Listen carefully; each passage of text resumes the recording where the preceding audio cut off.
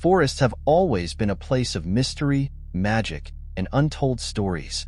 From spine-chilling encounters deep in the woods to awe-inspiring tales of survival, every tree has a secret, and every path leads to the unexpected. But what if I told you there are 50 stories waiting to reveal the heart of the forest's secrets? Are you ready to explore the unknown? Story 1. The Silent Trail. It was supposed to be the perfect weekend getaway.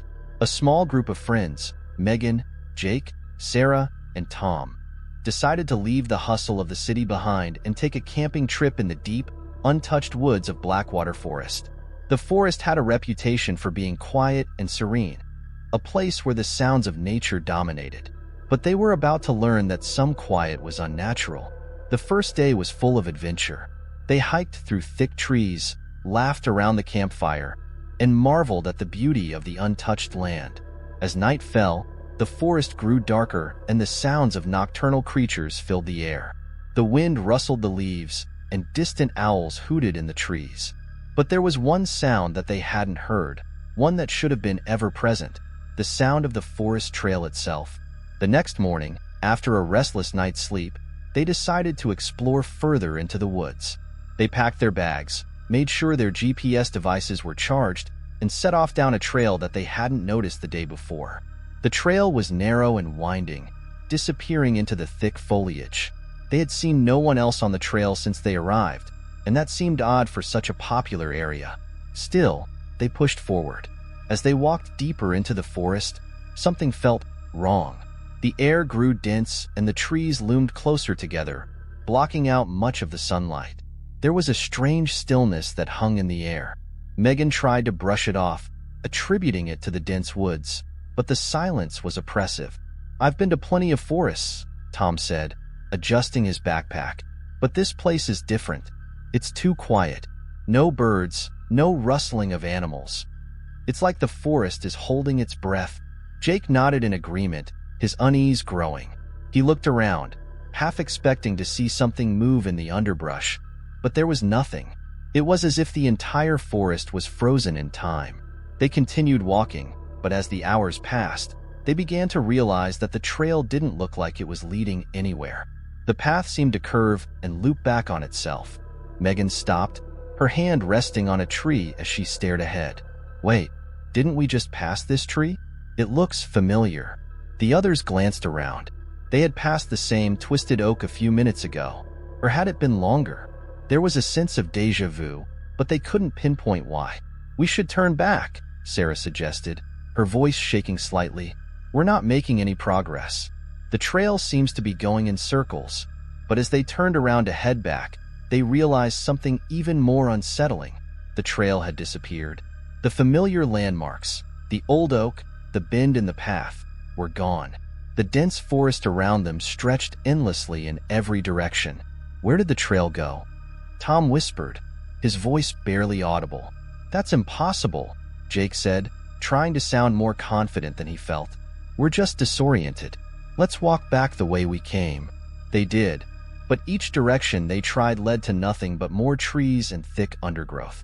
The sun had started to dip lower in the sky, and the shadows seemed to grow longer and darker, wrapping around them like a suffocating blanket. The silence grew thicker. The wind had stopped, and the usual forest sounds were replaced by an eerie, oppressive quiet. It felt as though something was watching them, waiting for them to make a mistake. The hairs on the back of their necks stood on end. "Okay, we're lost," Megan admitted, her voice tight with panic. "This isn't right. This place. It's not normal." As night began to fall, they tried to light a fire, but their matches kept going out. The lighter wouldn't spark. They pulled out their phones, but there was no signal, no GPS, no way to track where they were. The light from their flashlights flickered nervously, casting strange shadows against the trees. Time seemed to slow, and no one dared speak as the darkness enveloped them. Hours passed in a disorienting blur. The trail remained elusive, and the trees closed in tighter. Then, through the stillness, they heard something, a whisper, faint but distinct. It seemed to come from all directions at once. "Did you hear that?" Sarah's voice trembled. "What is it?" Tom whispered back, fear creeping into his voice. They stood frozen, straining to hear the faintest hint of a sound. The whispering continued, soft but insistent, as though someone, or something, was calling them by name. Megan stepped forward, feeling a strange compulsion pulling her toward the source of the whisper. But as she moved, she noticed something far more terrifying. The shadows between the trees weren't moving, but they were growing. The forest seemed to be expanding, shifting around them. "Megan, stop!" Jake called, grabbing her arm. "We need to get out of here now." But it was too late. The whispering grew louder, as if thousands of voices were rising in unison. Their words incomprehensible, but filled with an undeniable urgency. The ground beneath their feet began to shift, and they felt as though the forest itself was changing, twisting, warping, as if it were alive. With a final, desperate cry, they broke into a run. The trees seemed to close in around them, and every path they took led them back to the same place. No matter how fast they ran, they were trapped. The silent trail had become a maze of fear, its whispers echoing through their minds, pulling them deeper into the heart of the forest. The last thing they heard, before the shadows swallowed them whole, was a single voice, calm, cold, and unmistakably clear. "You should never have come here." And then, nothing. The next morning, a park ranger discovered their abandoned gear along the edge of the forest. Their tent, supplies, and equipment were all found in perfect condition, but the hikers were never seen again. Some say that the silent trail claims the souls of those who dare to enter, and that the whispers continue to haunt those who follow the path. Others say the trail shifts and changes, so that those who wander it will always be lost. But no one can say for sure, because anyone who has gone searching for them has never returned. Story 2. The Shadow Watcher. Lena had always loved her quiet, secluded cottage. Tucked away in the woods, it offered her the peace she craved after years of living in the chaos of the city. There were no neighbors for miles, just the rustling of leaves, the chirping of birds, and the occasional howl of a distant wolf. It was the perfect retreat, or so she thought.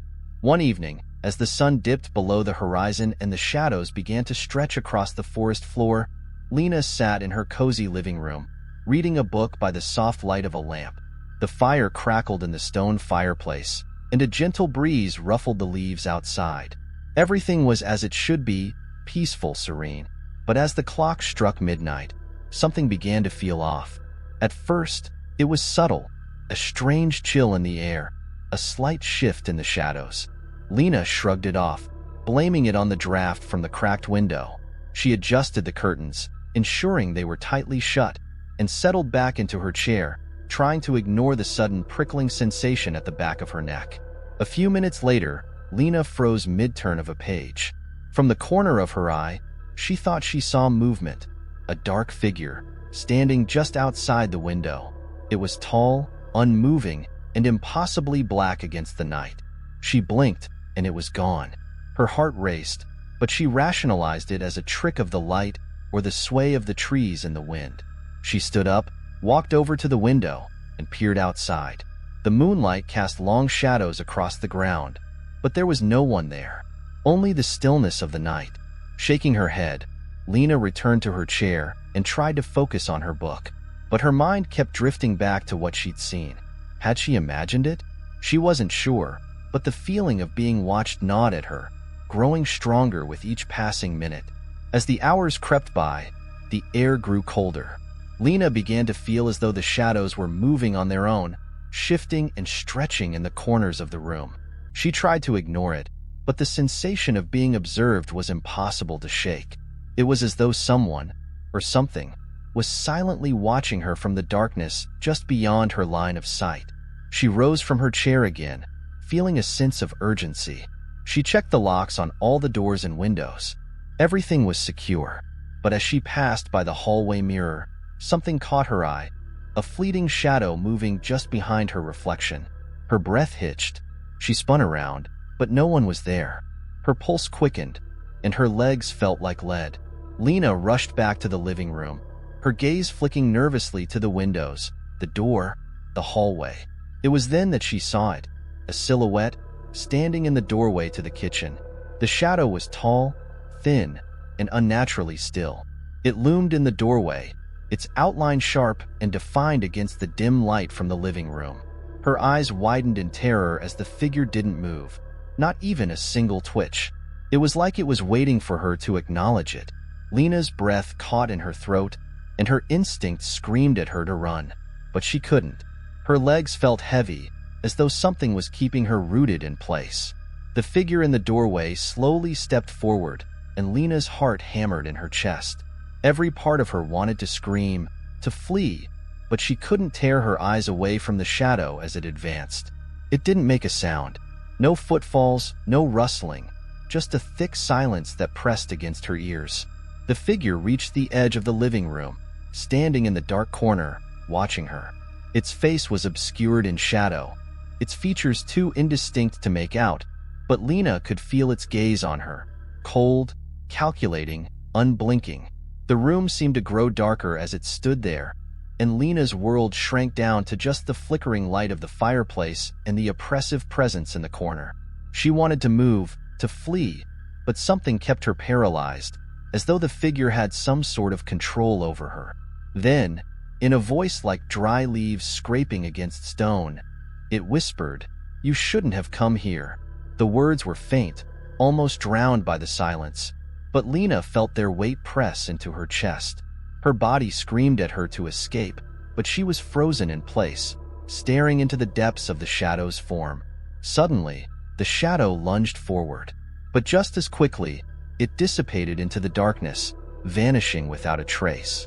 The room was eerily silent, the oppressive air lifting, leaving Lena gasping for breath. She snapped out of her trance and bolted for the front door. Her mind screamed for her to leave, to escape whatever that thing was, but the door wouldn't open. She fumbled with the handle, her fingers shaking violently, but it wouldn't budge. Then she heard it, footsteps, slow, deliberate, echoing from behind her. She turned, but again, there was nothing. The shadow was gone, but it wasn't. The feeling of being watched had never left, and she knew, with terrifying certainty, that it was still there, somewhere in the house, lurking, waiting. That night, Lena never slept. She kept the lights on, the curtains drawn tight, but the sensation of eyes following her never faded. The shadows had been alive, and they were still watching her. The next morning, Lena left the cottage. She didn't look back.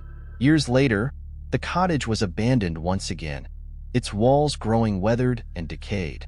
Some say if you pass by it on a foggy night, you can still see the shadow standing at the window, watching, waiting for someone else to enter. Story 3. The Lost Campsite.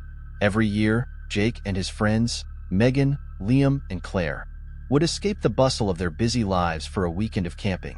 They'd pitch tents, cook over the fire, and hike the remote trails deep in the forest. But this time, things would be different. They had decided to venture off the beaten path, choosing a secluded spot in the woods that no one they knew had ever camped at before. It was supposed to be the ultimate escape, a place where they could enjoy nature without distractions. They spent the morning gathering supplies, double-checking their gear, and heading into the forest, excited for their adventure. The hike was beautiful, though more rugged than they'd anticipated. The trees grew thicker, the trails more narrow, but they pressed on, eager to find the perfect spot. By afternoon, they had found a small clearing, nestled between two giant pine trees, surrounded by dense brush. It was perfect. Jake and Liam began setting up the tents while Megan and Claire started gathering firewood. The quiet hum of the forest felt peaceful, almost otherworldly, as though the trees themselves were holding their breath. They built their fire and sat around it, laughing and telling stories, the orange glow of the flames dancing across their faces. But as the sun began to set, something in the air shifted. The forest grew quieter. The birds stopped singing. Even the rustling of the leaves seemed to fade. It was as if the entire forest had grown still, holding a secret it wasn't ready to share. "Weird," Claire said, glancing around. "It's like everything just went silent." "Maybe it's just the time of day," Megan shrugged. "Let's enjoy the peace." But even as they settled into the silence, a creeping unease spread through the group. It was hard to ignore. The hairs on the back of Jake's neck stood up, and he found himself scanning the shadows between the trees, feeling an almost instinctual need to make sure no one was watching them. He brushed it off as paranoia, but the feeling wouldn't fade. After dinner, they sat around the fire, the orange embers flickering as the night deepened. They swapped ghost stories, trying to laugh off their nerves, but a deep sense of dread had already settled over them. Every time someone moved, the sound seemed amplified in the silence. Every crackling branch or breeze felt ominous. At one point, as the wind picked up, Liam stood up and stretched, looking out into the woods. "Anyone else feel like we're being watched?" he asked, his voice low. "Stop it, man," Megan said with a forced laugh. "You're just trying to freak us out." But Liam wasn't smiling. "I don't know. It feels like something's out there. We're not alone." The others fell silent, exchanging nervous glances. The idea that they weren't alone in the woods grew harder to ignore. The trees loomed dark and menacing, and the air felt thick with something unknown. "I'll take a walk around the clearing," Jake suggested, trying to break the tension. "Maybe we can shake off this weird feeling." Liam, Claire, and Megan nodded, their eyes still darting around the trees. Jake grabbed a flashlight and ventured into the woods, trying to push aside the nagging sensation in the pit of his stomach. The woods were dense, and the light from his flashlight barely pierced the blackness. He walked further than he'd intended, deeper into the forest, unable to shake the feeling that something was off. After a while, he turned back. He had meant to check the perimeter of their campsite, but something had distracted him, a flicker of movement in the distance, just out of sight. He assumed it was an animal, but it felt different.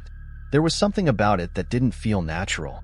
He headed back to the clearing, but as he emerged from the trees, he stopped dead in his tracks. The campsite was gone. The tents, the fire, the backpacks, all vanished. In their place was nothing but an empty patch of earth covered in dry leaves. It was as if the campsite had never been there at all. "Guys," Jake called out, his voice shaking. "Megan? Liam? Claire?" His heart raced as he spun around, trying to make sense of what was happening. He had only been gone for about 10 minutes, yet everything was gone. The trees felt closer now, their dark branches twisting like fingers, reaching out to trap him. The wind had died down, and once again, the forest was unnaturally silent. His footsteps echoed as he began to walk in circles, desperately searching for some sign of the others. But the more he searched, the more he realized that the forest had shifted. The trees were unfamiliar, and the path he had taken no longer existed. He was lost. Jake's panic rose. He tried calling out again, but his voice was swallowed by the emptiness.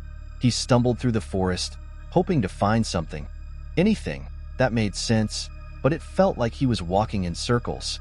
The deeper he went, the more distorted the forest became.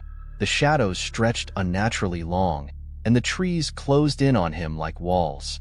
Suddenly, he heard a faint sound, a whisper, his name, "Jake." He froze. The voice was soft, almost tender, but it sent a chill down his spine. He turned toward the sound, but the forest was empty. "Jake, over here." He followed the voice, drawn to it like a magnet. It led him through the dense underbrush, and as he stepped into a small clearing, he froze.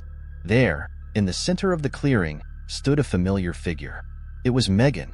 Her face was pale, her eyes wide with fear. "Megan?" Jake gasped, rushing toward her. But when he reached out to touch her, she stepped back, her expression blank. "You shouldn't have come here," she whispered, her voice cold and distant. Jake felt his heart race as he looked around the clearing. There were no other signs of the others. No tents, no backpacks, no fire.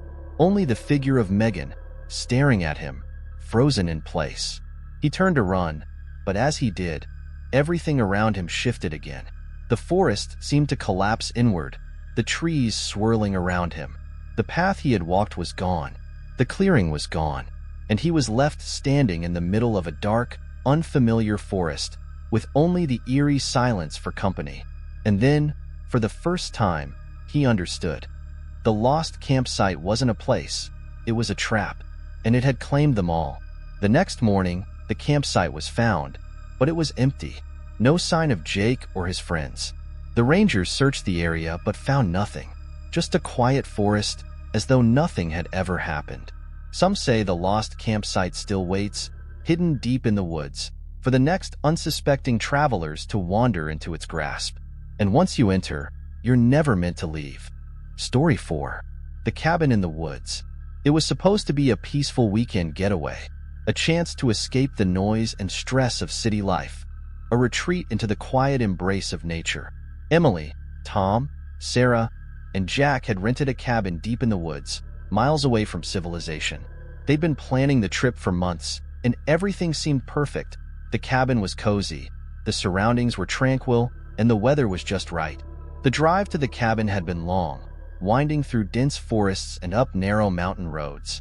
As they pulled up the gravel driveway, the cabin stood before them. An old, rustic structure with a wooden porch nestled against towering trees. It looked exactly as described in the listing, charming and secluded, with no neighbors in sight. After unloading their bags, they ventured inside, the smell of pine wood and dust greeting them as they stepped into the cabin. The living room had a large stone fireplace, and the windows offered a view of the endless forest. It was quiet, too quiet, the kind of quiet that made Emily's skin prickle with unease.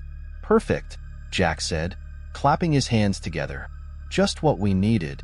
The group quickly settled in, unpacking and getting comfortable.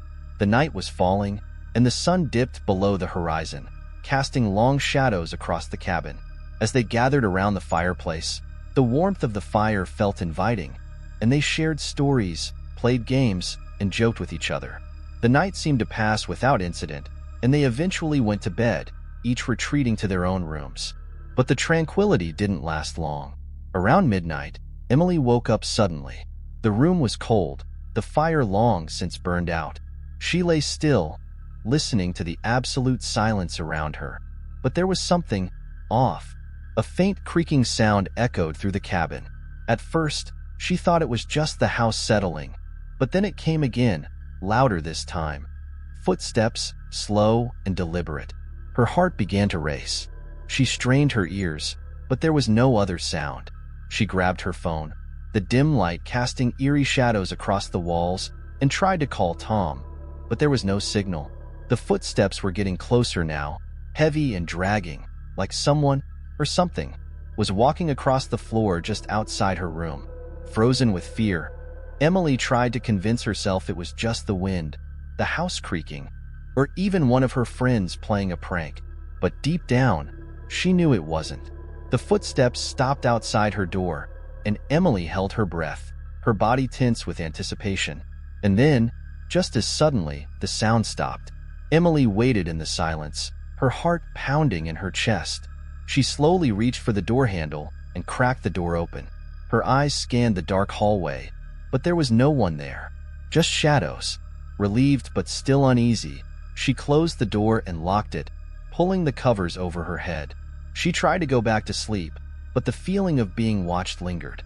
Eventually, exhaustion claimed her, and she drifted into a restless sleep. The next morning, Emily gathered with Tom, Sarah, and Jack in the kitchen. She tried to brush off the strange occurrence, chalking it up to a bad dream or her imagination. But when she mentioned the footsteps, Tom and Sarah exchanged uneasy glances. "You heard them too?" Sarah asked. "I thought I heard something," Tom admitted, his voice low. "But I figured it was just the house." Jack frowned. "I heard it as well. Not just footsteps, though. It sounded like something dragging, like a heavy weight being pulled along the floor." Emily's blood ran cold. She hadn't imagined it. They decided to check the cabin, to make sure there was no intruder or animal inside. They searched every room, every closet, and every corner, but found nothing unusual. No sign of forced entry, no footprints, nothing. The place was as empty as it had been when they arrived. Still, a sense of unease clung to the group, and they spent the rest of the day in tense silence. As night fell again, they gathered around the fireplace, trying to ignore the growing sense of dread in the pit of their stomachs. That night, things took a darker turn. Around 2 a.m., Emily was jolted awake once more. This time, there was no mistaking it. The dragging sound was back, louder and closer. It was as if something was moving through the hallway, right outside her door. Her breath caught in her throat, and she quickly got out of bed, rushing to the others. She found Tom and Sarah standing in the hallway, their faces pale. "Did you hear it?" Emily whispered, her voice trembling. Tom nodded. "It's back, but it's coming from downstairs." They all stood frozen, the hairs on their necks standing up. The dragging sound was unmistakable now, echoing through the cabin. It was no longer just outside their door. It was moving through the entire house. With a shared look of fear, they gathered their courage and crept down the stairs. The cabin was pitch black except for the dim light filtering in through the windows. As they reached the bottom of the stairs, they stopped dead in their tracks. There, in the middle of the living room, was a dark, shapeless figure. It was tall and hunched, its movements slow and deliberate as it dragged something heavy across the floor. The shadows cast by the figure stretched unnaturally long, bending and twisting in the flickering firelight. The group stood frozen in place, paralyzed by fear. And then, with a sudden movement, the figure turned toward them. Its eyes were dark voids, hollow and empty, and its mouth stretched into a twisted grin. The thing took a step toward them, dragging the heavy object behind it. With a sharp, jagged sound, it stopped just short of them, its grin widening as it revealed something even more horrifying. What it had been dragging was a torn, weathered sack, and inside it were the bodies of the previous occupants. The thing whispered in a voice that sounded like the wind itself, "You shouldn't have come here." The group turned to run, but the doors were locked, the windows sealed shut. They were trapped, and the thing in the cabin was not alone. Some say the cabin still stands, forgotten by the world, waiting for the next group of unsuspecting campers to wander into its grasp. Once you enter, you can never leave. Because in the woods, there are things that don't want to be found, and the cabin in the woods is one of them. Story 5. The Man in the Tent. Lily, Jason, and Mark had been looking forward to their weekend camping trip for months. It was their chance to escape the chaos of their everyday lives and enjoy some peace in the great outdoors. They had chosen a remote campsite deep in the woods, away from any distractions, and everything had gone according to plan. The weather was perfect, the sun was shining, and the forest was calm. The first evening was spent around the campfire, roasting marshmallows and telling stories. The warmth of the flames kept the chill of the evening air at bay, and everything felt idyllic. As the night wore on, they grew tired and retreated to their tents to sleep. Lily, the last to crawl into her tent, zipped it up and tried to settle into her sleeping bag. The night sounds of the forest filled the air. An owl hooted in the distance, and the wind rustled through the trees. It was peaceful, serene, the kind of quiet only the wilderness could offer. But as she lay there, she couldn't shake the feeling that something was wrong. The air felt heavier, as though something was out of place. She tried to ignore it, telling herself it was just the stillness of the woods playing tricks on her. Then, just as she was drifting off to sleep, she heard a faint sound, something soft but deliberate. A rustling noise, as if someone was moving nearby. Her heart skipped a beat, and she froze, listening. The sound was coming from the edge of the campsite, just beyond the reach of the firelight. "Lily?" Jason's voice called softly from his tent. Lily sat up, her mind racing. "Did you hear that?" she whispered back, her voice trembling. "Hear what?" Jason replied, his voice still groggy. "Go back to sleep." But Lily couldn't. Her instincts were on high alert now, and the rustling outside her tent was growing louder. She leaned closer to the tent wall, straining to hear. Whoever, or whatever, was out there was moving quietly but purposefully, as though trying to remain unnoticed. She reached over and grabbed her flashlight, flicking it on. The beam of light pierced the darkness outside her tent, but there was nothing visible in the shadows. Lily's breathing became shallow. She unzipped the tent slowly, peering outside. The campsite was still, bathed in the dim glow of the dying campfire. The trees swayed gently in the breeze, and the only sounds were the whispering of the leaves. But then, from the corner of her eye, she saw it. A figure standing just beyond the tree line. A man, tall, motionless, and watching her with an unblinking stare. Her blood ran cold. The figure didn't move, just stood there, his face hidden in shadow. Lily's heart raced, and for a moment, she couldn't breathe. She wanted to call out to Jason and Mark, but the words stuck in her throat. The man's eyes seemed to glow faintly in the darkness. He was wearing a dark jacket, his features indistinct, but the way he stood there, silent, unmoving, was enough to send a shiver down her spine. Suddenly, the rustling noise came again, but this time, it was much closer. It sounded like someone was walking toward her tent. The footsteps were slow, deliberate, almost casual. Lily slammed the tent zipper shut and backed away from the entrance, her pulse pounding in her ears. She scrambled to wake Jason and Mark, shaking them both urgently. "Wake up! There's someone out there!" she whispered frantically. Jason sat up, rubbing his eyes. "What are you talking about? It's probably just an animal. You're overreacting." But Mark, who had woken up to the sound of panic in Lily's voice, stood up and grabbed his flashlight. "We're going to check it out," he said firmly. "Stay here."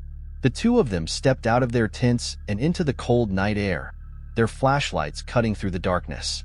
Lily watched them nervously from the safety of her tent, her breath fogging up the fabric.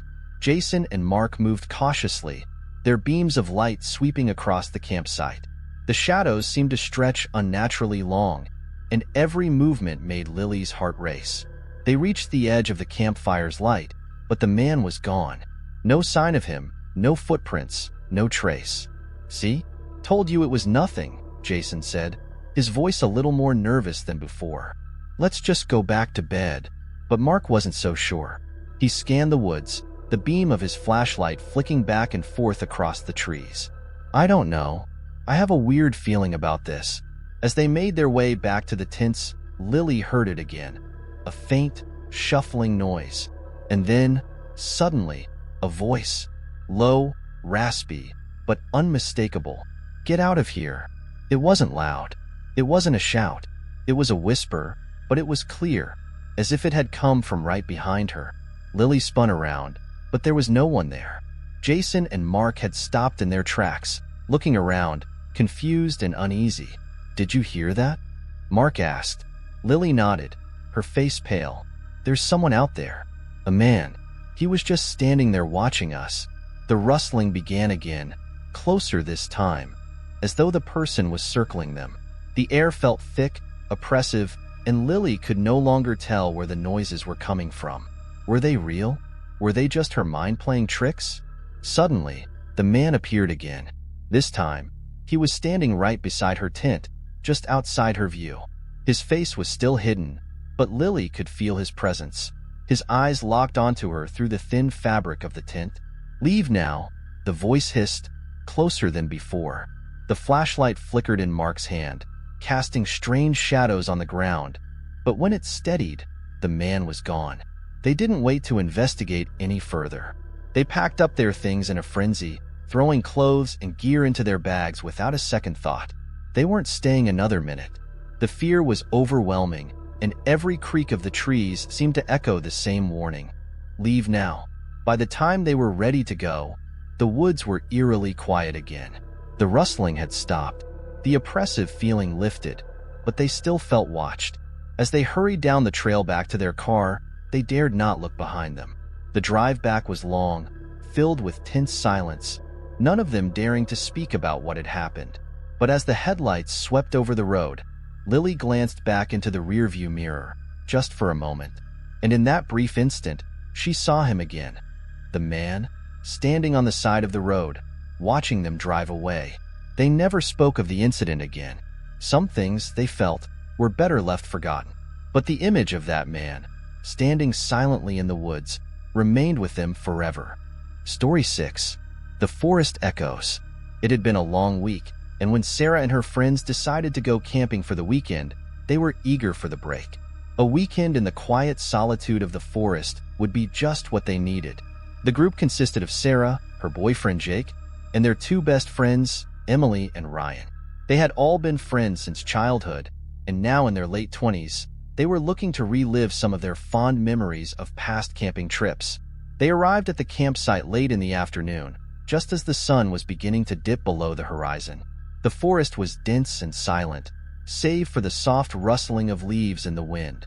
After a few hours of setting up tents and gathering firewood, the sun finally disappeared, leaving them with nothing but the light of a flickering campfire. The evening was peaceful. They roasted marshmallows, told stories, and laughed under the canopy of stars. But as the night wore on, a strange sense of unease crept over Sarah. It wasn't anything specific, just a general feeling that something was off.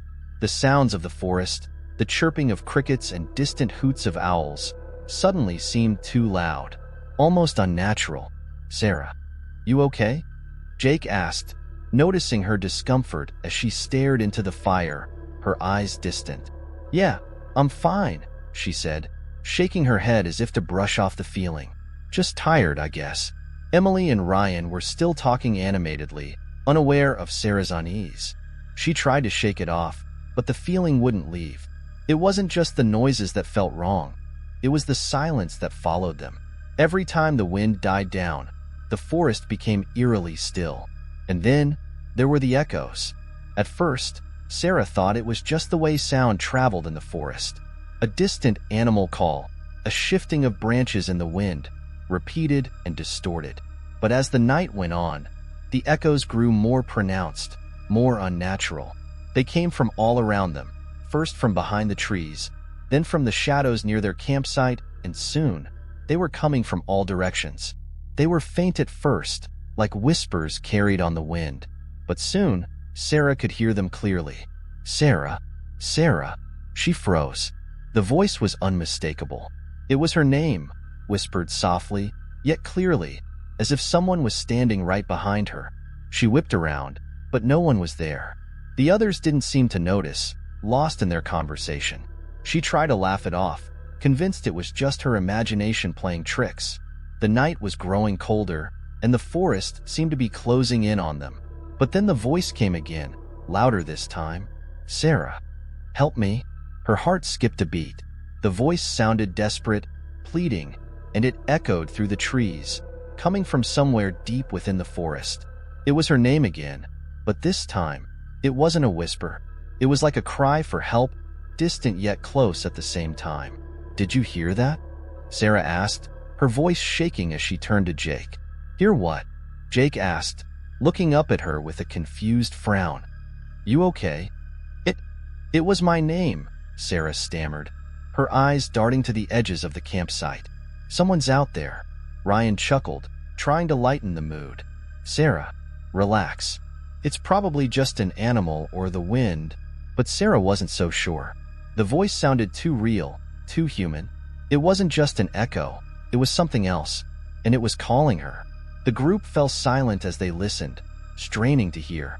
And then, there it was again, closer this time, right behind them. "Sarah." It was no longer a whisper. It was a voice, full of pain, as if someone was right there, begging for help. "Okay, that's enough," Jake said, standing up abruptly. "I think we've had enough ghost stories for tonight." "I'm serious," Sarah insisted, standing up as well. "Someone is out there. We need to check it out." Reluctantly, the group followed Sarah as she stepped away from the fire, the glow of the campfire fading behind them. The forest was dark and quiet now, the only sound being the crunch of their boots on the dry leaves. The echoes of the voice seemed to follow them, growing louder the deeper they walked into the trees.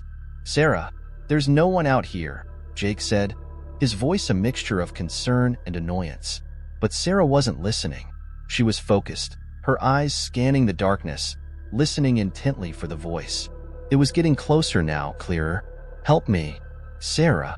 It was no longer a cry for help. It had changed into something else. It was now a raspy, guttural whisper, like something trying to speak but unable to form words. They walked deeper, further into the woods, and the temperature dropped noticeably. Sarah's breath came out in clouds as she walked, the hairs on the back of her neck standing on end. The forest around them seemed alive, the shadows of trees shifting and swaying in the darkness. The voice was now all around them, echoing from every direction. And then, just as Sarah reached the edge of a clearing, something caught her eye. A figure, standing in the middle of the trees, barely visible in the shadows. It was tall, cloaked in black, with a hood that obscured its face. "Is that someone?" Emily asked, her voice trembling. Before anyone could respond, the figure moved. It didn't walk, it glided. Slowly, deliberately, it moved toward them, its feet never touching the ground.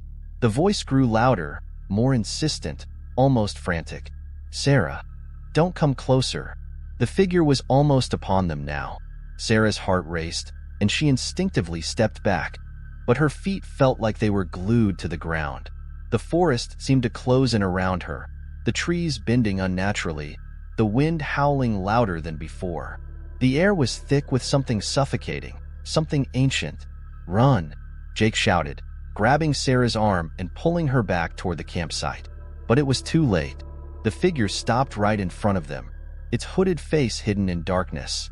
And then it spoke, its voice no longer a whisper, but a guttural growl that seemed to vibrate the very air.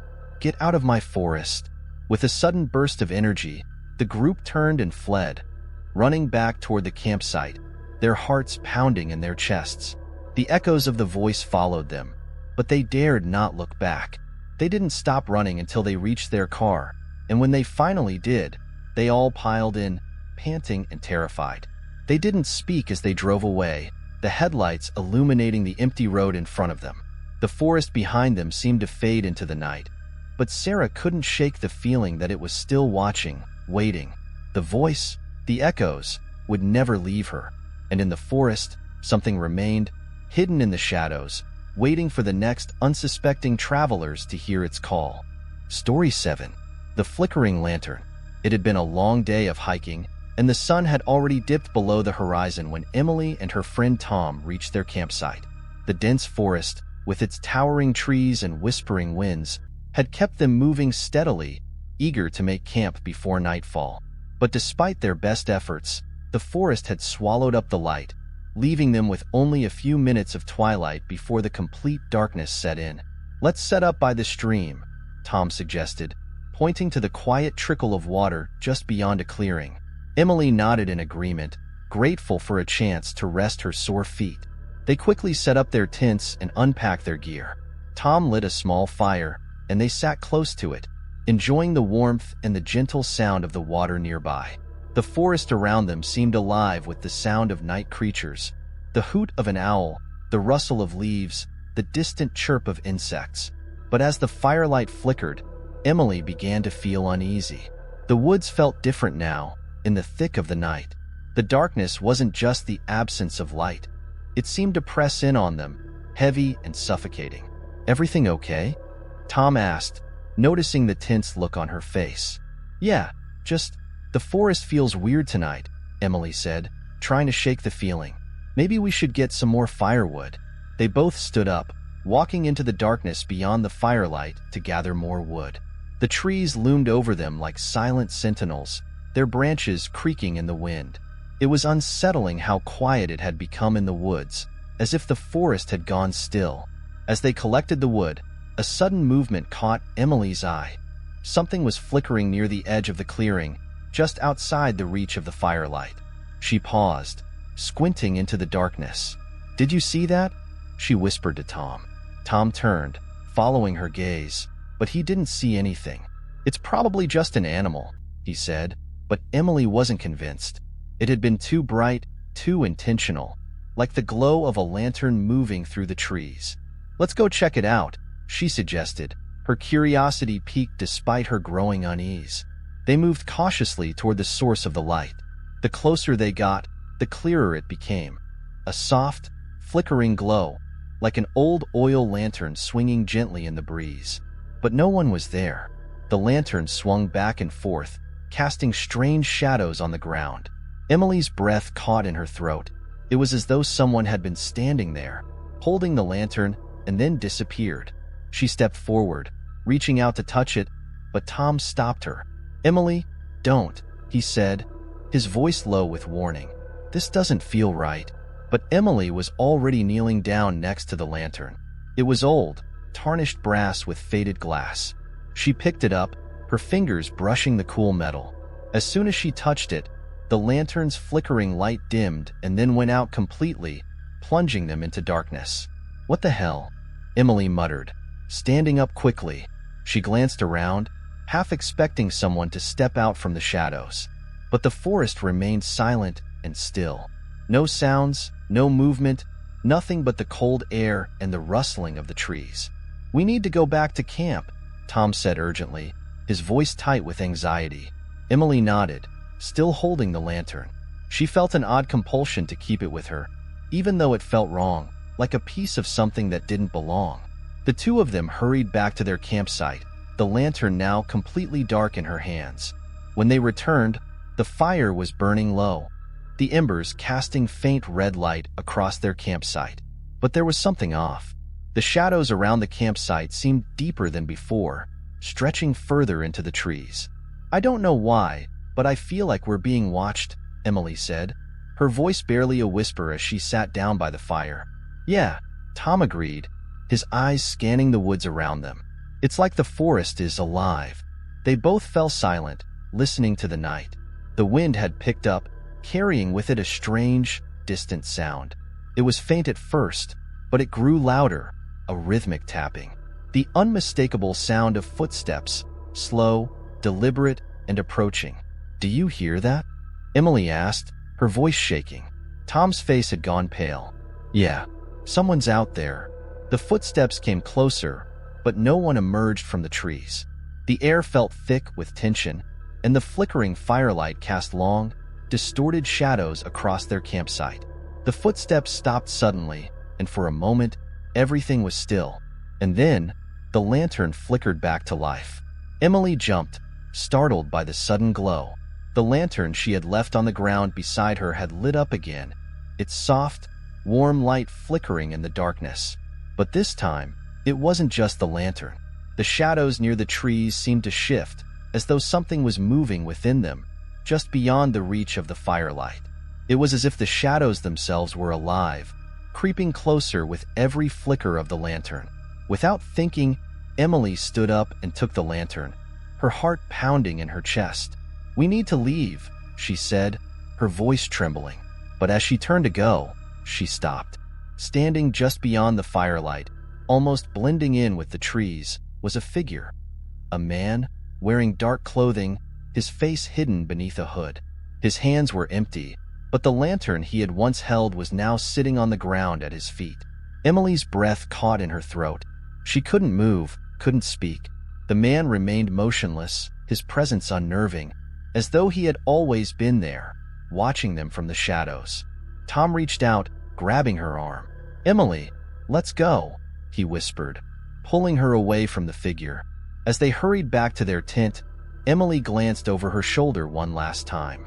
The figure was gone, vanished as quickly as he had appeared. The lantern, however, remained, flickering steadily on the ground in the middle of the campsite. They didn't sleep that night. The sounds of the forest, once comforting, now felt alien and hostile. The flickering light from the lantern haunted Emily's mind, and she couldn't shake the feeling that something had followed them back to camp. The next morning, they left the forest as quickly as they could, their backpacks hastily thrown into the car. As they drove away, Emily glanced back at the dense trees through the rearview mirror, and for a brief moment, she thought she saw the lanterns flicker once more, deep within the woods. They never spoke of the incident again, but the memory of the flickering lantern and the figure who had appeared and vanished in the night would haunt Emily for years to come. Story 8. The Disappearing Footprints. It was a crisp autumn afternoon when Lily and her brother, Noah, decided to take a walk through the forest near their cabin. The towering trees had begun to shed their leaves, painting the ground with rich hues of red, orange, and gold. The air was sharp, carrying with it the promise of an early winter. It had been a long week of work and school, and this quiet escape into nature was exactly what they needed. The forest was their favorite place, vast, wild, and seemingly endless. Growing up, they had spent countless hours playing and exploring in its depths, always feeling safe and at home amidst the trees. But this time, something felt different. As they made their way deeper into the woods, the sun began to sink lower in the sky, casting long shadows across the forest floor. The path they were following seemed less familiar than it used to. as if the forest had subtly shifted in the years since their last visit. But Lily didn't mind. She and Noah had always made their way through the woods intuitively, trusting their instincts. After a while, they reached a clearing near a small creek where they decided to take a break. The sounds of the forest seemed to quiet as they sat down on the mossy ground, enjoying the peace. Noah pulled out his phone to snap a few pictures of the scenery, while Lily closed her eyes, breathing in the cool air. But when she opened her eyes, something caught her attention. Just a few feet away from them, in the soft dirt of the forest floor, there were footprints. They were fresh, clear, and unmistakable, leading off toward the dense trees. They were large, not like the prints of an animal, but distinctly human, the imprint of boots embedded deeply in the soil. "Noah," Lily said, her voice barely a whisper. He looked up from his phone, following her gaze. "Who could be out here this late?" he muttered, glancing around nervously. "There's no one else out here, right?" Lily nodded slowly, her unease growing. The footprints weren't there when they first arrived. She was certain of it. They had walked through this spot on their way in, and there was no sign of anyone else. Noah stood up, brushing the dirt from his jeans. "Let's follow them. Maybe someone's lost or needed help." Lily hesitated but agreed. The strange, fresh footprints seemed to beckon them forward, the urge to investigate outweighing the feeling of discomfort gnawing at her. They began to follow the trail. The prints led them deeper into the woods, where the trees grew denser and the shadows lengthened. Every few steps, the footprints seemed to sink even further into the earth, as if whoever had made them was carrying a heavy load. Lily could hear the crunch of their footsteps on the dry leaves, but the woods had grown eerily quiet. After a few minutes, the trail seemed to come to an abrupt end. There, in the middle of a small clearing, the prints stopped completely, as if the person had vanished into thin air. The soft dirt of the forest floor stretched out in front of them, unmarred by anything. No further tracks, no signs of movement. "What the hell?" Noah muttered, his voice shaky. Lily crouched down to inspect the ground. The prints had been unmistakably human, and they had clearly led this way. But now, nothing. The sudden absence of the tracks unsettled her. "Maybe it's just a coincidence," Noah said, trying to sound confident, though his voice lacked conviction. "Let's head back to the cabin." But as they turned to leave, something caught Lily's eye, a shadow, just at the edge of the clearing. It was fleeting, almost imperceptible, as if something had shifted in the trees. "Did you see that?" Lily asked, her heart racing. Noah spun around, his face pale. "See what?" "Over there," she pointed, her finger trembling. But when Noah looked, the shadow was gone. Before either of them could react, a sudden chill swept through the clearing, sending a shiver down their spines. They both turned to head back the way they had come, but as they walked, Lily couldn't shake the feeling that they were being followed. She glanced over her shoulders several times, half expecting to see someone, or something, behind them. But each time, there was nothing, just the forest, silent and still. Then, as they neared the edge of the clearing, Lily gasped. The footprints were back. They appeared out of nowhere, fresh and clear, leading in the opposite direction, as if someone had walked past them while they weren't looking. And these prints were unmistakable, each one larger, deeper, and more defined than the last. Noah froze, his breath caught in his throat. "Lily, these weren't here before. I swear they weren't here." Lily's heart began to pound. She could see the prints now, heading back toward the heart of the forest, leading deeper into the woods. "We need to leave. Now," Lily whispered, grabbing Noah's arm. They turned quickly and began walking back in the direction they had come from, the weight of the silence pressing in on them. The woods felt thicker now, almost suffocating. Every rustle in the leaves made Lily jump, and every snap of a twig underfoot felt like it came from something or someone right behind them. And then, as they reached the edge of the clearing, it happened. The footprints vanished again. They looked down at the dirt, where the tracks had just been moments before. The ground was completely smooth, without a single sign that anyone had passed through. "No way," Noah whispered, his voice barely audible. This can't be real." Lily's mind raced. She wanted to run, to get back to the safety of the cabin, but she couldn't shake the thought of what they had just witnessed.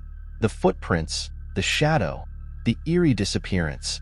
They continued walking quickly, both afraid to look back, their feet crunching on the dried leaves beneath them. As they approached the cabin, the forest seemed to release its grip on them, the unsettling energy beginning to fade. When they finally reached the cabin, both of them hurried inside, locking the door behind them. They stood in the entryway for a long moment, just trying to catch their breath. But as they looked out the cabin windows, Emily's heart skipped a beat. Outside, in the fading light, the footprints were there again. They were right up to the edge of the cabin's porch, and they were still fresh. Story 9. The Forbidden Path. It was a crisp fall afternoon when Sarah and her friends, Mark, Jenny, and Lucas, decided to take a hike through the woods near their hometown. The dense forest had always fascinated them. It was a place of secrets, hidden wonders, and childhood stories. The locals spoke in hushed tones about certain paths in the woods, paths that should never be explored. "Come on, we're not kids anymore," Mark said, waving his hand dismissively as they stood at the edge of the trailhead. "We can handle it. It's just a trail." "But don't you remember the stories?" Jenny asked, her voice tinged with unease. "The forbidden path? The one that no one is supposed to walk down?" Lucas, who had grown up hearing the same warnings, looked nervous but said nothing. The path Jenny was referring to was well known in town, though no one could agree on why it was forbidden. Some said it was cursed, others claimed it led to an old, abandoned cabin filled with dark memories. But despite the warnings, curiosity had always lingered. "The forbidden path is just superstition," Mark scoffed, clearly eager to go off the beaten track. "We'll be fine. Let's just check it out for ourselves." Reluctantly, the group agreed to follow Mark, who led them toward the overgrown trail that veered off the main path. The air grew cooler as they entered the shadows of the trees, the usual sounds of the forest muted by the thick canopy above. It felt as if the world outside the woods had disappeared entirely. The trail was barely visible now, hidden beneath layers of fallen leaves, roots, and creeping vines. Sarah hesitated but followed, the sense of unease gnawing at her. There was something strange about this part of the forest. It felt wrong. The silence was oppressive, like the woods themselves were holding their breath.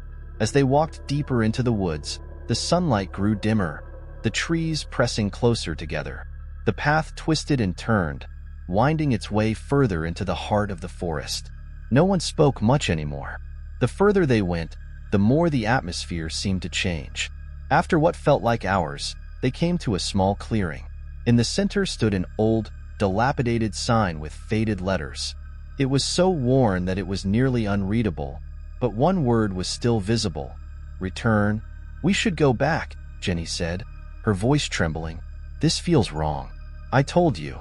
This is the forbidden path." Mark scoffed again. "It's just a sign, probably put here to scare people. We're fine." But even he couldn't hide the growing tension in his voice. The air had become thick, suffocating almost, and there was a coldness creeping in, despite the warm autumn day. Suddenly, Lucas stopped. "Did you hear that?" The others froze, straining their ears. For a long moment, there was nothing. Then, faintly, they heard it, a low, distant sound, like someone walking through the leaves behind them. Slowly, they turned, but the trail behind them was empty, just as still and silent as it had been before. "It's just the wind," Mark said, but there was an edge to his voice now. "We should keep moving." The group continued, now more hurriedly, as they moved deeper into the woods. The path twisted more sharply, and the trees grew closer together, their branches intertwining like twisted fingers reaching toward each other. Sarah couldn't shake the feeling that they were being watched. Every creak of a branch, every rustle in the leaves made her heart race. And then, they saw it. At the end of the path stood an old cabin, barely standing. Its windows were cracked and boarded up, and the door was hanging ajar, swaying slightly in the breeze. The place looked abandoned, forgotten by time. But as they approached, the air grew colder. A strange heaviness pressed down on them, and the faint sound of whispers echoed through the trees. "Should we go inside?" Jenny asked, her voice barely above a whisper. "Why not?" Mark said, his bravado faltering. He pushed open the creaky door with a reluctant shove. The cabin's interior was dark, the air thick with the smell of mildew and decay. Dust covered everything, and the floorboards creaked under their weight. They stepped inside, their footsteps muffled by the thick layer of dust. The room was empty, save for old furniture that had long since rotted away. But there was something else, something unsettling. The walls were covered in strange markings, like symbols carved into the wood. Some of them seemed to glow faintly, as though they were alive. "Guys, I don't like this," Lucas said, his voice trembling. "Let's leave." But before anyone could respond, the door slammed shut behind them, plunging the room into darkness. Panic set in as they fumbled for their phones, but none of them had a signal. The whispers, louder now, echoed all around them, as if 1,000 voices were speaking at once, unintelligible but filled with an unmistakable sense of dread. Suddenly, the ground beneath them trembled. The floorboards creaked loudly, and the air grew thick with a strange pressure. Something was moving through the house, something not of this world. A figure appeared in the doorway. It was tall and gaunt, with hollow eyes and a face twisted in a grotesque, silent scream. Its skin was pale, its hair long and wild, and its movements jerky, like it was struggling to hold onto its own form. "Run!" Sarah screamed, and they all turned, charging for the door. But as they reached it, the door wouldn't open. The figure was getting closer, its whispering growing louder, more insistent. With a final, desperate push, Mark managed to open the door. They rushed out of the cabin, breathless and panicked, and bolted down the path, never once looking back. The trees seemed to shift and move around them, as though the forest itself was trying to keep them trapped. They didn't stop running until they reached the main trail again, gasping for breath and covered in sweat. The sun was setting, casting an eerie, golden glow across the woods. When they finally made it back to the safety of the town, they didn't speak much. No one ever mentioned the forbidden path again, and the cabin, along with whatever was in it, was left behind in the forest, a place where few would dare to tread. Years later, Sarah would hear whispers about that very path, and the people who disappeared there, drawn by the same pull of curiosity. She would always wonder, had they truly escaped, or had they simply become part of the forest's dark secret? The forbidden path was never meant to be explored. It was a place where the past and present collided, and those who dared walk its path never truly returned. Story 10. The Forest Creature. It had been a long week, and Mark was eager for a break from the bustle of the city. He'd heard about the secluded cabin in the woods from a friend who swore it was the perfect spot to unwind. No phone service, no distractions, just nature. Mark had always loved hiking, and the idea of escaping the daily grind for a few days seemed like a dream. He arrived at the cabin late in the afternoon, the sun sinking low behind the tall trees. The forest was dense and the air crisp, filled with the earthy scent of pine and moss. The cabin was tucked away at the edge of a large clearing, the kind of place where few people ever ventured. Mark could see why it was so appealing. The silence here was different, complete and enveloping. It felt almost too quiet. After unpacking, Mark set out for a walk through the forest. He followed an old trail, the ground soft beneath his boots, and the trees towering overhead, their leaves just beginning to turn with the coming fall.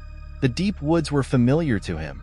He'd hiked in forests like this many times before, but something felt different here. There was an eerie stillness, the kind of quiet that made him feel like he wasn't truly alone. As he walked deeper into the woods, the sound of the wind in the trees seemed muffled, almost as if the forest itself was holding its breath. Mark shook off the feeling, telling himself it was just the isolation getting to him. As the sun began to dip below the horizon, Mark decided to head back to the cabin. He retraced his steps along the trail, but the forest was beginning to look different now. Darker, more foreboding. The shadows seemed to stretch longer, and the air was colder, even though the temperature hadn't dropped significantly. He wasn't sure when it started, but at some point, Mark became aware of something following him. At first, it was subtle, just a rustle in the bushes or a distant crack of a branch breaking underfoot. But as he walked faster, so did the noises. They grew closer, the sound of footsteps echoing his own. Mark's heart began to race. He spun around, expecting to see another hiker or a deer, but there was nothing. The woods were still, as if nothing had ever moved.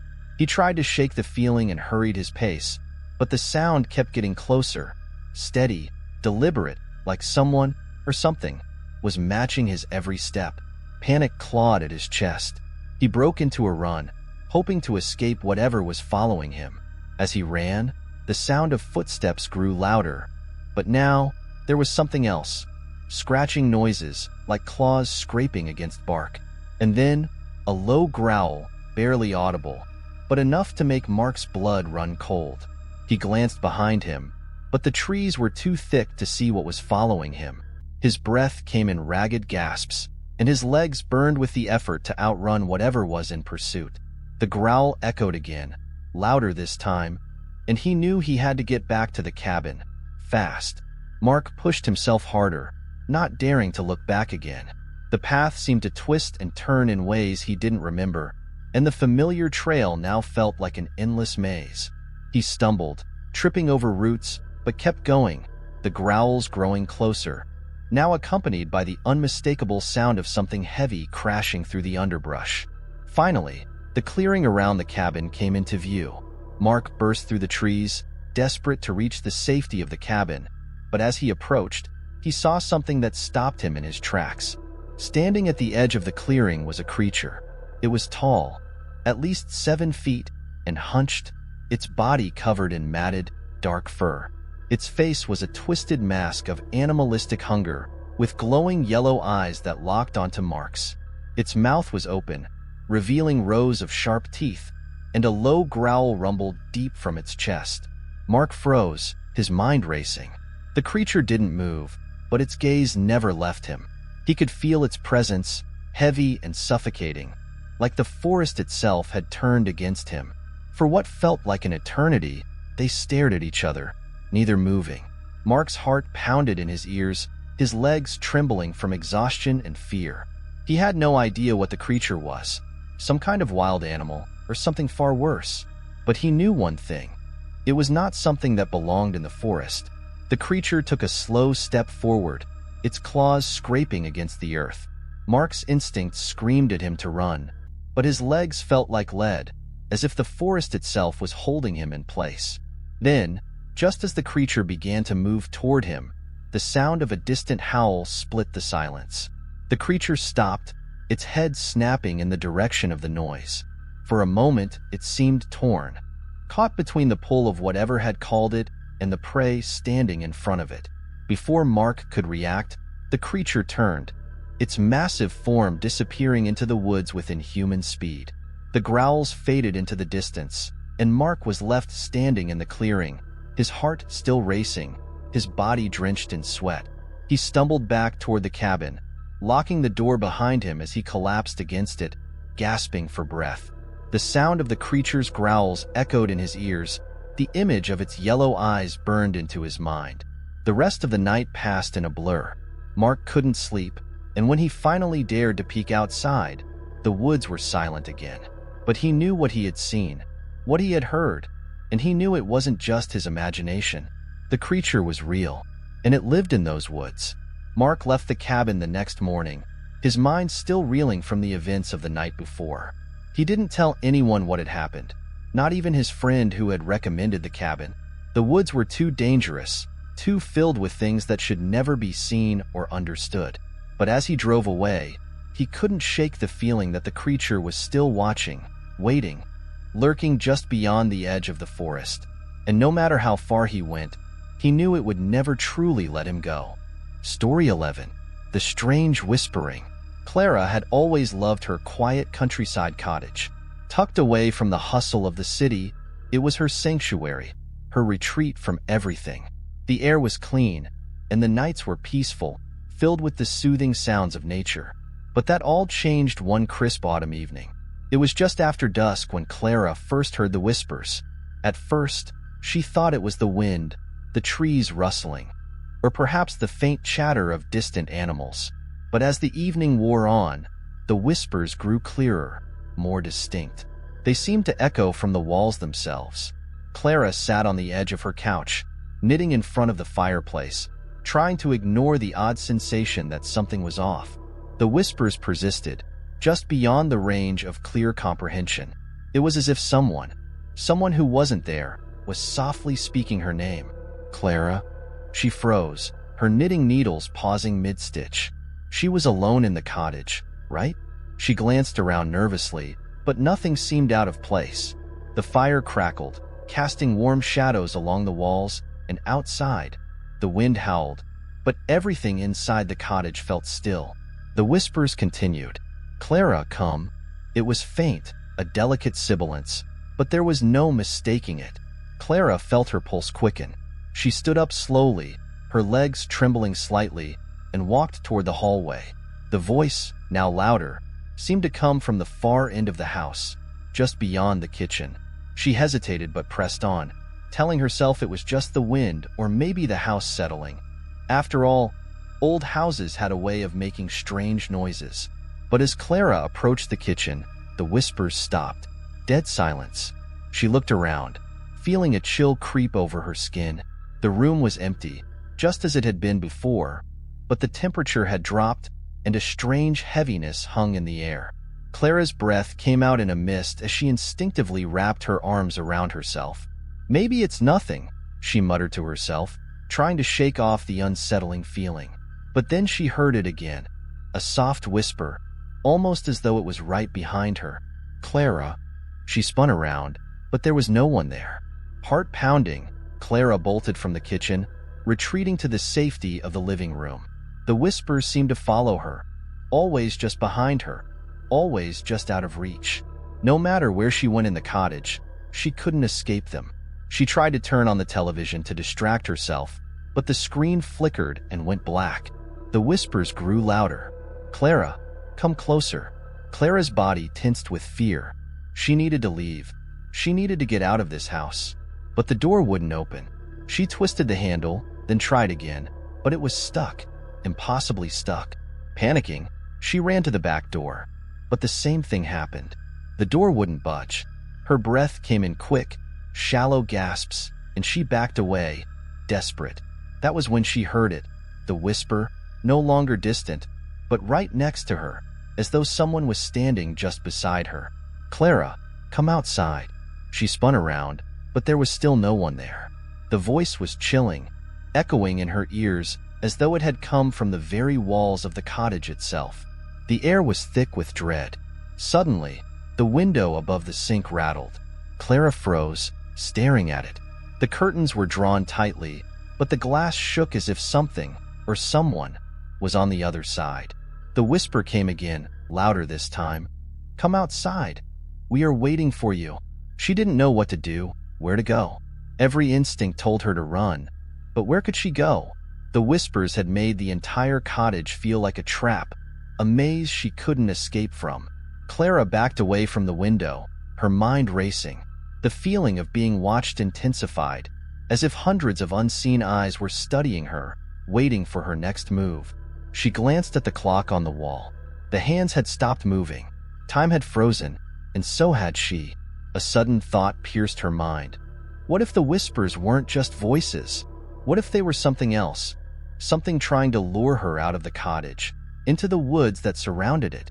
There had always been stories about the nearby forest, stories of things that dwelled there, things that whispered to those who were brave or foolish enough to listen. Clara. The voice was unmistakable now, coming from the hallway, right outside the living room. This time, it didn't sound like a whisper. It was a command. Clara, you must come. The room seemed to grow darker, the shadows creeping toward her like long fingers. She turned toward the hallway, and that's when she saw it, a figure standing in the doorway. It was tall, impossibly tall, and its features were blurred, as if the shadows themselves were hiding its true form. But Clara knew, somehow. She knew it wasn't human. Frozen with fear, Clara stared at the figure. The air felt suffocating, and her body refused to move, paralyzed by something beyond her control. The figure stepped forward slowly, its face obscured, but its voice, repeated again, softer, yet more insistent. Come outside, Clara. "We are waiting." Suddenly, as if snapping out of a trance, Clara turned and bolted for the back door, her heart racing. She didn't know what was chasing her, but she couldn't stay here. She twisted the handle one more time, and this time, the door swung open. Without a second thought, she ran out into the night, the whispers still following her, echoing in the night air. She ran through the yard, into the woods, the darkness swallowing her whole. The trees seemed to move with her, their branches scraping against the sky, whispering with the same unsettling voice. As Clara ran deeper into the forest, the whispers faded away, replaced by an unnatural stillness. But she didn't dare stop. She ran through the night, her breath ragged, until the first light of dawn broke over the horizon. The whispers were gone, but the terror lingered. Clara never returned to the cottage. She moved far away, leaving behind the house, the woods, and the voices that had haunted her. But every night, when the wind howls and the trees creak, she swears she can still hear the whisper, faint and far off, calling her name from the deep, shadowy woods. Clara. Story 12. The Cold Spot. Lena had always been a practical woman, the type who approached life with a level head and a healthy dose of skepticism. So, when she moved into the small, cozy house in the countryside, she never expected to encounter anything out of the ordinary. The house had been on the market for months, and with its charming features and affordable price, Lena knew it was the perfect place for her fresh start. The first few days were blissfully uneventful. Lena spent her time unpacking, settling into the house, and exploring the surrounding woods. The home was old, but well-maintained, and it seemed to hum with history.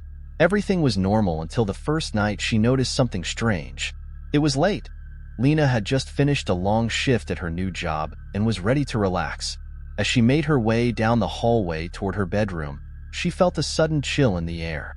It was peculiar because the heat had been on all evening, and the room wasn't drafty at all. Yet, right in the middle of the hallway, a spot of coldness seemed to hang in the air. It wasn't a breeze, and it wasn't just the usual cold air that crept through gaps in windows and doors. This felt different, unnatural, like a pocket of ice. She paused, confused. It was a small patch, just about the size of a dinner plate. She ran her hand through it, and the chill was so intense that it made her fingers tingle. The rest of the hallway was warm, and the air was still, but this cold spot was unmistakable. Must be a draft, Lena muttered to herself, even though she knew it didn't feel like any draft she'd ever experienced. She shook it off and continued to her room, but the chill lingered in her mind, gnawing at her.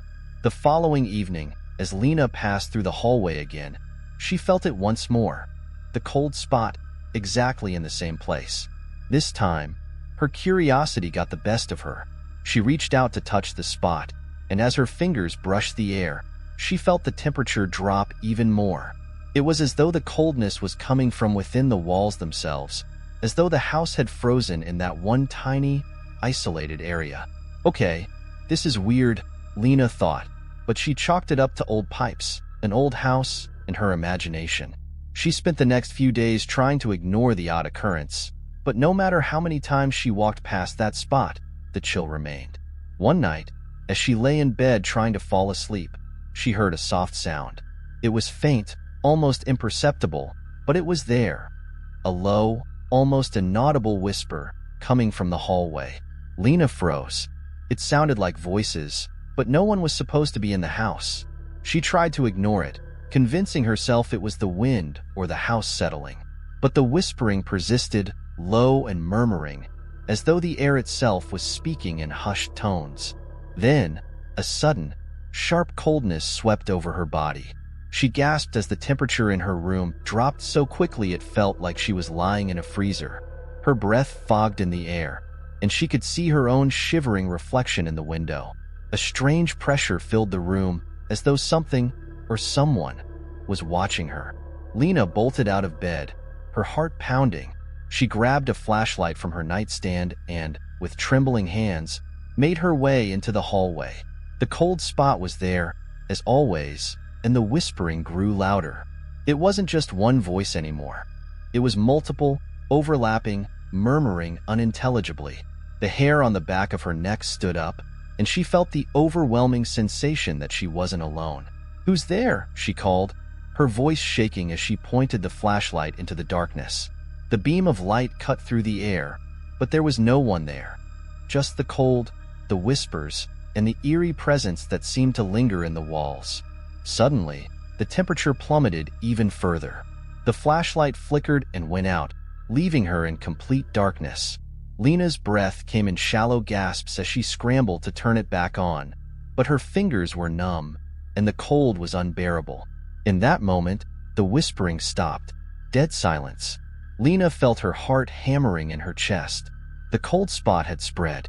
She could feel it now, all around her, crawling over her skin like ice. Her mind raced, and she knew she couldn't stay in this house any longer. But before she could turn to leave, something changed. There was a sudden movement from the corner of her eye, a shadow darker than the darkness around her. It moved, fluid and unnatural, as if it were part of the very air itself. The cold intensified, and the whispering returned, now louder and more urgent, like an unseen force was trying to get her attention. Leave now." The voices were clearer this time, as if they were speaking directly into her ear. Panicking, Lena rushed back toward her bedroom, her legs shaking as she ran. But the cold followed her, seeping into every corner of the house. The whispering grew into an overwhelming chorus, and she could no longer tell where it was coming from. With no other choice, Lena grabbed her keys, dashed out the front door, and into her car. Her breath came in shaky gasps as she sped down the road, the cottage and its chilling mystery fading into the distance. The cold lingered with her, though, like an unshakable presence, and the whispers echoed in her mind, warning her. The next morning, Lena drove back to the house with a friend in tow, determined to face whatever was haunting her. But when they arrived, the house was eerily silent, the cold spot gone, the whispering vanished. The house seemed completely ordinary, as though nothing had happened. But Lena knew better. She left the house behind, never to return, and found a new place to live. Still, every now and then, when the air grows particularly cold or the wind howls just right, she swears she hears faint whispers, carried on the wind, and feels that familiar chill crawl up her spine. And she'll never forget the cold spot that, for a brief time, seemed to consume everything in its path. Story 13. The Vanishing Group. It was a weekend trip that the group of college friends would never forget, though they could barely remember any of it. What started as an innocent camping trip deep in the Appalachian woods turned into something they couldn't explain, something that would haunt them for the rest of their lives. The group consisted of 6 friends: Lena, Ryan, Jack, Emma, Mark, and Sarah. Eager for a break from the chaos of their hectic lives, they'd chosen a remote campsite, far from the trails and typical hiking routes, a place recommended to them by an old friend who swore it was untouched by tourists. The isolation and the promise of serenity made it all the more appealing. After hours of driving, they finally arrived, unpacked their gear, and set up camp. The first night was everything they had hoped for: laughter around the campfire, stories of their past adventures, and the peaceful sound of the wind rustling through the trees. The stars above them seemed endless, each one twinkling as if watching over them. But the second night, that's when things started to change. It began with subtle shifts. Lena noticed that Ryan had wandered off to find firewood, but when she turned to check on him, he was no longer visible. Thinking he was simply out of sight, she dismissed it. But then Jack was gone, and Emma. One by one, each of her friends seemed to disappear without warning, vanishing into the woods as if they'd been swallowed by the forest itself. At first, Lena thought it was a prank, but when she called out their names, there was no answer. The forest was unnervingly quiet, too quiet. No rustling animals, no sounds of nature, just the eerie stillness. Panic crept into her chest as she scanned the camp and the trees, her breath quickening. "Guys," she called, her voice trembling. "Ryan? Jack? Emma? Where are you?" Her heart raced. She ran from one end of the campsite to the other, shouting their names. But it was as if the forest had swallowed them whole. She was alone, completely alone, except for the silent, watching trees. Lena sat by the campfire, clutching a flashlight and waiting for any sign of her friends. Hours passed. No one returned. Desperate, she picked up her phone to call for help, but the signal was gone. The battery was full when they arrived, but now it was dead, completely drained, as if it had never been charged at all. With no other choice, Lena decided to search. The night had grown cold, and the air seemed thick with an unnatural heaviness, but she ventured into the woods, calling for her friends. The trees felt unnervingly close, the branches whispering as though they were alive. Every sound, every rustle, made her jump. The forest felt alive with something that wasn't right. After what felt like hours of searching, Lena finally reached a clearing, one that didn't look familiar. The landscape seemed to distort before her eyes. There, in the center of the clearing, she saw them, her friends. They were standing in a line, facing her, their backs to her as though they were frozen in place. Lena called out to them, but there was no response. She rushed forward, her heart pounding in her chest, but the closer she got, the more unsettling the scene became. Their faces were blank, their eyes wide open but unseeing, as if they were staring at something far beyond her reach. And then, just as quickly as she had reached them, they vanished. In the blink of an eye, the clearing was empty, the group gone without a trace. Lena stood in the middle of the woods, trembling and lost, the sound of her own breath the only thing she could hear. The trees seemed to close in around her, and she could feel the eyes of the forest watching, waiting. She didn't know how long she stood there, lost in a haze of confusion and terror. The darkness pressed against her, the weight of the silence suffocating. In the morning light, Lena returned to the campsite, disoriented and exhausted, with no memory of how she had ended up back there. The sun was shining brightly, the birds chirping, but the campsite felt wrong. Empty, like the forest had swallowed everything. The fire was cold, the tents were undisturbed, but her friends were gone. Her backpack was left untouched, their things scattered around the campsite as if they had just disappeared into thin air. There was no trace of them, no footprints, no signs of struggle, nothing to explain where they had gone. Lena tried to convince herself that it was just exhaustion, that she'd wandered off in a daze and imagined the whole thing. But the nagging feeling, the cold unease in her chest, told her otherwise. She was alone, completely alone.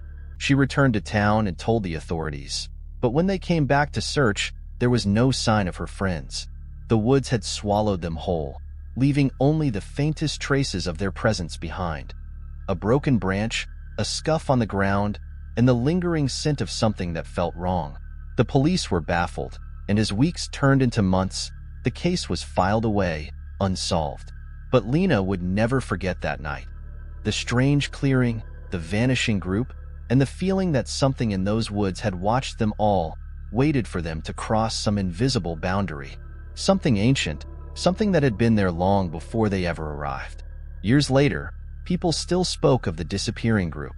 No one could explain what happened that night, but there were whispers in the town of a cursed place deep in the forest, a place where people vanished, never to be heard from again. And Lena never went back to those woods, not once. But sometimes, on quiet nights, when she's lying in bed with her eyes closed, she hears them. The faint whispers of her friends, calling to her from the depths of the forest. "Come back," they whisper. "Come back, Lena." And she knows, deep down, that they never truly left. Story 14. The Eyes in the Dark. Lena had always been an adventurous spirit, the type who loved exploring the unknown. It was that thirst for adventure that led her to the remote cabin in the mountains, far from civilization. She had rented it for a weekend getaway, craving peace and solitude, a break from the noise of city life. The cabin was quaint and isolated, nestled at the edge of a dense forest. The moment she arrived, the heavy quiet of the place settled around her, the only sound the whisper of the wind through the trees. The view from the porch was breathtaking, an endless stretch of forest blanketed by the setting sun's orange glow. It was exactly what she needed. That first evening, Lena unpacked and settled in. She made herself dinner and sat by the small fireplace, reading a book and enjoying the warmth. As night descended, the sounds of the forest took over. distant owl calls, the rustle of leaves in the wind, the occasional snap of twigs under the weight of unseen animals. But just as she was about to retire for bed, something odd caught her attention. From the corner of her eye, she thought she saw a flash of movement just outside the cabin window. A shadow. At first, she dismissed it as nothing more than a trick of the light. But then it happened again. A flicker of movement in the darkness. Something, or someone, was out there. Lena stood up, her curiosity getting the best of her. She cautiously approached the window and peered outside, but saw nothing. Only the vast expanse of trees and the dim light of the moon. The shadow, if it had ever been there, was gone. Shaking her head, she returned to her seat by the fire, trying to convince herself that it was just her imagination. The woods were full of wildlife. After all, it was probably a deer or some other animal moving through the trees. But as the night grew darker, the feeling of being watched started to creep in. The silence of the forest felt heavier now, oppressive even, and the unease in the pit of her stomach only grew stronger. She tried to ignore it, but the sensation was unshakable. It felt as though someone, or something, was lurking just beyond the edges of the forest, waiting. Lena finally decided to call it a night. She climbed into bed, pulled the covers up to her chin, and tried to sleep. But sleep didn't come easily. Every creak of the cabin, every whisper of the wind, kept her eyes wide open. The dark corners of the room seemed to stretch and twist in her mind, and no matter how hard she tried to close her eyes, she couldn't shake the feeling of being watched. It wasn't until the sound of a faint scratching noise at the window that she finally snapped awake. It was soft at first, barely audible, but then it became louder, more insistent. The noise was rhythmic, like something, or someone, was dragging its nails along the glass. Lena's heart pounded in her chest. She lay frozen in her bed, staring at the window, the scratching continuing without pause. It was coming from the outside, she was sure of it. But when she gathered enough courage to pull the blanket from her body and peek outside, the darkness offered no answers. She grabbed the flashlight from the nightstand and crept toward the window. Her hand shook as she slowly pulled back the curtains. Nothing. The forest stood silent, the trees swaying gently in the night breeze. No creature, no movement, just the haunting silence.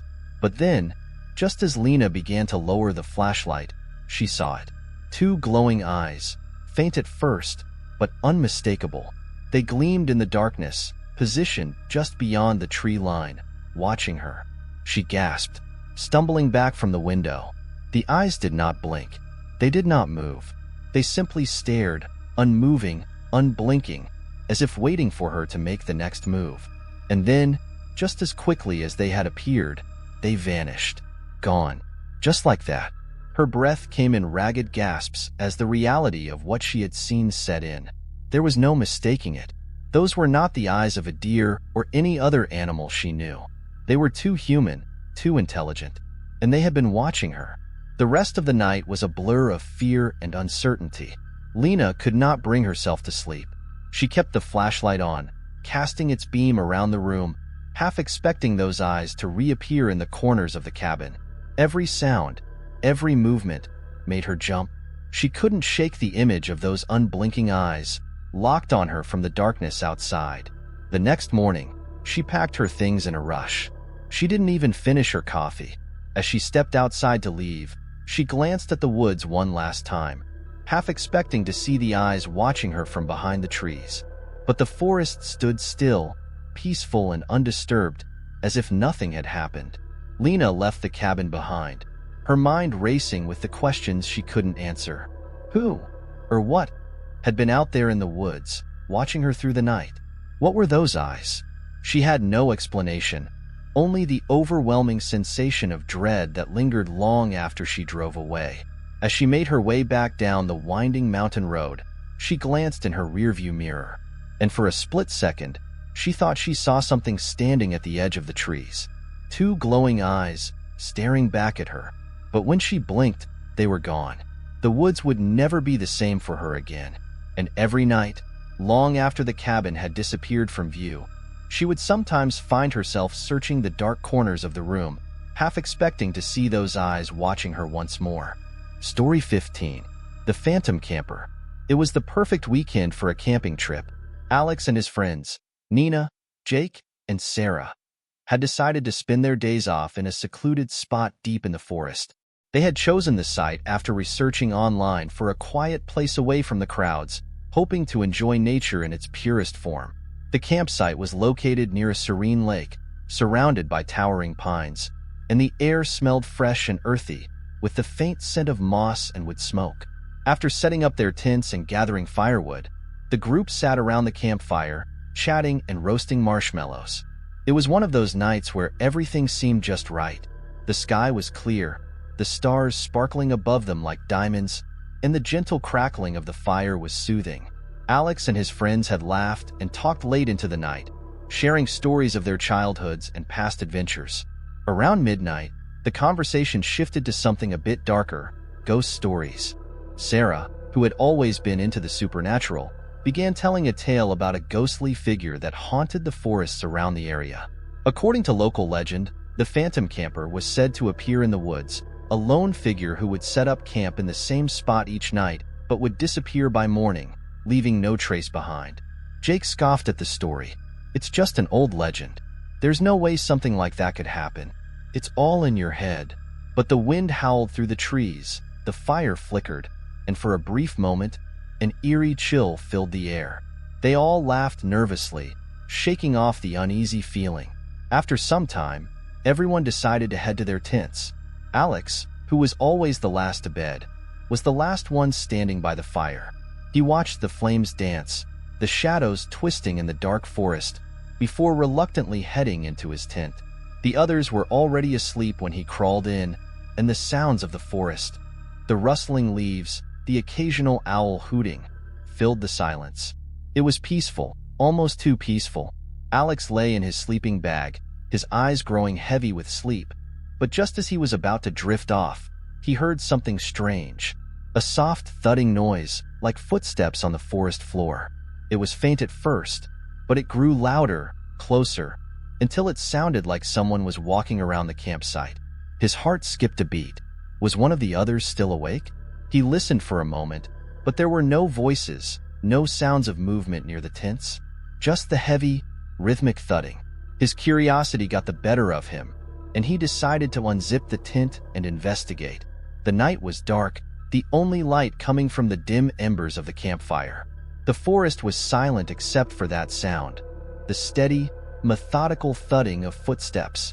Alex stood, trying to locate the source of the sound, but he couldn't see anyone. He walked slowly toward the fire pit, straining his eyes, but there was nothing there. The thudding stopped. Alex froze. A shiver ran down his spine. He turned around quickly, thinking someone must have sneaked past him. But as he scanned the area, he saw something that made his blood run cold.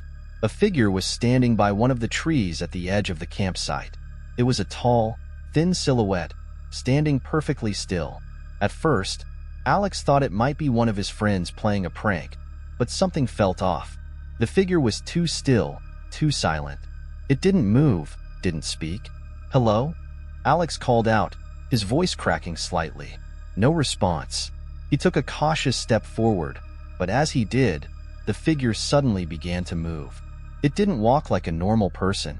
Instead, it glided silently across the ground, its movements jerky and unnatural. Alex's breath caught in his throat as the figure turned and started to walk toward the far edge of the campsite. He was about to shout out to his friends when he noticed something even stranger. The figure was carrying a backpack and a rolled-up sleeping bag, just like a camper. But there was no campfire, no other signs of life, just the phantom figure moving through the trees. Alex's heart raced. He knew he had to tell the others, but his legs felt like they were glued to the ground. He tried to back away, but just as he took a step back, the figure turned sharply, locking eyes with him. Its face was completely obscured by a hood, but there was a faint glow, like its eyes were reflecting the dim light of the fire. The figure moved closer, and Alex could feel a coldness radiating from it, a chill that cut straight through him. His body trembled as the figure stopped just a few feet away, still staring at him. For a moment, Alex couldn't move, couldn't speak. He was frozen, rooted to the spot by fear. Then, as suddenly as it had appeared, the figure turned and walked away into the darkness, vanishing without a trace. The sound of its footsteps slowly faded into the night. Alex stood there, wide-eyed, unsure if he had just seen a ghost or if it had been some sort of strange hallucination. He ran back to the tent, waking up Nina, Jake, and Sarah, urgently telling them what had happened. They all listened intently, but when Alex mentioned the backpack and sleeping bag, they looked at each other, exchanging confused glances. "Alex, are you sure?" Nina asked, concern in her voice. "There's no one else out here. We're in the middle of nowhere." Jake, ever the skeptic, shook his head. "You probably just imagined it, man. You're probably just spooked by Sarah's ghost stories." But Alex couldn't shake the feeling of unease. The memory of those glowing eyes, the silent, gliding figure, haunted him. The next morning, when they packed up to leave, they found something strange near the campfire pit. A set of footprints, clear and fresh, leading into the woods. They were just like the ones Alex had heard in the night, but there was no sign of the figure anywhere. Even stranger, they found a small, weathered backpack hidden under one of the trees. A pack that didn't belong to any of them. No one could explain what happened that night. But one thing was certain. The phantom camper, the figure from the stories, was real. And it was out there, still wandering the woods, still waiting for the next unsuspecting camper to cross its path. Story 16. The Forgotten Trail. Sarah had always loved hiking. The outdoors felt like a sanctuary to her, a place to clear her mind and escape the noise of everyday life. So, when she and her friends decided to spend a weekend camping in the remote hills of the Appalachian Mountains, Sarah was eager to explore the trails and the natural beauty surrounding them. The campsite they chose was nestled in a quiet, wooded valley, far from the usual tourist spots. It was a hidden gem, a place only locals knew about. After setting up their tents and gathering around the fire for some warmth, they spent the evening laughing and roasting marshmallows. The air was cool and crisp, the sky dotted with stars, and the soft rustling of the wind through the trees added to the tranquil atmosphere. The next morning, after a hearty breakfast, Sarah and her friends decided to take a hike through the woods. They had studied a map before the trip and found a few trails that were marked as easy to moderate. But as they made their way through the forest, Sarah noticed something unusual. A trail that wasn't on the map. It wasn't much, just a faint path winding between the trees, barely noticeable unless you were looking for it. Curious, Sarah suggested they explore it. Her friends were hesitant, but after some convincing, they reluctantly agreed. They figured it would be just a short detour before returning to the main trail. As they walked deeper into the woods, the trees grew denser, the sunlight filtering through the thick canopy above. The trail twisted and turned, and soon they found themselves far from the familiar paths. The farther they went, the quieter the forest became. The birds stopped singing, the wind slowed to a whisper, and an eerie stillness took over. "This doesn't feel right," Jake said, glancing nervously over his shoulder. "I don't remember seeing this on the map." "I'm sure it's fine," Sarah said, though she couldn't shake the uneasy feeling creeping up her spine. She pushed forward, leading the group as the path grew more overgrown. The once clear trail was now obscured by moss, roots, and tangled underbrush. They kept walking, hoping to find a clearing or an endpoint to the trail. But the further they went, the more the surroundings seemed to change. The trees grew taller and more twisted, their gnarled branches reaching toward the sky like skeletal hands. The ground was uneven, the dirt soft and damp underfoot, and every now and then, Sarah could have sworn she heard faint whispers in the wind, soft, unintelligible voices that seemed to call her name. "I think we should turn back," Nina said, her voice trembling. "This is starting to feel weird." But Sarah, determined to discover where the trail led, urged the group to keep going. They had come this far, and she didn't want to turn back now. The trail curved sharply, leading them down a steep incline. The air grew heavier, colder, and the quietness of the forest felt oppressive. Then, they came across something unexpected. A small clearing appeared in front of them, the trees parting just enough to reveal an old stone structure. It was a dilapidated cabin, long abandoned and overgrown with ivy and moss. Its windows were shattered, its door hanging off its hinges. A faint smell of rot and mildew lingered in the air. "This place looks ancient," Jake muttered, stepping cautiously forward. "Do you think anyone still lives here?" Sarah shook her head. "No one could. This looks like it's been abandoned for years." They approached the cabin cautiously, the eerie silence amplifying every step they took. As Sarah peered inside through one of the broken windows, she saw something that made her blood run cold. A faded photograph pinned to the wall. It was an old black and white picture, yellowed with age. In the photo was a group of people, standing in front of the cabin, their faces obscured by shadows. But the most chilling part of the image was the date scrawled at the bottom, July 14th, 1923. "Okay, that's enough. We need to leave," Nina said urgently, backing away from the cabin. Her face was pale, her eyes wide with fear. But as she turned to leave, she froze. There, at the edge of the clearing, stood a figure.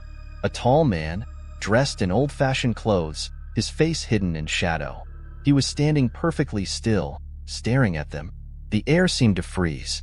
Sarah's heart hammered in her chest, and she felt an overwhelming sense of dread. The man didn't move, didn't say a word. He simply watched them, his presence like a heavy weight pressing down on them. "Who are you?" Sarah called out, her voice shaking. The figure didn't respond. Then, without warning, the figure turned and walked into the trees, vanishing from sight. "Did you see that?" Jake gasped, his voice barely a whisper. "Yes," Sarah replied, her voice tight. "We need to get out of here. Now." The group turned and hurried back down the trail, the path now feeling darker and more oppressive. The trees seemed to close in on them, the air thick with an unnatural heaviness. As they retraced their steps, Sarah couldn't shake the feeling that they were being followed. The whispers grew louder. She could hear them now, clearer than before. Faint, distorted voices, voices that sounded like they were coming from the trees themselves. Finally, after what felt like hours, they stumbled back onto the main trail. The familiar sights of the campsite brought a small sense of relief, but the unease still lingered in Sarah's chest. They all stood in silence for a moment, catching their breath. "We're never going near that trail again," Nina said, her voice shaking. "I don't think we're supposed to have been on that trail," Jake added, looking back toward the woods. As they packed up their gear and left the campsite, Sarah couldn't stop thinking about the cabin, the photograph, and the man who had stood in the clearing. What was he? Who were those people in the photo? And why had the trail led them there? She glanced over her shoulder as they walked down the forest path, but the woods were silent once more. It was as if the forgotten trail had never existed at all. But deep in the woods, where the trail had once been, the old stone cabin stood, waiting for the next lost soul to find it. Story 17. The Unseen Watcher. It was supposed to be a relaxing weekend getaway for Emma.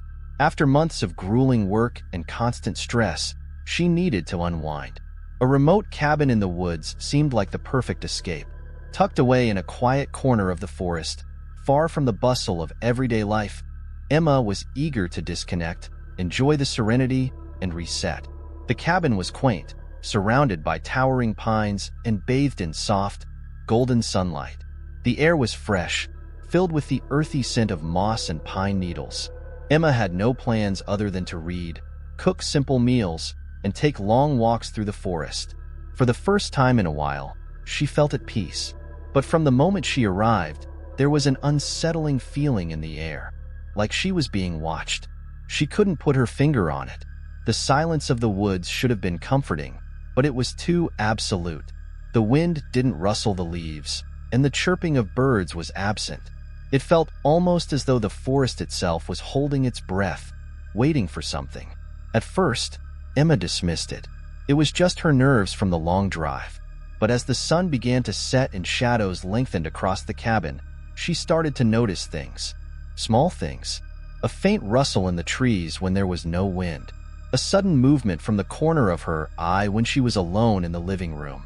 Every time she turned to look, there was nothing there. Yet the feeling of being watched only grew stronger. That night, after a simple dinner, Emma sat by the cabin's large windows, looking out into the darkening woods. The silence was oppressive, and her thoughts started to race. the isolation, the vastness of the forest. It was all starting to feel too overwhelming. She reminded herself that she'd come here to get away from it all, to relax, but the gnawing sensation in the back of her mind wouldn't go away.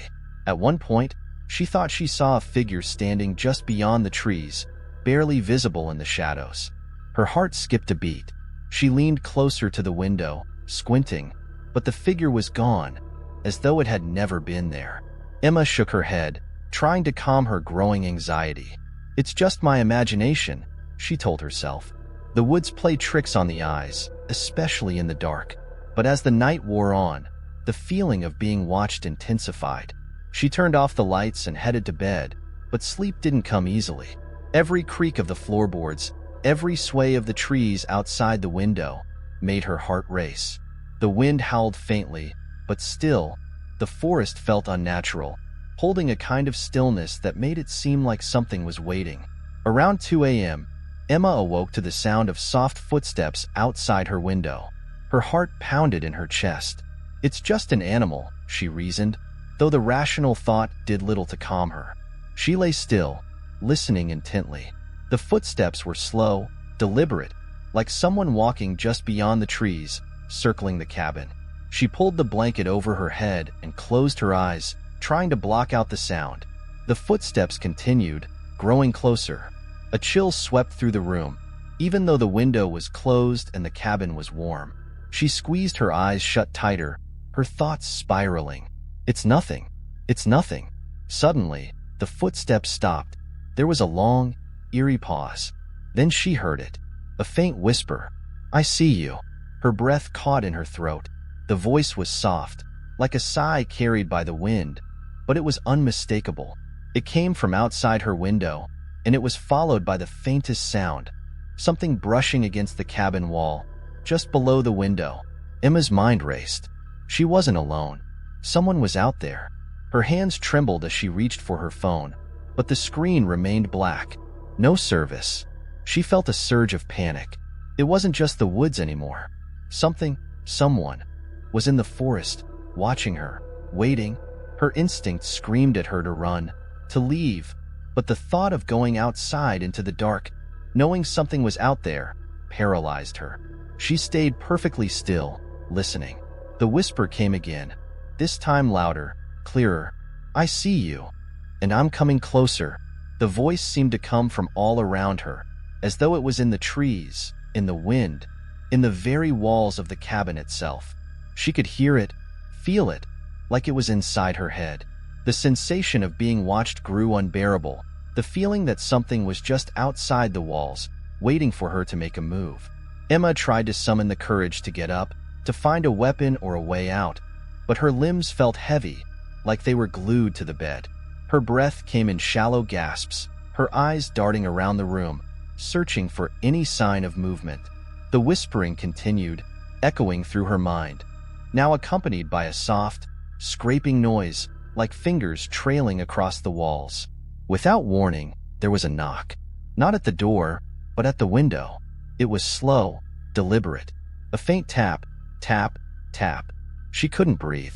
Her entire body locked in place as she heard the scratching continue, right under her window. Tap, tap, tap.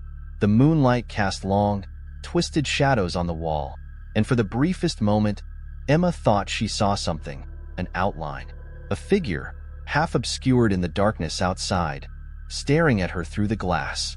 "I see you," the voice whispered again, almost like a promise. Then, as suddenly as it had begun, everything stopped. The whispers, the footsteps, the tapping, it all ceased. The silence returned, but this time, it was not peaceful. It was suffocating, heavy with the weight of the unseen presence. Emma lay frozen in her bed, paralyzed by fear. She didn't dare move, didn't dare make a sound. Hours passed, though she didn't sleep. The fear gripped her like a vice, and she knew, somewhere deep inside, that whatever was watching her was still out there, just beyond the walls. By morning, the cabin was still. The air felt thinner, lighter, but the feeling of being watched had not faded. As she packed her things, Emma couldn't shake the thought that the unseen watcher was still there, waiting for her to leave, to step outside into the woods. And even though she would never return to the cabin again, the whispers would follow her, lingering in the corners of her mind, always reminding her that she was never truly alone. Story 18. The Disappearing Lake. It was supposed to be a peaceful weekend getaway, a chance for Emily to escape the hustle and bustle of the city and reconnect with nature. She had heard about a secluded lake nestled deep in the forest, a hidden gem known for its tranquility and beauty, the kind of place where time seemed to stand still, a place where she could leave behind her worries and find solace. She arrived at the small cabin by the lake on a Friday afternoon, greeted by the rustling leaves and the scent of pine. The cabin was quaint, rustic but comfortable, and just a short walk from the water's edge. The lake itself stretched out in front of her, a vast expanse of glassy water reflecting the clear blue sky above, the kind of view that made her breath catch in her throat.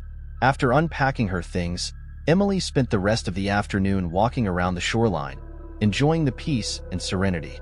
The sound of birds chirping and the occasional splash of fish jumping in the water filled the air.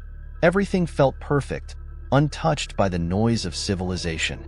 That evening, as the sun dipped below the horizon and the sky turned a deep shade of purple, Emily sat on the cabin's porch, sipping a warm cup of tea. The lake shimmered in the fading light, its surface still and calm. She couldn't remember the last time she had felt so relaxed, so at ease. But as she gazed out over the water, she noticed something strange, a faint ripple, like a breeze passing through the lake. But there was no wind. The trees around the lake were perfectly still, not a single leaf moving. The ripple grew larger, as though something was stirring beneath the surface. Shaking off the unease creeping up her spine, Emily decided to go inside for the night. She locked the door, drew the curtains, and settled into bed. But sleep didn't come easily. The sound of the lake, its gentle lapping against the shore, seemed to echo in her mind, even though she knew it was too quiet to make such a noise. The next morning, Emily woke up early, eager to start another day by the water. She stepped outside, stretching her arms and taking a deep breath. But as she walked toward the lake, something was off. The water wasn't where it had been. The shoreline, which had been mere feet from the cabin the day before, was now far away, almost out of sight. The lake had receded, as though it had pulled back into the earth, leaving only muddy ground and exposed rocks behind. The small boat dock, which had been floating gently on the water, was now high and dry, its wooden planks cracked and weathered. Confused, Emily knelt down, running her fingers through the dry dirt. How could the lake just disappear overnight? There was no way it could have evaporated so quickly. The water had been so full just hours ago. How could it vanish so completely? A sense of dread began to settle in her chest. She scanned the area, trying to make sense of it. There was no sign of anything unusual, no flooding, no damage to the surrounding trees. It was as if the lake had simply moved. But where? And why? Emily spent the morning walking along the now dry lake bed, searching for any clue that might explain what had happened. As she ventured farther along the shoreline, she noticed something strange, a pattern in the dirt. It looked like something had been dragged across the ground, long, deep marks leading into the trees. The path seemed to disappear into the forest, and despite the creeping fear in her gut, Emily couldn't resist the pull to follow it. The trail led her deeper into the woods, the trees growing denser as she walked. The farther she went, the more oppressive the silence became. No birds, no wind, no sounds of wildlife, just an eerie, unnatural stillness. It was as if the forest itself was holding its breath, waiting for something to happen. Eventually, the trail ended at a large rock formation, its jagged edges rising sharply from the ground. The marks in the dirt seemed to stop here, but something was wrong. There was a faint, almost imperceptible sound coming from the rocks, like the soft trickle of water. Curious, Emily stepped closer, pressing her ear to the stone. At first, she couldn't make out the noise, but as she listened, the sound became clearer, water, flowing somewhere inside the rocks like a hidden stream. Suddenly, the ground beneath her feet trembled, just for a moment. The sensation was subtle, like a distant earthquake, but it was enough to send a chill down her spine. And then, as quickly as it had come, the trembling stopped. Emily took a step back, her heart pounding. She could feel it now, an overwhelming sense that she wasn't alone. There was something in the forest, something hidden beneath the earth, watching her. The whisper of water trickling through the rocks grew louder, almost urgent, as if beckoning her to listen closer. The realization hit her like a cold wave. The lake wasn't gone. It was waiting. The water, hidden beneath the rocks, was still there, deep underground. But for some reason, it had receded, pulled back into the earth, leaving only a memory of its former self. Suddenly, a loud crack echoed through the woods, followed by the sound of shifting earth. The ground around her seemed to shift, as though the forest itself was breathing, shifting its weight. And then, without warning, the lake started to return. It wasn't a flood, nor a rush of water. Instead, it seemed to seep slowly back into the landscape, as if it had never truly left. The shoreline, which had been dry and barren only moments before, began to fill with water, the surface of the lake rising inch by inch, like an ancient creature awakening from a long slumber. In a panic, Emily turned to run, but the forest seemed to close in on her, the trees pressing in from all sides. She stumbled through the underbrush, her feet slipping in the wet mud that now coated the ground. The water was rising faster now, as though it had been waiting for the right moment to return. By the time she reached the cabin, the lake had completely filled once again, its surface calm and unbroken, as if nothing had ever happened. The boat dock floated serenely on the water, the shoreline as it had been when she first arrived.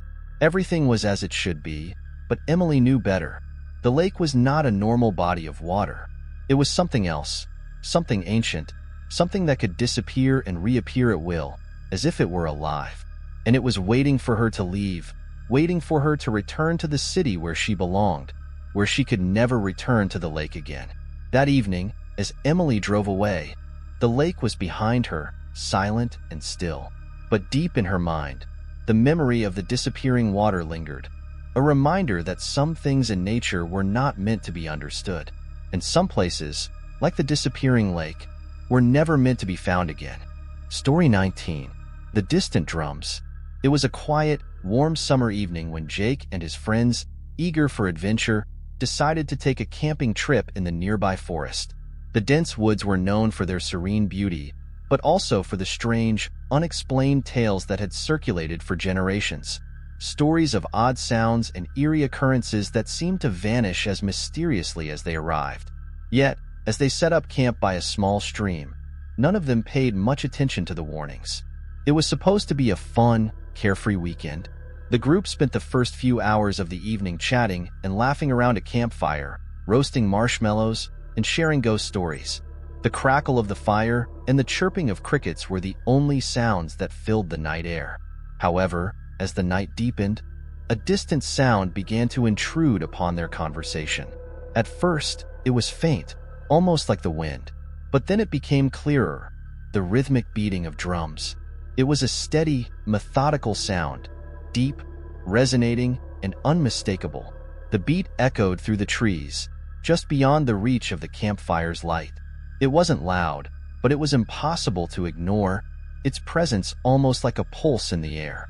The drums thudded in the distance, followed by a brief silence, only to start again. Jake looked around at his friends. Their smiles faltered, and the warmth of the fire seemed to flicker in the coldness of the growing night.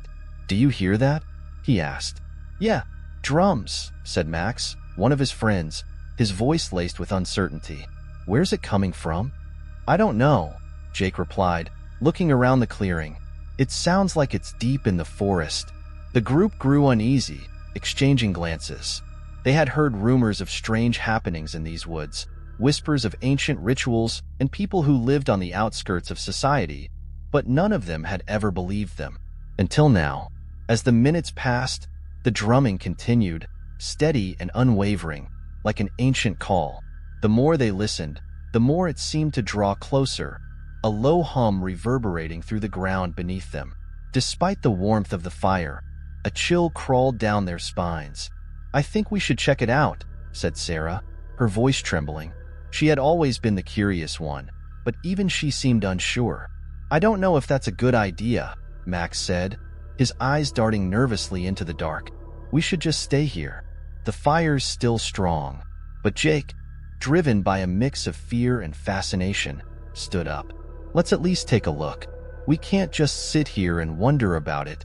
Against their better judgment, the group decided to venture into the woods, following the sound of the drums. The air felt heavier with every step, the trees pressing closer together as they moved deeper into the forest. The drumming seemed to surround them, echoing off the trees, but there was no sign of where it was coming from. The forest was unnervingly quiet, except for the rhythmic pounding that pulsed through the air. No animals, no wind, nothing but the drums. Each thud was like a heartbeat. After what felt like an eternity of walking, they arrived at a small clearing. In the center stood an old, crumbling stone structure, a forgotten ruin, its moss-covered walls and weathered stones barely recognizable as anything other than the remnants of some ancient building. The drumming was louder now, almost deafening. It emanated from inside the ruins, as though the stones themselves were alive with the sound. And then they saw it, a figure standing in the doorway of the ruin, dressed in tattered clothing, with a hood that obscured its face. The figure appeared to be the source of the drumming.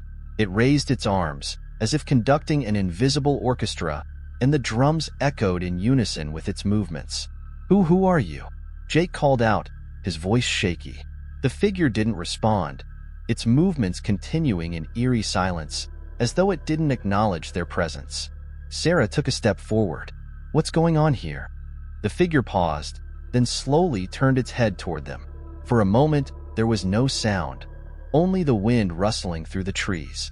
And then, from the darkness behind the figure, another pair of glowing eyes appeared, followed by another and another. Figures began to emerge from the shadows. More of them, each wearing similar tattered clothing, standing motionless in the clearing, their eyes locked on the group. The air grew colder, and the drumming reached a crescendo. The ground beneath their feet seemed to tremble. Panic surged through the group as they realized the figures were not just standing. They were part of something older, something far more powerful than they could comprehend. Suddenly, one of the figures stepped forward, lifting a hand toward them. The drumming stopped. Complete silence. Then, in a voice that sounded as though it came from everywhere at once, the figure spoke. "Leave now, or you will join the rhythm of the forest." The words hung in the air, heavy and chilling. Without thinking, the group turned and fled, running as fast as they could back through the trees, their hearts pounding in their chests. The sound of the drums began again, but this time, it was distant, fading into the background as they raced toward the safety of the cabin. When they reached the cabin, breathless and wide-eyed, they quickly locked the doors and windows. The drumming had stopped, but the eerie silence of the forest lingered outside.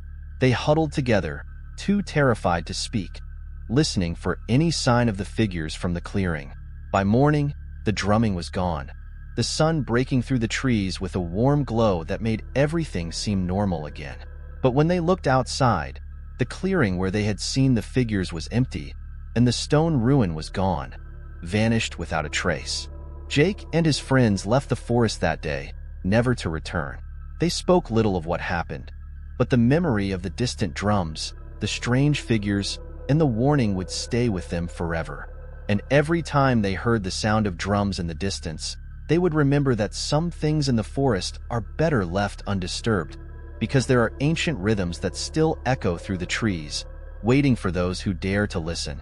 Story 20. The Last Campfire. It was the kind of trip that everyone in the group had been looking forward to. A weekend camping in the mountains, far from the bustle of the city and the pressures of everyday life. Jake, Emma, Ben, and Sophie had been planning the getaway for months. They had chosen a remote spot deep in the forest, a place known for its stunning views and serenity, far away from any hiking trails or crowded campsites. They set up camp near a small, sparkling lake, surrounded by towering trees and the distant sounds of wildlife. The fire crackled and popped as they sat around it, roasting marshmallows and telling stories. It was the perfect evening, calm, peaceful, and full of laughter. The night air was cool, the stars sparkling above, and the fire's warmth kept the chill at bay. But as the night grew darker, something felt off. At first, it was subtle, a fleeting sensation of unease that passed over Jake as he stared into the flickering flames. He couldn't quite explain it, but he felt as if they weren't alone. It wasn't anything he could point to. No rustling in the bushes, no sounds in the distance. Just a sense that the forest was watching them. "Ben, do you hear that?" Sophie asked, her voice slightly nervous. Ben tilted his head, listening intently. "I don't hear anything." "No, listen closer," Sophie insisted, her eyes scanning the trees. "It sounds like footsteps." They all went silent, straining their ears. The wind had calmed, and the usual rustling of leaves was gone. But there was something else. A faint, almost imperceptible sound. Slow, deliberate footsteps crunching through the underbrush. They couldn't see anything in the dark, but the sound was unmistakable. "Okay, that's creepy," Emma said, standing up and glancing around. "Maybe it's just an animal." Jake nodded, but a strange unease had settled over him. "Maybe, but it feels like someone's out there, watching us." The group was unnerved now, but they tried to brush it off, convincing themselves that it was just their minds playing tricks on them. After all, the forest was vast, and they couldn't see much beyond the reach of their campfire. Still, they couldn't shake the feeling of being observed. As the night wore on, they gathered closer around the fire. Jake, trying to shake off his nerves, tossed another log onto the flames. The fire crackled louder, casting long, dancing shadows around the clearing. But then, just as they were starting to relax again, a strange, high-pitched sound broke through the stillness. It was a laugh, soft, eerie, and coming from somewhere just beyond the light of the fire. They froze. The sound wasn't human. It was a laugh, but it didn't sound right, almost as if it was mocking them, distant yet chillingly close. "Did you hear that?" Emma whispered, her face pale. "Yeah, I heard it," Sophie replied, her voice trembling. "But who could be out there?" "No one should be out there," Jake said, standing up abruptly. "This area is completely isolated. No one else is supposed to be here." The air around them seemed to grow colder, and the shadows in the trees lengthened unnaturally. A wind began to pick up, but it was cold, unnaturally cold, as though it was carrying something sinister with it. A flicker of movement caught Jake's eye, and he turned to face the trees. There, just beyond the edge of the firelight, a figure appeared. It was tall, unnaturally so, with dark clothing that blended into the forest. Its features were indistinct, as though its form was made of shadows. The figure stood perfectly still, staring at them without a sound. Its presence felt wrong, like a distortion in the air itself. It was as though it shouldn't exist. The fire suddenly flickered, casting strange, twitching shadows, and in the brief moment when the light dimmed, the figure was gone. Vanished. "Did you see that?" Ben whispered, his voice barely audible. Jake swallowed hard. "We need to leave. Now."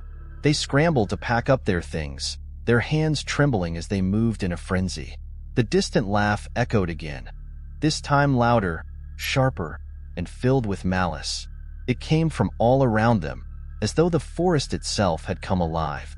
They made their way toward the trail that would lead them back to their car, the sound of footsteps following them. Closer now, relentless. Every time they turned, they saw nothing but trees and darkness. The air grew heavier, the forest closing in on them, the feeling of being pursued becoming undeniable. As they reached the edge of the clearing, they heard the unmistakable sound of a twig snapping behind them. They turned together, their hearts pounding in their chests. The figure stood just beyond the trees, now much closer. Its form was clearer, tall, faceless, and with long, twisted limbs that seemed to stretch unnaturally. It was no longer just standing still, but was moving slowly, deliberately, toward them. They ran. Panic surged through them as they sprinted through the forest, the path ahead seeming to stretch on forever. The air was thick with the smell of damp earth and rotting leaves, and the sound of the figure's footfalls grew louder, faster, closer. The trees seemed to close in around them as the forest swallowed them whole. It felt as though the world was turning against them. Each step heavier, the path less clear. They ran blindly, fear making them forget everything they had learned about the woods. Behind them, the laugh rang out again, a haunting, twisted echo that was both human and not. By the time they reached the edge of the forest, breathless and trembling, the campfire was a distant memory. The figure had not followed them further, but its presence lingered in the back of their minds. They never spoke of it again, but the memory of that night haunted them all. They had escaped, but they knew one thing for certain. Whatever they had encountered in those woods had no intention of letting them go. From that day on, they never camped again. The forest and the last campfire remained a chilling memory, a reminder that some places are best left unexplored, and some things are never meant to be seen. Story 21. The Phantom Hiker. It was a crisp autumn morning when a group of hikers, Chris, Elena, and Mark, set off on their weekend trip to the Pine Ridge Trail. The trail was well known, a peaceful and picturesque path winding through the dense forest with vibrant fall colors painting the landscape. For the trio, it was the perfect escape. No cell service, no distractions, just nature and the quiet serenity of the wilderness. They arrived at the trailhead early, the mist still lingering on the ground, the air rich with the scent of pine. The hike was supposed to be an easy one, just a few hours to the summit, where they could enjoy the sweeping views of the surrounding valley and mountain range. They laughed as they adjusted their packs and set off down the trail, their footsteps crunching against the blanket of leaves covering the forest floor. For the first couple of hours, everything felt perfect, just the sounds of birds chirping and the occasional rustle of wind through the trees. But as they pushed deeper into the forest, the mood shifted. It was subtle at first, just a strange quietness settling around them. The birds fell silent, and the usual rustling sounds of small animals disappeared. The only sound left was the wind. As they continued, Elena, who was leading the group, suddenly stopped and pointed ahead. "Look," she said, voice a little shaky. "Is that someone?" Ahead of them, about 50 feet down the path, a lone figure was walking towards them. The person was dressed in hiking gear, but something about their movements seemed off. The figure wasn't walking with the usual rhythm of someone out for a leisurely hike. Their steps were slow and deliberate, almost unnaturally so, and they were moving without any of the usual gear. No pack, no water bottle, nothing but a simple jacket and boots. The figure's face was obscured by a large hood, and it was impossible to tell whether they were male or female. They didn't speak, nor did they acknowledge the hikers as they approached. Elena looked at Chris and Mark, a feeling of unease crawling over her. "Should we say something?" she asked in a whisper. Before they could decide, the figure suddenly turned off the trail and disappeared into the trees, as if swallowed by the forest. "That's weird," Mark said, his voice low. "I thought I saw someone else up ahead, too. But they didn't act like someone who was out for a casual hike." Chris, trying to shake off the feeling of discomfort, suggested they keep moving forward. They had only a few miles to go to reach the summit, and whatever that figure was, they didn't have time to investigate. But as they continued, the atmosphere grew heavier. The trees seemed to close in on them, and the quietness around them felt suffocating. Then, about an hour later, the same figure appeared again. This time, they were much closer, standing still just off the path, staring at the group with no visible expression. Chris tried to call out, but the figure didn't respond, not even moving an inch. It was as if it wasn't even aware of their presence, or perhaps simply didn't care. The hikers could feel their hearts racing as they stood frozen, staring at the figure. Without a word, the figure turned once again and walked slowly into the forest, vanishing into the thick foliage as if it never existed. But this time, something was different. The air around them felt colder, the sky overcast with dark clouds, and the path ahead looked unfamiliar, strangely altered, as though the landscape had shifted subtly during the moments they had stood frozen. "We need to turn back," Elena said, her voice barely above a whisper. There was something wrong, something off about this entire situation. This doesn't feel right. But when they looked behind them, the trail they had just walked on seemed different. The path was no longer familiar. The trees were closer, the light dimmer, and the sounds of the forest, those simple, Natural sounds they had taken for granted were gone. Only silence remained. "Something's not right," Chris muttered. "We've been walking in a circle." And then, suddenly, the figure appeared again, standing at the edge of the trail ahead of them. Except this time, it wasn't just one figure. There were several others, standing like statues just outside the path, all wearing the same nondescript hiking gear, their hoods up, their faces hidden in shadow. Each one was standing motionless, gazing at the group with no expression. Panic surged through the hikers. Mark turned and started running, but his legs felt sluggish, like the very earth beneath him was resisting his movement. Elena and Chris followed, running without looking back, but every step felt heavier, as though the forest itself was pulling them deeper into its clutches. They didn't stop running until they reached the clearing at the base of the trail, breathless and drenched in sweat. The shadows were long now, the day far gone, and the forest was eerily silent once again. It felt as though they had just escaped something they couldn't understand. The three of them huddled together, trying to calm their racing hearts. They didn't speak about what had happened, but all of them knew something had been horribly wrong. The figure, and the others, had not been human. It wasn't possible. They had not seen faces or any indication of life in those figures, only the hollow, unnerving presence of something else entirely. When they reached the trailhead, they found their car where they had left it, parked under the large oak tree. But as they piled into the vehicle, they looked at each other, knowing they would never speak of this experience again. They had learned something that night.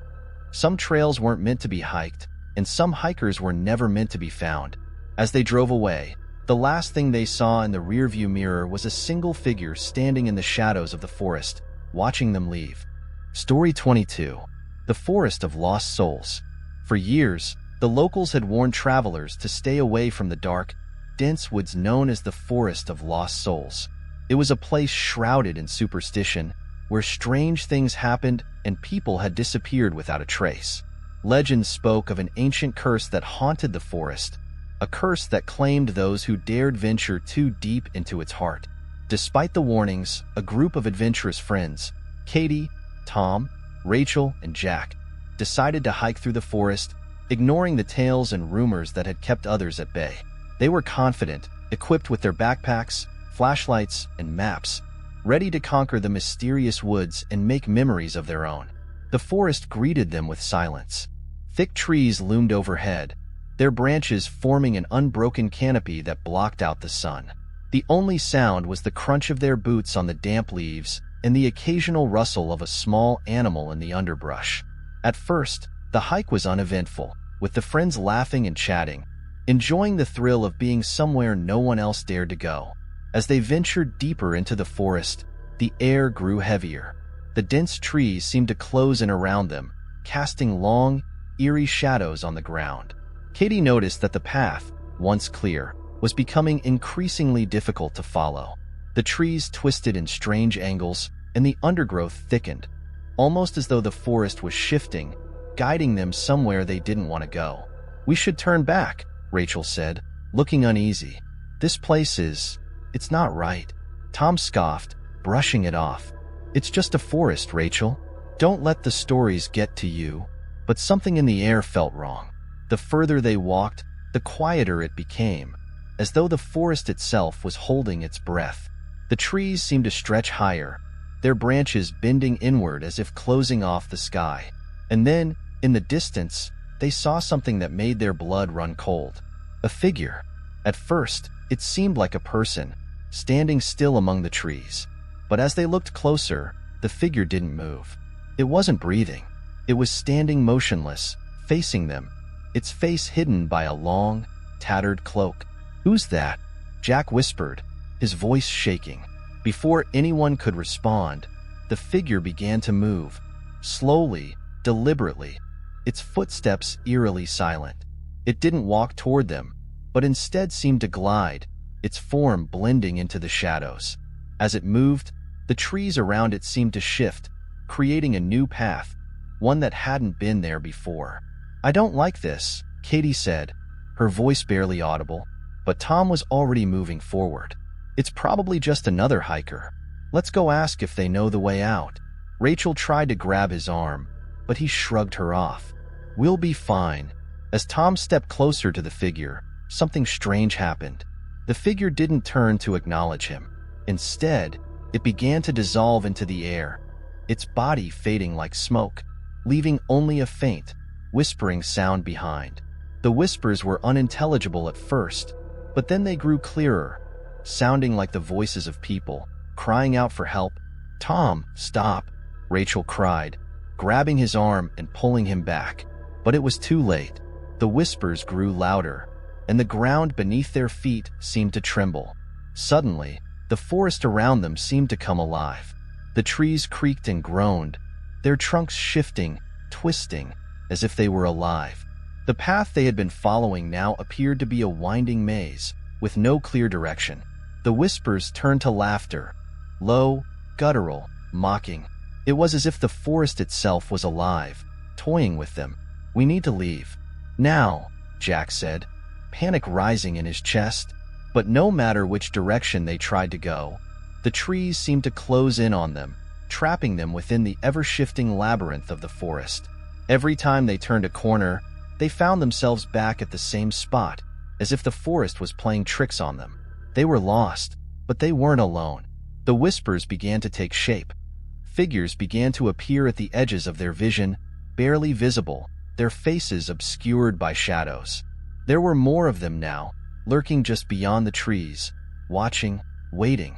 Each figure was dressed in tattered clothing, their eyes hollow, their expressions frozen in an eternal scream. It was as if they had been trapped in this place for years, maybe even centuries.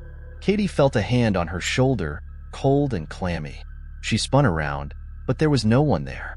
Her heart raced, and her breath quickened. The others were in a similar state, each of them seeing the figures, hearing the whispers, feeling the cold touch of the lost souls. Suddenly, the ground beneath them seemed to split open, revealing a dark, bottomless pit. The figures around them grew more numerous, their eyes glowing with an otherworldly light, their voices rising in a cacophony of torment. "No!" Rachel screamed, backing away. "This place is cursed." As if to confirm her words, a voice boomed from the depths of the pit, its tone hollow and ancient. "You are lost. You will join us now." The ground shifted again, and the friends found themselves standing on the edge of the pit, teetering dangerously. The figures closed in around them, their arms outstretched as if to pull them into the void. In that moment, they understood the truth. The forest didn't just trap the body, it trapped the soul, forever bound to its darkness. In a final desperate bid, they turned and ran. The forest seemed to shift with them, growing even darker, the path narrowing until it was no longer a trail at all, but a twisted, nightmarish version of itself. The trees were alive now, their branches reaching out like fingers, trying to pull them back into the darkness. They ran and ran, until at last, they burst from the trees and stumbled into the open air. The forest seemed to breathe a final, exasperated sigh before falling silent. When they looked around, they found themselves at the edge of the forest, the trees receding behind them. But the air was heavy with something they couldn't explain, a presence lingering, watching from the shadows. They had escaped, but they knew, deep down, that the forest of lost souls would never let them forget. As they walked away, they heard the whispers one last time, carried on the wind. "You are not free. You are still one of us." The forest had let them go for now, but it would always be there, waiting to claim its next victims. Story 23. The Stolen Voices. The small town of Black Hollow had always been a quiet place, nestled in the valley between two towering mountain ranges. Its residents were used to the slow, peaceful pace of life, where the biggest events were the annual harvest festival or a neighborly potluck. But even in such a serene place, rumors circulated. Rumors that were whispered behind closed doors, never spoken aloud in public. There was one story, however, that no one dared to ignore. It was the story of the stolen voices. The legend went back several generations. It was said that, long ago, a woman named Evelyn Green had lived in Black Hollow. She was a quiet, reserved woman who lived on the outskirts of town in a small, isolated cabin. No one knew much about her, except that she was a healer of sorts, often sought out by townspeople in need of help for ailments both physical and emotional. It wasn't until she disappeared one stormy winter night that the whispers started. Some claimed Evelyn had made a dark pact with an unseen force, trading something precious for knowledge and power. Others believed she had been taken by a shadow that lived deep in the woods. But the most chilling rumor of all was that she had stolen the voices of the townspeople. Their laughter, their words, their very essence. The story was simple yet terrifying. On the night of her disappearance, it was said that anyone who spoke her name aloud would lose their voice. Not just for a day or a week, but forever. The voices would be stolen, trapped somewhere deep in the forest, never to be heard again. As the years passed, the town moved on, as towns often do. But the legend of the stolen voices never quite faded, lingering like a fog that never quite lifts. People still avoided speaking her name, and the woods surrounding Black Hollow were never explored after dark. It wasn't until a group of young adults, eager for adventure and thrill, decided to challenge the old stories. They laughed at the warnings, dismissing them as nothing more than childish superstition. There was no evil spirit in the woods, no voice-stealing witch, just a long-forgotten tale from a simpler time. Maya, Jake, Sarah, and Tom were the ones who decided to test the myth. They spent hours planning their expedition into the woods, gathering flashlights, snacks, and even a camera to document their discovery. The chill of the evening air seemed to wrap around them as they ventured into the forest, their laughter echoing through the trees. The deeper they went, the darker the forest became. The once lush foliage grew thinner, replaced by twisted, gnarled branches and an eerie quiet. The only sounds were their footsteps crunching on the dry leaves and the occasional rustle of a distant animal. They finally reached an old, dilapidated cabin at the heart of the forest. It was small, dark, and seemingly abandoned, but there was something unsettling about it, something that made their skin crawl. "This must be it," Maya whispered, looking around nervously. "Evelyn's cabin." "I don't know about this," Sarah said, her voice quivering. "Maybe we should turn back." But Jake scoffed. "Come on, we've come all this way. Let's just check it out." They stepped closer to the cabin, and as they did, something strange happened. The air seemed to grow colder, the wind howling through the trees like a distant cry. Maya reached for the door, but before she could touch the handle, she heard something, a faint whisper. "Maya." She froze, her hand hovering just above the door. "Did you hear that?" she asked, her voice barely above a whisper. The others nodded, their faces pale. "It came from inside," Jake said, his voice shaky. Tom was the first to move. He pushed the door open, and they all stepped inside, their flashlights cutting through the thick darkness. The room was empty, save for a few rotting pieces of furniture and an old fireplace. But the atmosphere felt suffocating, as though the walls themselves were closing in. "Maya," the voice came again, but this time, it was unmistakable. It was not the whisper of the wind, not an echo from the past. It was a voice, a human voice. "Maya, help me." A chill ran down her spine. "Who's there?" she called, her voice trembling. But there was no answer. Instead, the temperature in the room dropped sharply. They could see their breath in the air now, a mist forming in front of their faces. It was as if the very essence of the cabin had come alive.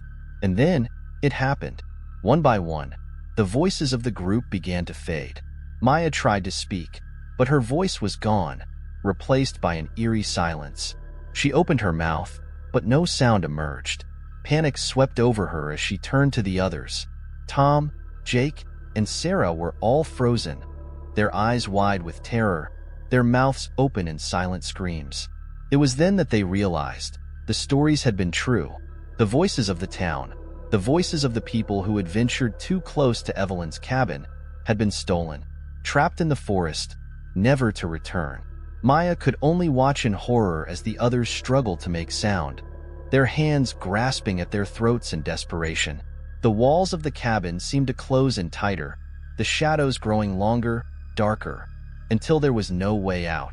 The last thing Maya heard before the silence consumed her was a soft, whispering voice in the air. Your voices are mine now." From that night on, the forest was silent, and the legend of the stolen voices lived on.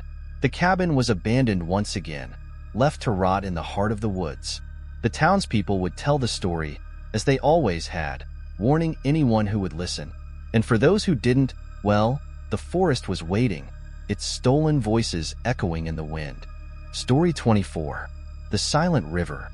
In the remote town of Riverbend, nestled between steep cliffs and thick forests, the locals spoke of a river that ran through the heart of the town. Its waters were once lively and full of life, flowing with a clear, swift current. But that was long ago. Now, the river was still, eerily still. It flowed with no sound, no movement, as though the water itself had forgotten how to dance. The townsfolk were quiet about it. No one spoke of the river in the same way they once did, as if speaking too openly about it might disturb something, a presence, something unnatural that lingered beneath its surface. Years ago, the river had been a source of life. The town depended on its waters for farming, drinking, and fishing. But one cold autumn, something changed. The river, which had always been a vibrant lifeline, began to slow. It grew quieter, its once murmuring waves giving way to an eerie calm. Then, one night, it simply stopped. The riverbed, once full of rushing water, lay bare under the moonlight, as if the river had been drained of its soul. Maggie, a young woman new to the town, had heard the stories of the silent river from her neighbors, but she didn't believe them. She had grown up in the city, where rivers were things of beauty, flowing with life, full of laughter, and children playing by its banks. When she moved to Riverbend, she was determined to explore the land, the wilderness, and learn the truth about the river. One evening, curious and determined, Maggie set off toward the riverbank. The sun had just dipped below the horizon, casting an eerie twilight across the landscape. As she approached, the air grew colder, and the usual sounds of the forest, the chirping of crickets, the rustling of leaves, fell silent. There was nothing but the soft crunch of her boots against the gravel path leading to the water's edge. When Maggie arrived at the river, she was taken aback. The water, though still, shimmered under the moonlight, as if it were watching her. She stepped closer to the bank, her breath rising in misty clouds in the cold air. It was strange, too still. There was no current, no gentle lapping of water against the shore. The river was silent, as though it was holding its breath. She knelt down and dipped her fingers into the water, but immediately, she felt a cold that seemed to seep into her very bones. A chill ran through her, more than the temperature could explain. It was a coldness that felt unnatural, as if the river were trying to pull her in. Suddenly, Maggie felt a presence, a sense that she wasn't alone. She turned, but saw no one. The hairs on the back of her neck stood on end. The silence was thick now, pressing in around her, making it hard to breathe. She was about to stand up and leave when she heard it, a faint whisper, soft and distant. "Maggie!" Her heart skipped a beat. She whipped her head around, but there was no one. Her pulse quickened, and she stumbled back, looking for the source of the voice. The whisper came again, this time louder, clearer. "Maggie!" It was unmistakably human, yet it wasn't quite right. It sounded wrong, as if the voice had been dragged through time and water, distorted and stretched out of recognition. It came from the river, from deep within the darkened water. Maggie felt an overwhelming urge to run, to leave this place, but her feet were rooted to the ground, as though the river itself was holding her there. Slowly, her gaze shifted to the river. The still water had begun to shift, not in a natural way, but in ripples that seemed to come from beneath the surface. The water began to churn, gently at first, then more violently, as though something was moving underneath. A figure began to emerge, its form shifting in and out of focus. Maggie's breath caught in her throat as she saw the outline of a person, its features indistinct, but its presence undeniable. "Maggie!" The voice called again, this time much closer. She backed away, her legs trembling. But the figure wasn't just floating. It was rising from the river, pulling itself up from the depths, its body distorted, dripping with the murky water. The figure's arms reached out to her, long, thin fingers stretching toward her, beckoning her to come closer. The whisper became a low, guttural sound, an unintelligible chant that seemed to reverberate in her mind. The figure's face remained a blur, but Maggie could see the outlines of eyes. Empty, hollow eyes that seemed to stare directly into her soul. With a jolt, she snapped out of her trance. The voice, no, the presence, was so overwhelming that Maggie's fight or flight instincts finally kicked in. She turned and ran as fast as she could, her breath coming in short gasps, her heart pounding in her chest. She didn't stop until she reached her house, her body trembling, sweat slicking her skin despite the cold. She slammed the door shut behind her and leaned against it, gasping for air. The silence of the river still echoed in her mind, and she couldn't shake the feeling that something was following her. Something from the river, something that had been waiting for her, something that had been there long before she arrived. The next morning, Maggie tried to tell the others what she had seen, but they only nodded solemnly. They had heard it all before. The river doesn't just stop for nothing, they said, as if they were waiting for her to realize the truth. She learned, then, of the town's dark secret, how, decades ago, a series of mysterious drownings had plagued Riverbend. People who had come to the river and never returned, their bodies never found, their voices lost to the water. The town tried to move on, but the river kept calling, its silence only broken by the whispers of those who had drowned. And now, Maggie understood. The river had stolen their voices, their souls, and it was calling for her. It had always been waiting, silent but patient. Maggie's feet still itched to return, to stand at the river's edge, to hear the whispers again, to see the figure rise once more. But as she lay in bed that night, the soundless whispering filled her ears, and the sensation of cold fingers brushed the back of her neck. The river had claimed its next voice, and Maggie knew, in the deepest part of her soul, that she would never be free of it. Story 25. The Crying Baby. It was an old house, nestled on the outskirts of a small town, its wood creaking with the weight of years. Sarah had always felt a strange pull toward the place. Curiosity, more than anything else. When she moved into town and found out it had been abandoned for nearly a decade, she was intrigued. No one had ever dared to live there, and locals spoke little about it, as if it were a place best left untouched.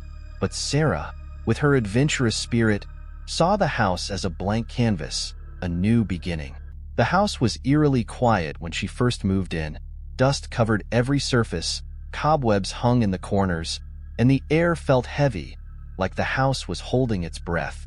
But Sarah wasn't one to be intimidated by old houses. She set to work, cleaning, unpacking, and making it her own.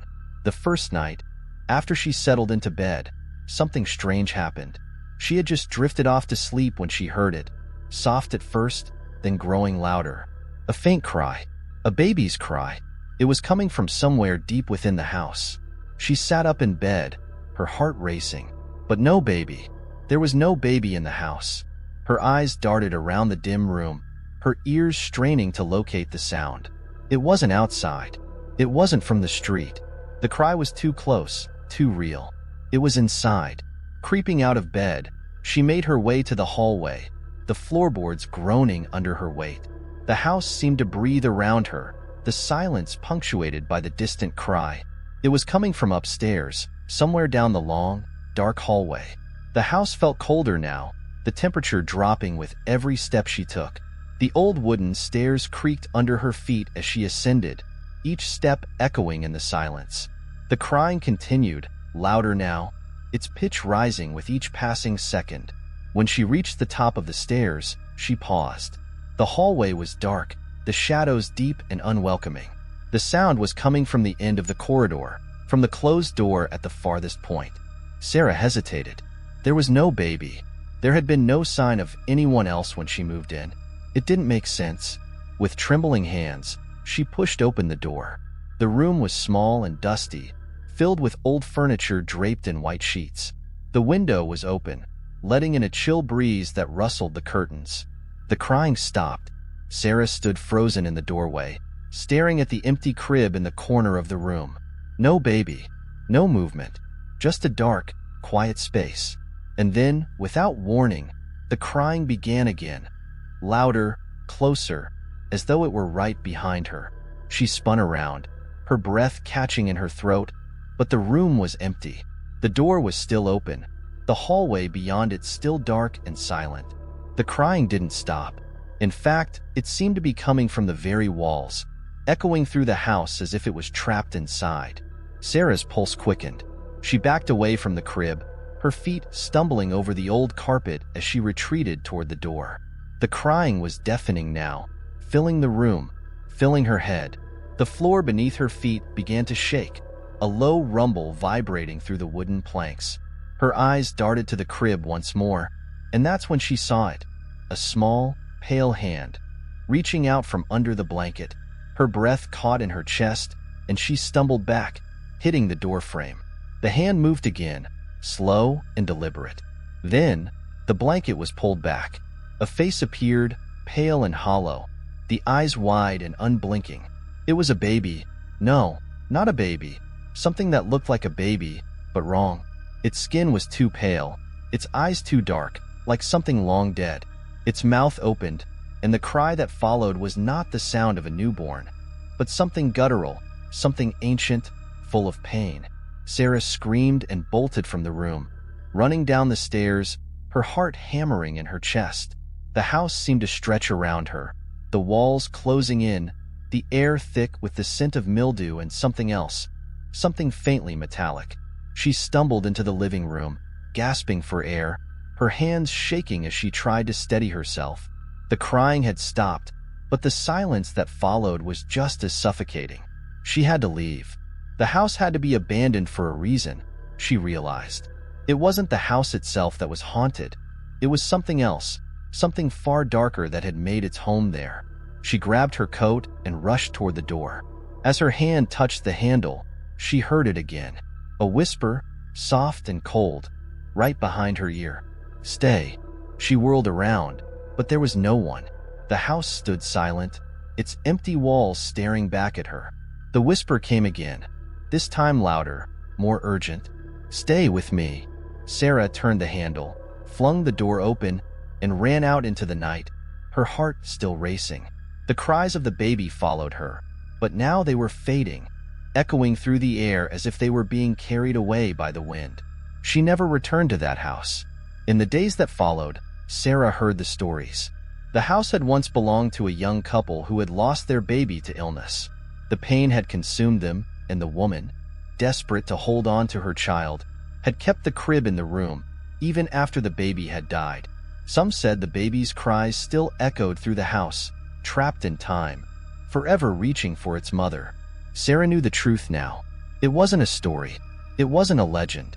The crying baby, whatever it was real, and it was still waiting. Story 26. The shifting campfire. The forest surrounding Willow Creek was thick with trees, their ancient trunks twisted and gnarled, casting long shadows beneath the moonlight. There were stories about this forest, told around campfires and whispered in the town's dimly lit bars. Tales of lost hikers, inexplicable disappearances, and strange noises that echoed through the trees at night. But none of those stories scared Tom, Kate, and their friends as much as the feeling they got when they first arrived at their campsite. They had been camping together for years, each trip taking them further into the wilderness. This time, they chose the old campsite by the creek that no one seemed to visit anymore, assuming it would be a quiet and peaceful spot to relax.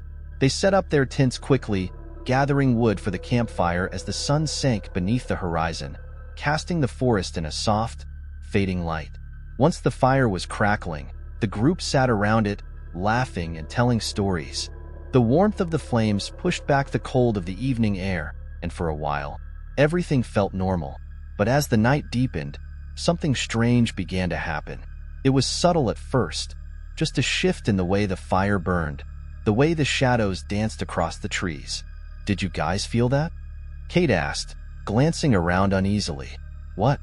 Tom asked, his voice muffled by the crackling of the fire. "It's just a campfire. Relax." But Kate wasn't convinced. She had felt something, a sudden chill, a sensation that the fire was moving in ways it shouldn't. The flames flickered wildly, bending toward the trees as if they were being drawn in. She looked at the others, but no one seemed to notice. The wind picked up, howling through the branches, but there was something off about it. The leaves didn't rustle the way they should. Instead, they sounded like whispers, soft and insistent, like someone was speaking just beyond the firelight. "Did you hear that?" Kate whispered, her voice trembling. "Just the wind," Tom said dismissively, but even he seemed unsure. The fire popped, sending a shower of sparks into the air, and then, strangely, the fire shifted. The flames twisted unnaturally, their light bending away from the group and toward the dense trees surrounding the campsite. "Okay, that's weird," Mark, one of their friends, said, standing up and walking toward the fire. "I'm going to add some more wood to this thing." As Mark reached for a nearby log, the fire flared up, the flames turning from orange to a strange, deep red, almost as if they were trying to pull him in. He stumbled back, eyes wide in shock. "I swear, the fire just moved," Mark said, his voice shaky. The others stared at the campfire, their eyes wide with confusion. The fire had indeed shifted, its glow now facing the trees. As the minutes passed, it began to flicker and sway, its light dancing as if it were alive, stretching toward the darkness of the forest. It was as though the fire was no longer contained in the pit, but had started to move, like it had a mind of its own.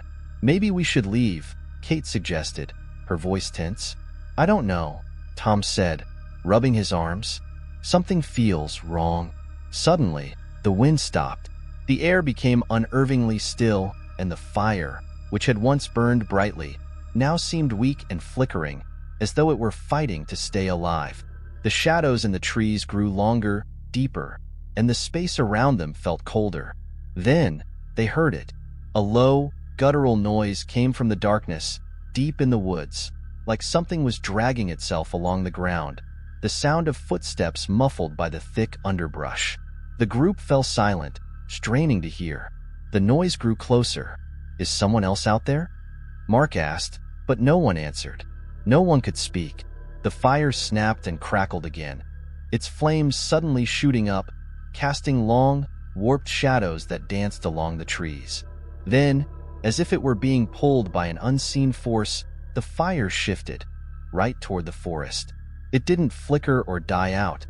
It moved, the flame swaying like it was alive, dragging the warmth and light with it.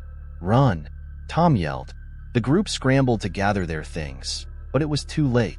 The fire had already started to move beyond the boundaries of their campsite, pulling them toward the woods. The trees, which had once seemed comforting, now loomed menacingly, their branches reaching like twisted hands. A figure emerged from the darkness at the edge of the forest, its shape too indistinct to make out in the dim light. But the eyes, those glowing, unnatural eyes, shone from the shadows. It moved toward them, its footsteps slow but deliberate, and the fire moved with it, stretching, reaching as though trying to follow. "We have to get out of here," Kate shouted, grabbing her pack. They turned to run, but the path back to the car was suddenly gone, swallowed by the darkness of the forest. The trees seemed to grow taller, closer, surrounding them like an impenetrable wall. The fire, which had been once confined to the camp, was now a swirling mass of red and orange, stretching further into the trees. It seemed to follow them, no matter where they went. The woods were alive with the sounds of whispers, footsteps, and the crackling of flames, though they could see nothing but the blackness and the shifting, undulating fire. They stumbled through the forest, desperate to find a way out. Every time they thought they were getting closer to the edge of the woods, the fire shifted again, its flames curling and reaching toward them, as though it was trying to keep them from escaping. They didn't stop running until they found the road. Gasping for air, they turned around, expecting to see the forest behind them, the fire still chasing them. But there was nothing. The woods were silent. The fire was gone.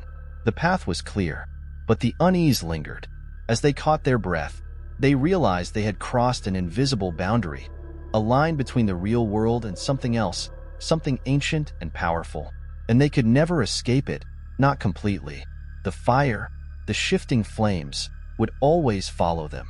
And that night, As they huddled together on the side of the road, they heard the sound of distant footsteps once more, echoing through the woods, slowly drawing nearer. Story 27. The Witch's Mark.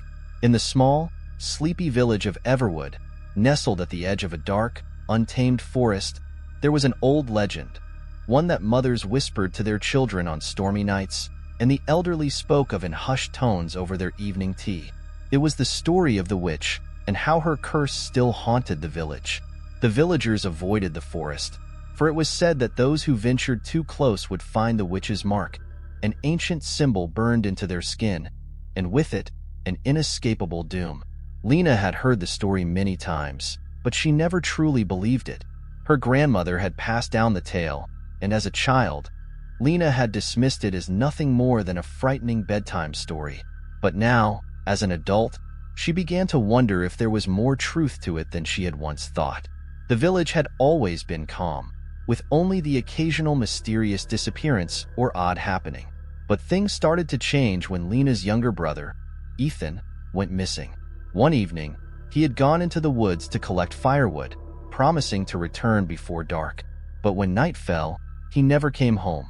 Lena waited, pacing the floor, growing frantic with each passing hour.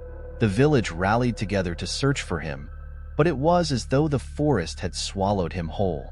Days passed with no sign of Ethan, and the villagers whispered among themselves, their voices full of dread. "Do you think it's the witch?" Lena overheard a woman saying in the village square. Lena's heart skipped a beat. She shook her head, trying to dismiss the thought. But the longer Ethan remained missing, the more that old legend gnawed at her, tugging at her consciousness. Could it be true? Had he fallen victim to the witch's curse? Unable to bear the uncertainty any longer, Lena decided she would find Ethan. She couldn't let the forest claim him without a fight, no matter how many old stories her grandmother had told her. With nothing but a lantern and a determined heart, she ventured into the dark woods. The trees stretched high above her, their gnarled branches tangled together, blocking out most of the moonlight. The forest felt oppressive, like a living thing that watched her every step. Every rustle of leaves or snap of a twig sent a chill down her spine. She searched for hours, calling out Ethan's name, but the only answer was the eerie silence of the woods. Just when she thought she couldn't go any farther, she stumbled upon something unexpected. An old, crumbling stone well hidden deep in the heart of the forest. The well looked ancient, its stones overgrown with moss and vines. But what caught Lena's attention was the faint glow that seemed to emanate from the depths of the well. A soft, pulsing light, like a heartbeat, beckoned her closer. Lena hesitated for a moment, but her worry for Ethan pushed her forward. She leaned over the edge, peering into the darkness below. That's when she saw it. Etched into the stone around the well was the unmistakable mark, the same one that had been described in her grandmother's stories. A circle with jagged lines crossing through it, like the shape of a twisted tree. Lena's blood ran cold. She knew immediately what it was, the witch's mark, and she understood, with a sinking heart, that the witch had claimed her brother. Suddenly, she heard a voice, faint and whispering, carried on the wind. Lena, her name. It was Ethan's voice, but it sounded distant, distorted, like it was coming from far away. Lena's pulse quickened, and without thinking, she dropped to her knees by the well, calling out his name. "Ethan, I'm here. I'm coming for you." The ground beneath her trembled, and she heard a low growl echoing from the depths of the well. The glow intensified, and Lena felt a presence stirring, something dark, ancient, and malevolent. The air grew colder, and a sudden wind whipped through the trees. Then, as if the forest itself were opening to her, a figure slowly emerged from the well. Ethan, or at least, it looked like him. His face was pale, drawn, his eyes wide with terror, but there was something wrong. His body seemed distorted, as if it had been twisted by some unseen force. He stepped forward, his movements jerky, unnatural. "Lena, you shouldn't have come," Ethan rasped, his voice hollow, like an echo from another world. Lena took a step back, her heart racing. "Ethan, what's happened to you? What is this place?" He opened his mouth to speak again, But instead of words, a deep, guttural laugh escaped his throat, a laugh that wasn't his own. The sound was followed by a whisper, cold and cruel. "You've come too late, Lena. The witch has claimed him." A shadow swept across the ground, and before Lena could react, she saw it, the witch. She was tall, draped in tattered black robes that seemed to absorb the very light around her. Her face was obscured by a veil of darkness, but her eyes glowed with an otherworldly light, burning with malice. The witch reached out with a skeletal hand, her fingers curling around Ethan's arm, pulling him toward her. His body twitched violently, as if something was writhing within him. "No!" Lena screamed, rushing toward them, but her feet seemed to sink into the earth, as if the ground itself was holding her back. The witch's voice was like the rustling of dry leaves, her words carried by a dark wind. "The mark is upon him now, and upon you, too." Lena felt a sharp pain in her chest. Looking down, she saw the mark, a burning symbol, identical to the one on the well, had appeared on her own skin. It was searing into her flesh, as though it were being branded by the flames of the witch's curse. "No!" Lena cried, but it was too late. The mark had taken root. The witch smiled, her voice a low, chilling whisper. "You are bound now, child. Bound to the forest. To me." The witch's grip tightened on Ethan's arm, and with a final, haunting laugh, she dragged him back into the depths of the well, pulling him into the shadows. Lena fell to her knees, the pain in her chest unbearable. She knew, with gut-wrenching certainty, that she had made a fatal mistake. The witch had taken her brother, and now she was bound to the curse, forever trapped in the dark, forgotten corners of the forest. As the night swallowed her, Lena's screams were carried away by the wind, lost in the endless forest, and the mark, the witch's mark, burned brighter than ever. Story 28.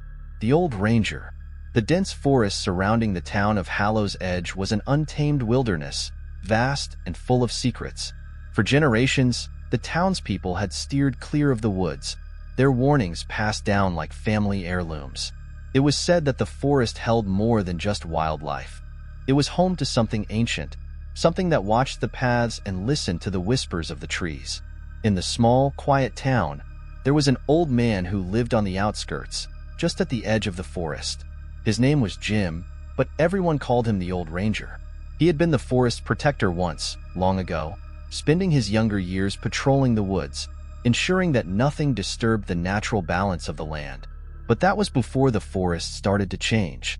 Years ago, Jim had left his post, retreating into the town after his final patrol.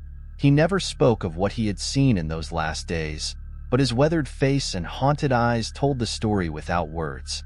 No one dared ask him about it. Instead, they watched him from a distance, passing him by with a silent, respectful nod. One evening, a young man named Tom, eager for adventure, decided to explore the forest for himself. The warnings from the townsfolk weighed on him, but his curiosity was stronger.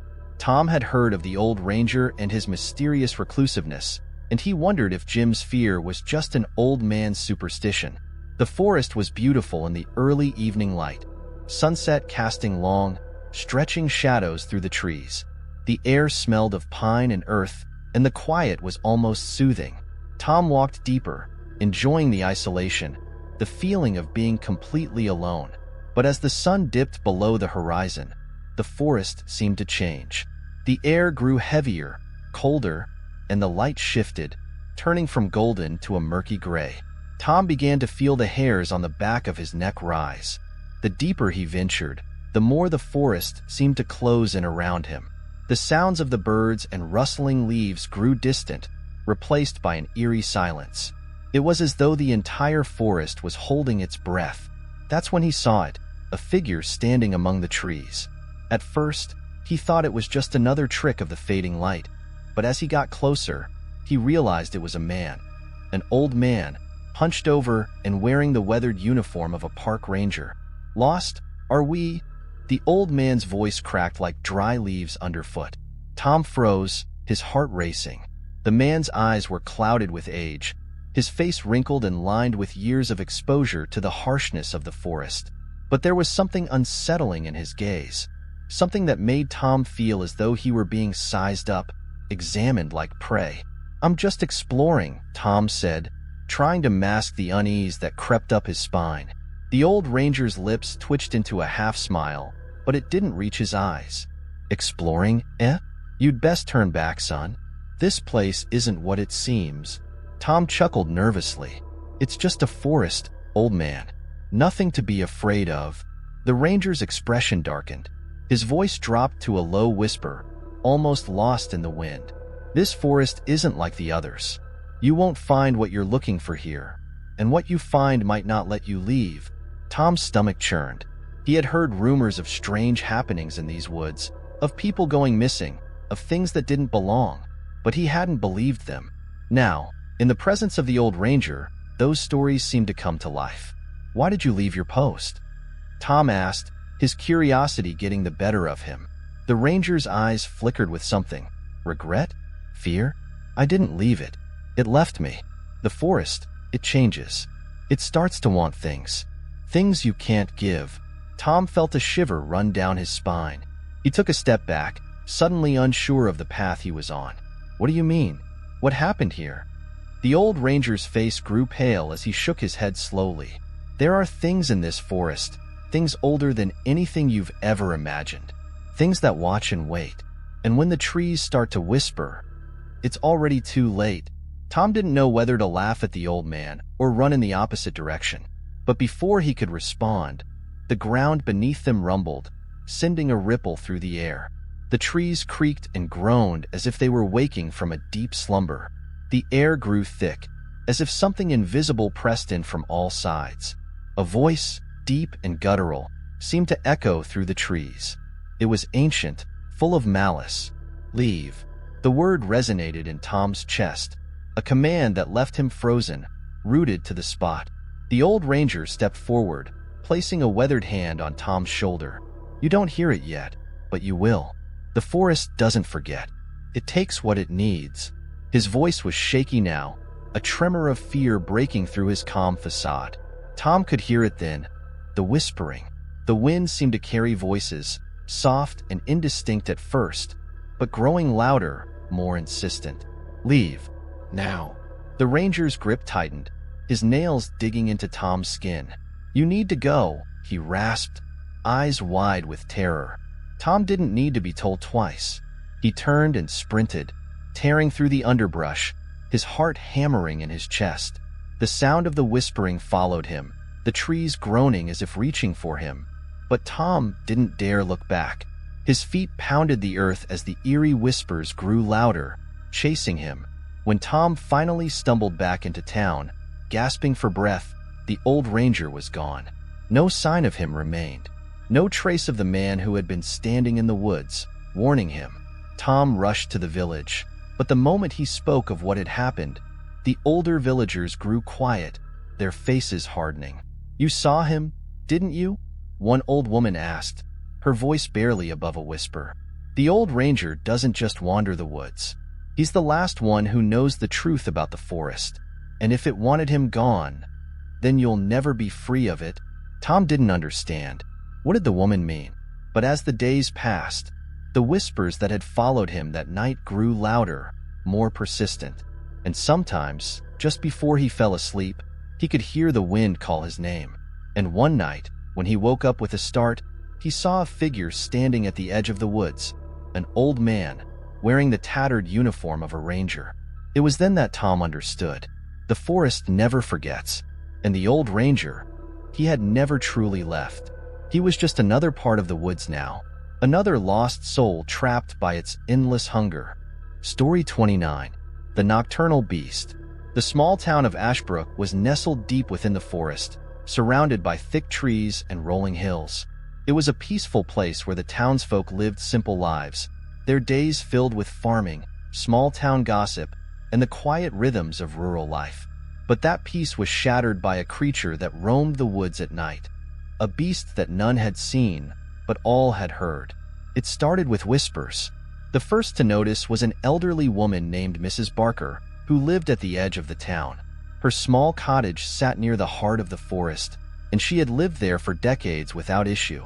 That was until one evening, as dusk began to fall and the moon rose high in the sky, she heard something strange. It was a low, guttural growl that echoed through the trees, so deep and unsettling that it made the hairs on the back of her neck stand up. She dismissed it as an animal, though something in her gut told her it was no ordinary creature. A few nights later, the sounds grew louder. By then, others had started to hear them too, the growls, the howls, and something else. A strange, eerie shriek that seemed to come from deep within the forest. The sounds were enough to make even the bravest of men pause in their tracks. One by one, the townspeople began to notice strange things. Animals, chickens, goats, even horses, were found dead, their bodies twisted and mangled in ways no one could explain. There were no signs of human involvement, no footprints, no bloodstains. It was as though something had come from the shadows, taken what it wanted, and left without a trace. As the weeks passed, the fear grew. Some claimed to have seen glowing eyes in the darkness, staring at them from the trees. Others heard footsteps in the woods, the crunch of leaves, and the sound of something large moving just beyond their line of sight. But no one dared venture into the forest to find out what it was. The creature, whatever it was a mystery. A thing of legend, perhaps, or a monster that slipped between the cracks of reality and nightmare. Then, one night, the terror reached its peak. David, a young man from Ashbrook, was the first to vanish. He had been out on a hunting trip with a few friends, tracking deer in the dense forest. They had wandered too far from the town, following a trail that led deeper into the woods than they had ever gone before. As the sun began to set, they made camp, unaware that they were not alone. David was the first to hear the growl, the same one Mrs. Barker had described. At first, it was faint, like the rumble of distant thunder, but then it grew louder, closer. It sounded like it was circling them, coming from all sides. His friends laughed it off, but David's unease grew. He stood, nervously glancing into the woods, his breath catching in his throat. It was then that he saw them, two glowing eyes, hovering in the darkness between the trees. The eyes were too high off the ground to belong to any animal he knew. They were large, impossibly large, and they blinked slowly as if they were watching him, studying him. Before David could shout a warning, the beast struck. A flash of movement, too fast for him to comprehend, and then he was gone, dragged into the night. His friends searched for hours, calling his name, but there was no sign of him. No tracks, no blood, nothing but the faint echoes of a growl that seemed to come from everywhere and nowhere. The next morning, the town was in a frenzy.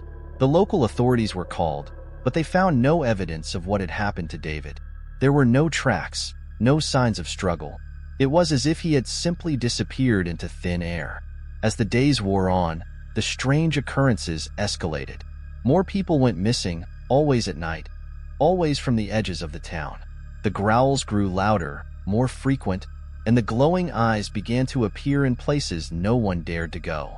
The people of Ashbrook became prisoners in their own homes, barricading windows and doors at night, too afraid to step outside. But they all knew it was only a matter of time before the creature came for them too. In the dead of night, on the verge of madness, a few brave souls gathered together. They knew they had to do something before the town was completely wiped out. Armed with rifles, torches, and whatever they could find, they ventured into the forest, determined to confront the beast head-on.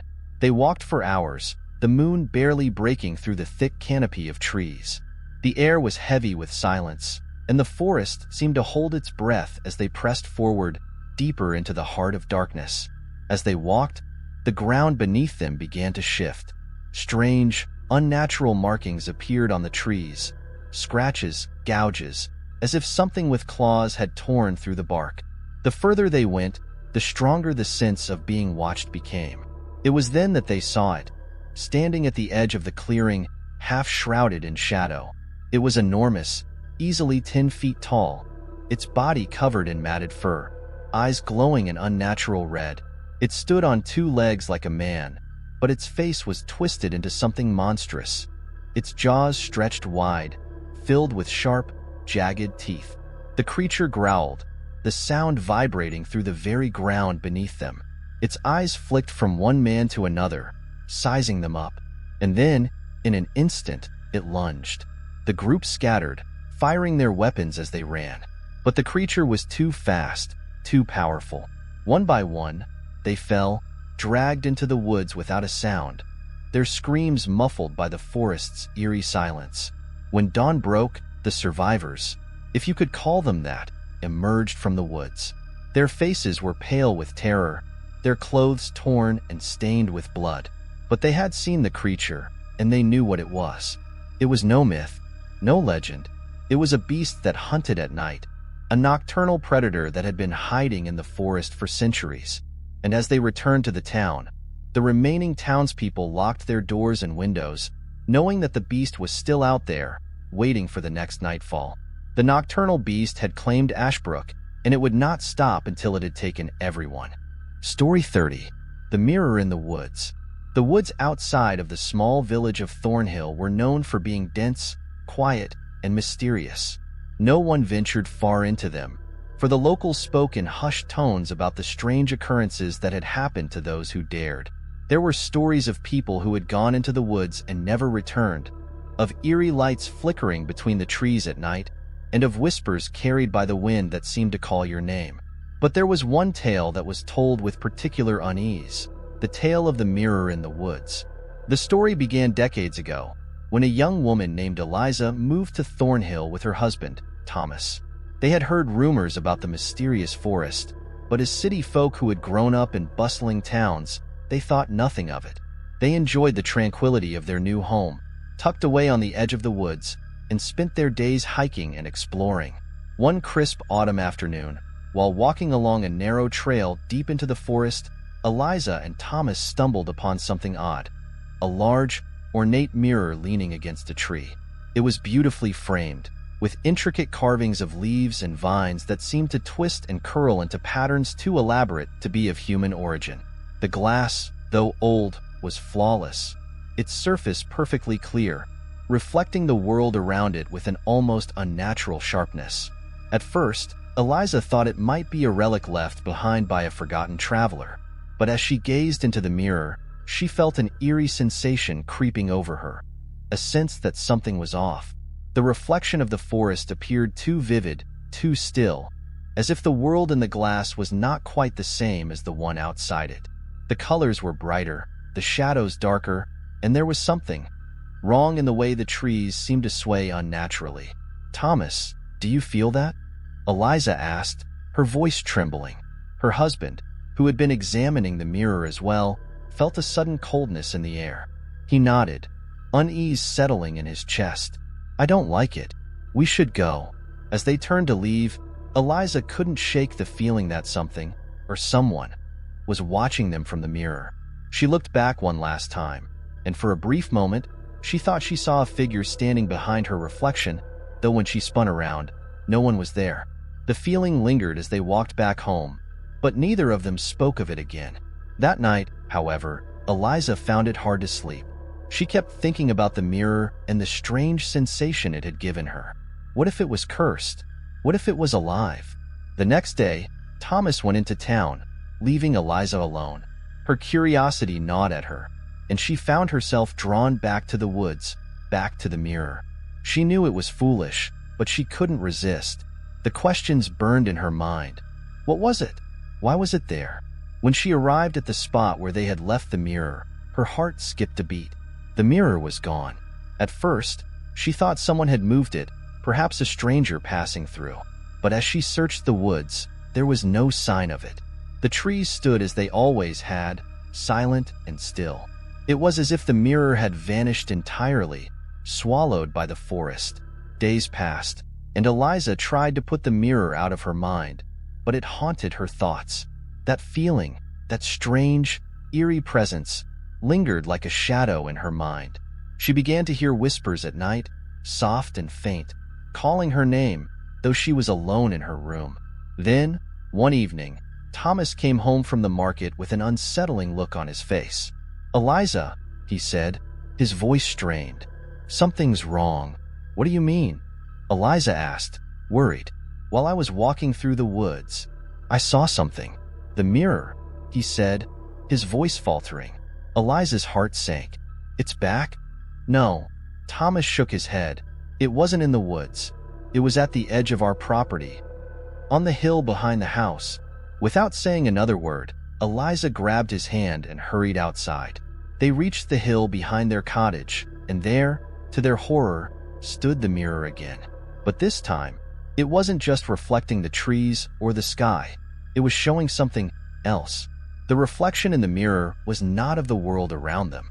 It was a dark, twisted version of the forest, with trees that seemed to writhe and bend unnaturally.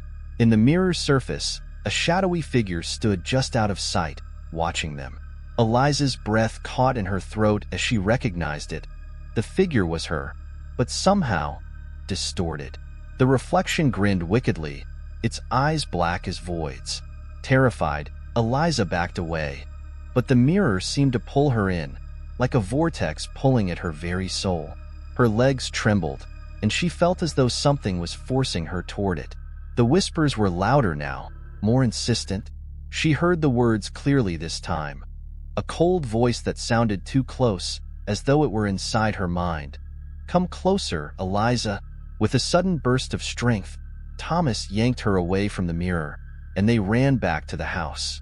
But as they reached the door, Eliza turned one last time to look at the mirror. The reflection in the glass was now empty, but the figure was standing behind them. That night, Eliza couldn't sleep. Every time she closed her eyes, she saw that twisted version of herself in the mirror, grinning, waiting. She had to get rid of it. She had to destroy the mirror before it took her, before it trapped her in that dark world forever. The next morning, she and Thomas returned to the hill, but when they reached the spot, the mirror was gone, vanished as mysteriously as it had appeared. They searched the woods for hours, but it was as if the forest had swallowed it whole. Weeks passed, and life returned to normal, but the sense of dread never left Eliza. She couldn't shake the feeling that the mirror was still out there, somewhere in the woods, waiting for her to return. The whispers still came at night, soft and persistent, as though the mirror was calling her back. And deep in the heart of the forest, hidden among the trees, the mirror waited, its surface shimmering in the darkness, reflecting a world of shadows, whispers, and things that were never meant to be seen. Story 31. The Dead Trees. The town of Hollow Creek was known for its sleepy streets, quiet neighbors, and the dense forest that bordered it on all sides. It was a picturesque town, the kind of place where families had lived for generations and children played in the woods without fear. But there was one area of the forest that was off-limits, the Grove of the Dead Trees. The grove was a stretch of land on the outskirts of the town, where the trees had withered and died years ago, standing as hollow, twisted trunks. Their branches, long stripped of leaves, reached out like skeletal hands, casting eerie shadows on the ground. The locals whispered about the grove, saying it was cursed, a place where something ancient and dark had taken root. Most people avoided it, taking the long way around to reach the other side of the forest. But not everyone listened to the warnings. Lena, a curious young woman who had recently moved to Hollow Creek, found herself intrigued by the grove. She had heard the stories, of course, the ones about people who ventured too close and came back with strange tales of whispering voices and figures in the trees. But Lena was skeptical. She didn't believe in curses or ghost stories. So, one afternoon, with the sun hanging low in the sky, she decided to take a walk and see the grove for herself. As she crossed the line where the healthy trees began to thin out and the dead ones took their place, she couldn't help but feel a cold chill creeping through the air. The forest was oddly quiet, save for the soft rustling of leaves underfoot. The path narrowed, and she found herself surrounded by the dead trees, their blackened branches reaching overhead like twisted fingers. Despite the warmth of the late afternoon, the grove felt colder, unnaturally so. Lena paused and looked around. The trees stood in eerie silence, their trunks twisted and gnarled, almost as if they were frozen in a permanent state of decay. No birds called, no animals scurried beneath the leaves. It was as if life itself had abandoned this place. Then, she heard it, a faint rustling, like something moving between the trees. Lena spun around, heart racing, but saw nothing. She chalked it up to the wind and continued deeper into the grove. But with every step she took, the air grew heavier, and the silence became more oppressive. The further she went, the more it felt as though the very ground beneath her feet was shifting, as if something was stirring beneath the soil. She reached a clearing at the center of the grove, where the trees formed a natural circle around her. In the middle of the clearing, there was an ancient stone altar, covered in moss and lichen. The sight of it sent a wave of unease washing over Lena, but she couldn't tear her eyes away. There was something compelling about the altar, something that seemed to draw her closer.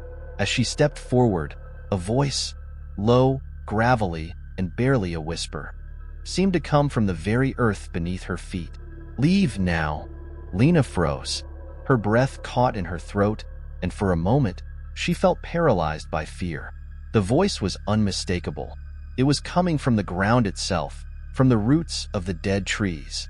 She slowly turned, scanning the clearing for any sign of movement. The shadows seemed to stretch unnaturally long, and the air was thick with an unseen presence.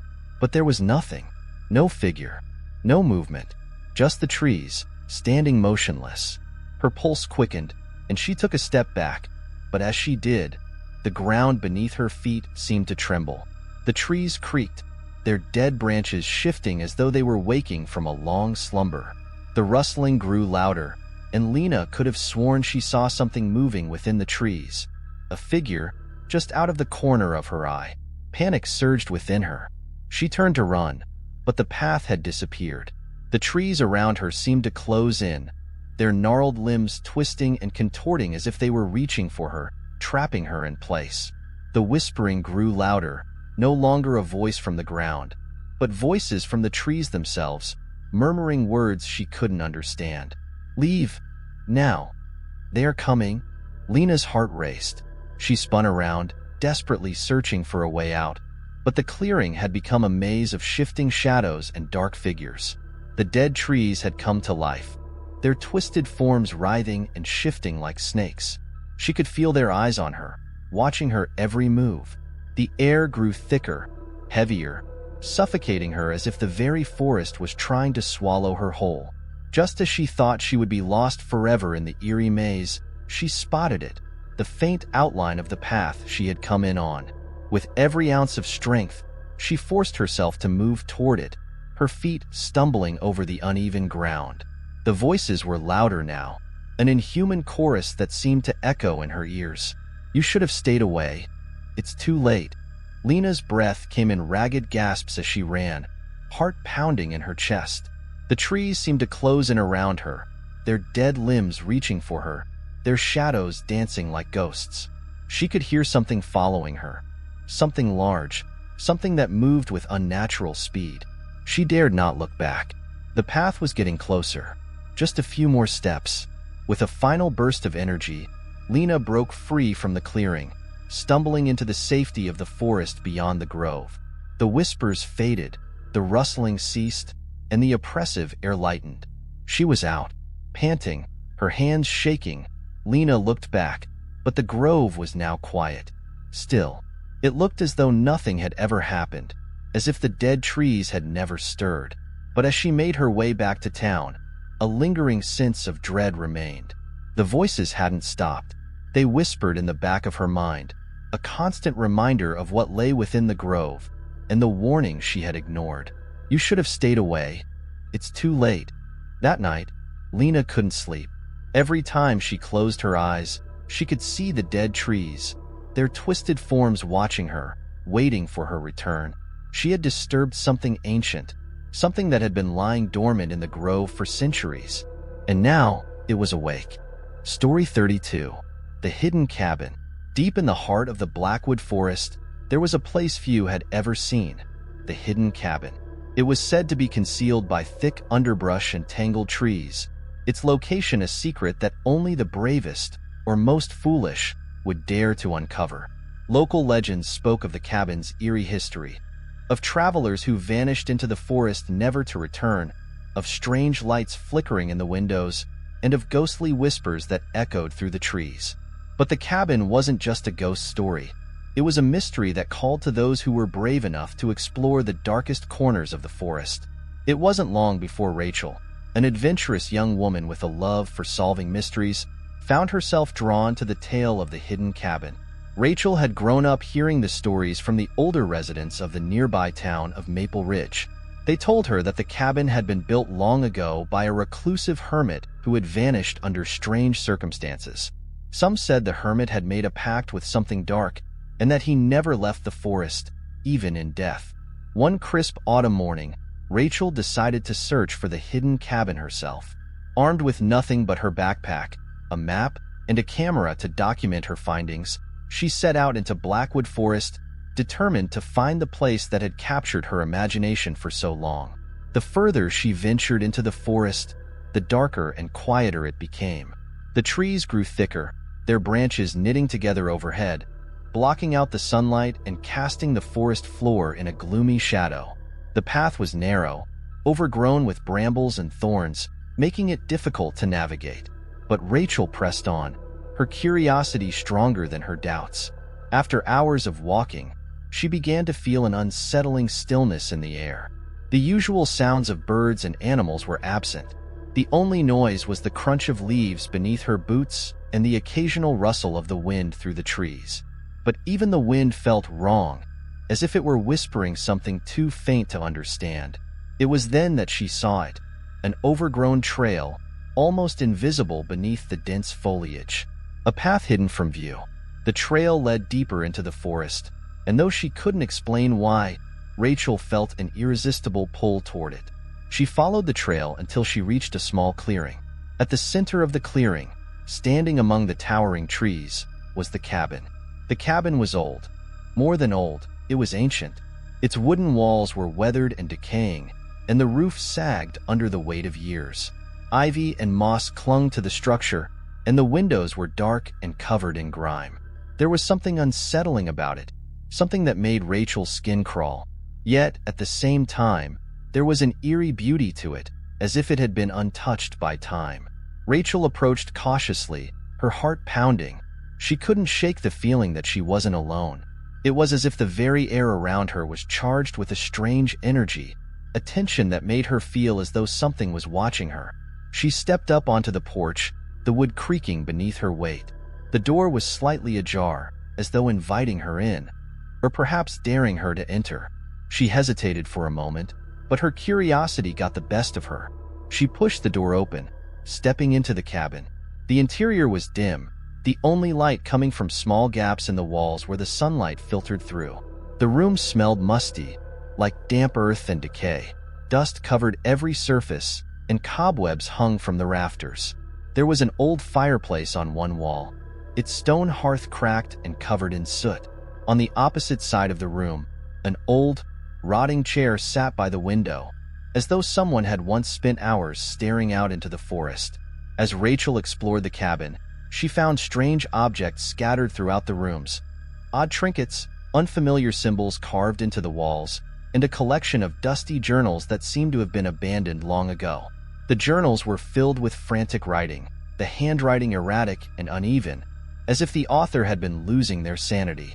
The pages spoke of voices in the woods, of shadows that moved with a mind of their own, and of a terrible, unseen presence that haunted the cabin. Rachel's unease grew, but she couldn't stop herself from reading. The last journal entry was particularly chilling. "The forest is alive. It watches me. The spirits of the trees speak to me now, and they want me to join them. They will come for me when the sun sets, and I will never leave. No one will leave. The cabin is their prison. It always has been." Suddenly, Rachel heard it, an unmistakable sound. A faint whisper, just barely audible, like the wind shifting through the trees. But this whisper wasn't coming from the forest. It was coming from inside the cabin. She spun around, her breath catching in her throat, but there was no one there. The cabin was as empty as it had been when she entered. The whispering grew louder, growing into a soft murmur, then a cacophony of voices, all speaking at once. The walls of the cabin seemed to pulse with an unnatural energy. The air thickened, suffocating her as the whispers swirled around her, pressing in from all sides. Panic surged through Rachel as she backed toward the door. But when she tried to open it, it wouldn't budge. The door was stuck, as if something was holding it shut from the other side. The voices grew louder, almost deafening, and Rachel felt a cold hand grip her shoulder. She spun around, but no one was there. The cabin was alive, its walls closing in, its windows reflecting not the world outside, but a dark, twisted version of it. The shadows seemed to move, their shapes bending and stretching unnaturally. Rachel's heart pounded in her chest. She had to get out. She had to escape. She rushed to the window, slamming her palms against the glass. But the reflection in the window wasn't hers. It was a shadowy figure, its face hidden in darkness, standing just behind her. She screamed, but the sound was swallowed by the forest. The figure reached out, its cold fingers brushing against her neck, and Rachel felt herself being pulled into the darkness. The next morning, the townspeople of Maple Ridge searched the forest for Rachel, calling her name and scouring the area where she had last been seen. But the hidden cabin was gone. The clearing was empty, the path overgrown, as if it had never existed. The trees stood silent, their branches unmoving, and no trace of Rachel was ever found.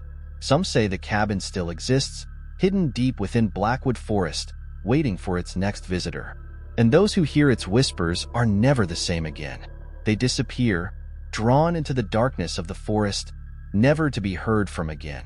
The cabin remains, its secrets locked away in the shadows of the trees, its voices calling for someone else to join them. And the forest always watches. Story 33. The Whistling Wind. There was an old legend in the small, forgotten town of Eldergrove. It spoke of a mysterious wind that would rise on certain nights, a wind that whistled through the trees and carried with it a haunting melody. They called it the Whistling Wind, and it was said to be the voice of a long-lost spirit, forever wandering the earth. Nobody truly believed the tale, of course, except for those who lived near the edge of the forest, where the wind was said to howl the loudest. But for 16-year-old Clara, it wasn't just a story to pass down to younger generations. No, it was something she had always been drawn to. The wind, the sound. It spoke to her in a way that words couldn't explain. Clara lived on the outskirts of Eldergrove, where the forest loomed like a dark sentinel, waiting. Most nights, she could hear the soft rustle of the trees and the occasional chirp of nocturnal creatures. But there was one night that changed everything. When she heard it, the whistling.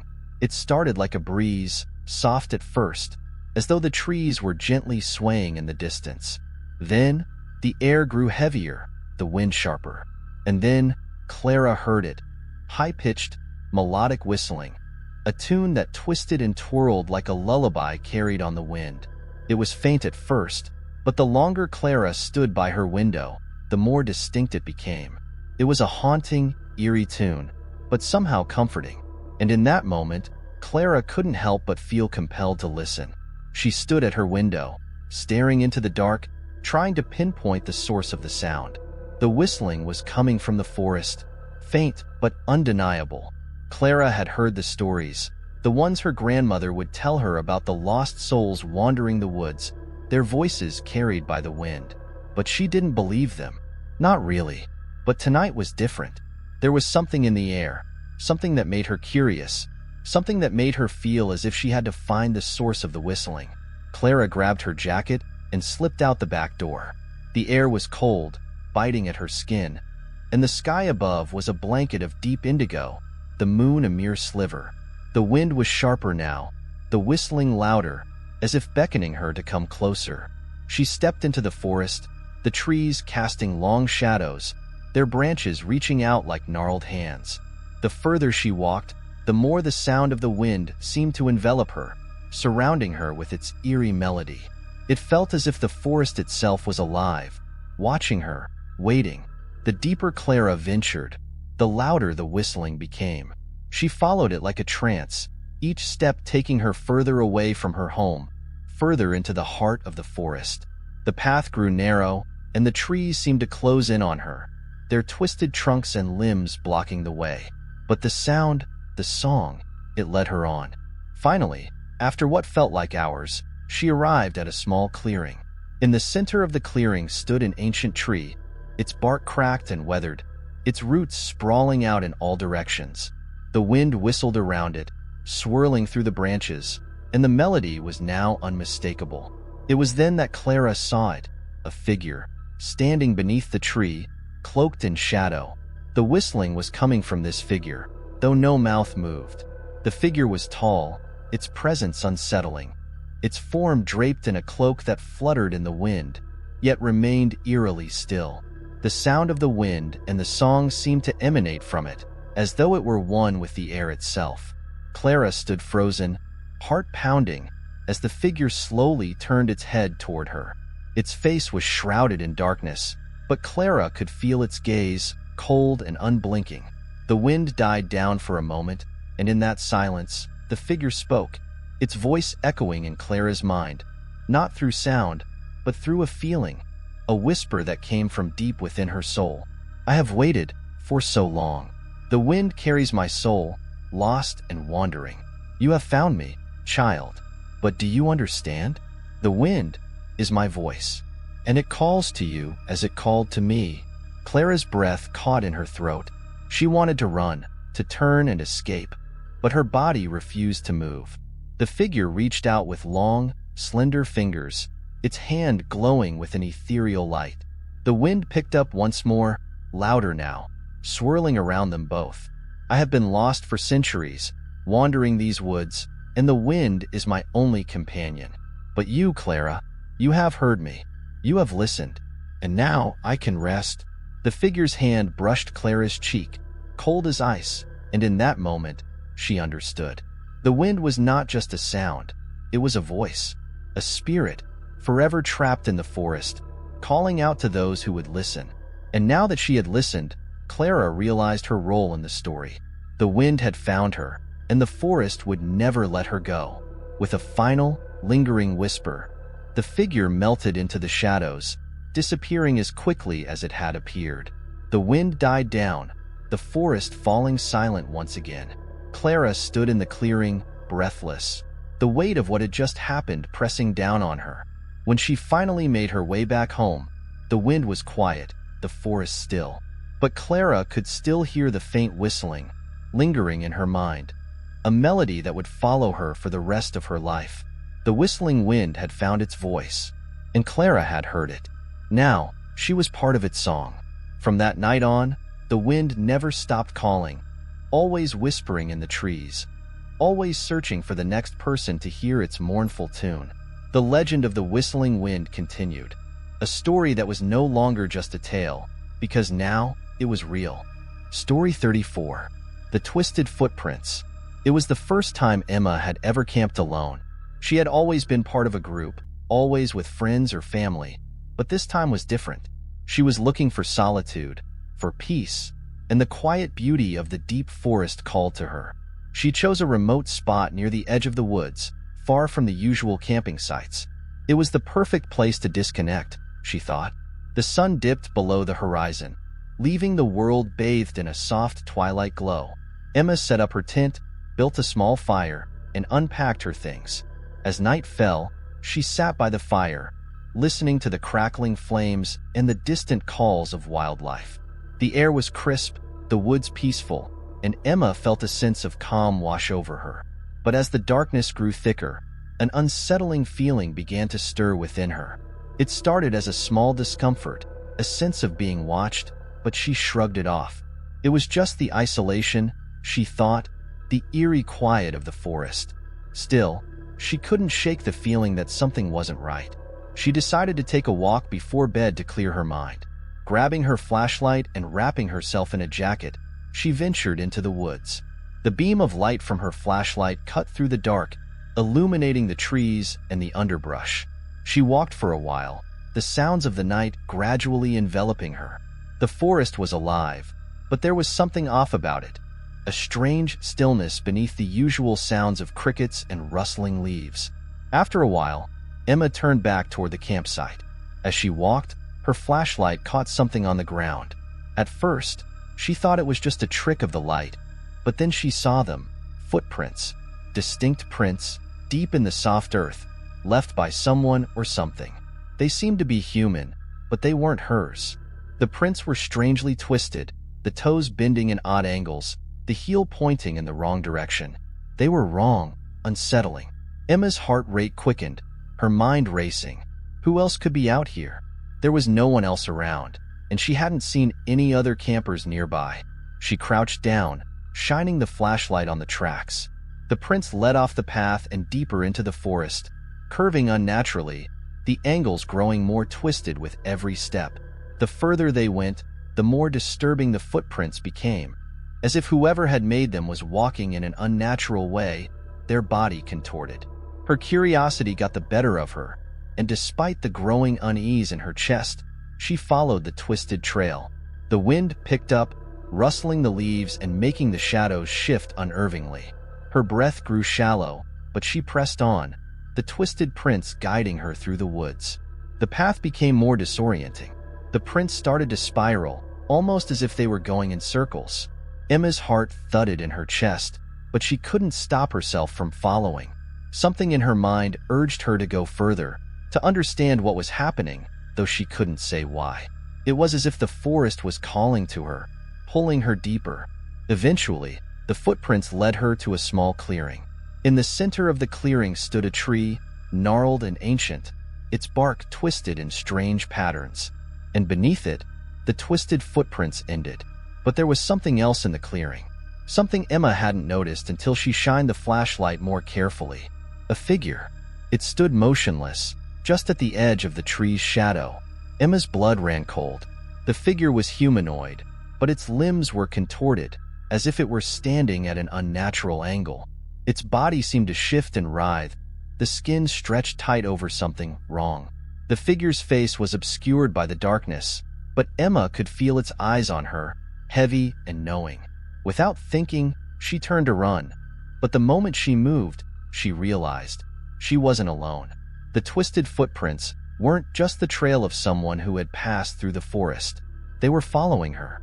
Emma's flashlight flickered, casting erratic shadows across the ground. The strange footprints had appeared around her, forming a circle. She froze, terrified, as the whisper of movement brushed the air around her. The figure, whatever it was coming closer. Her heart hammered in her chest. She needed to escape.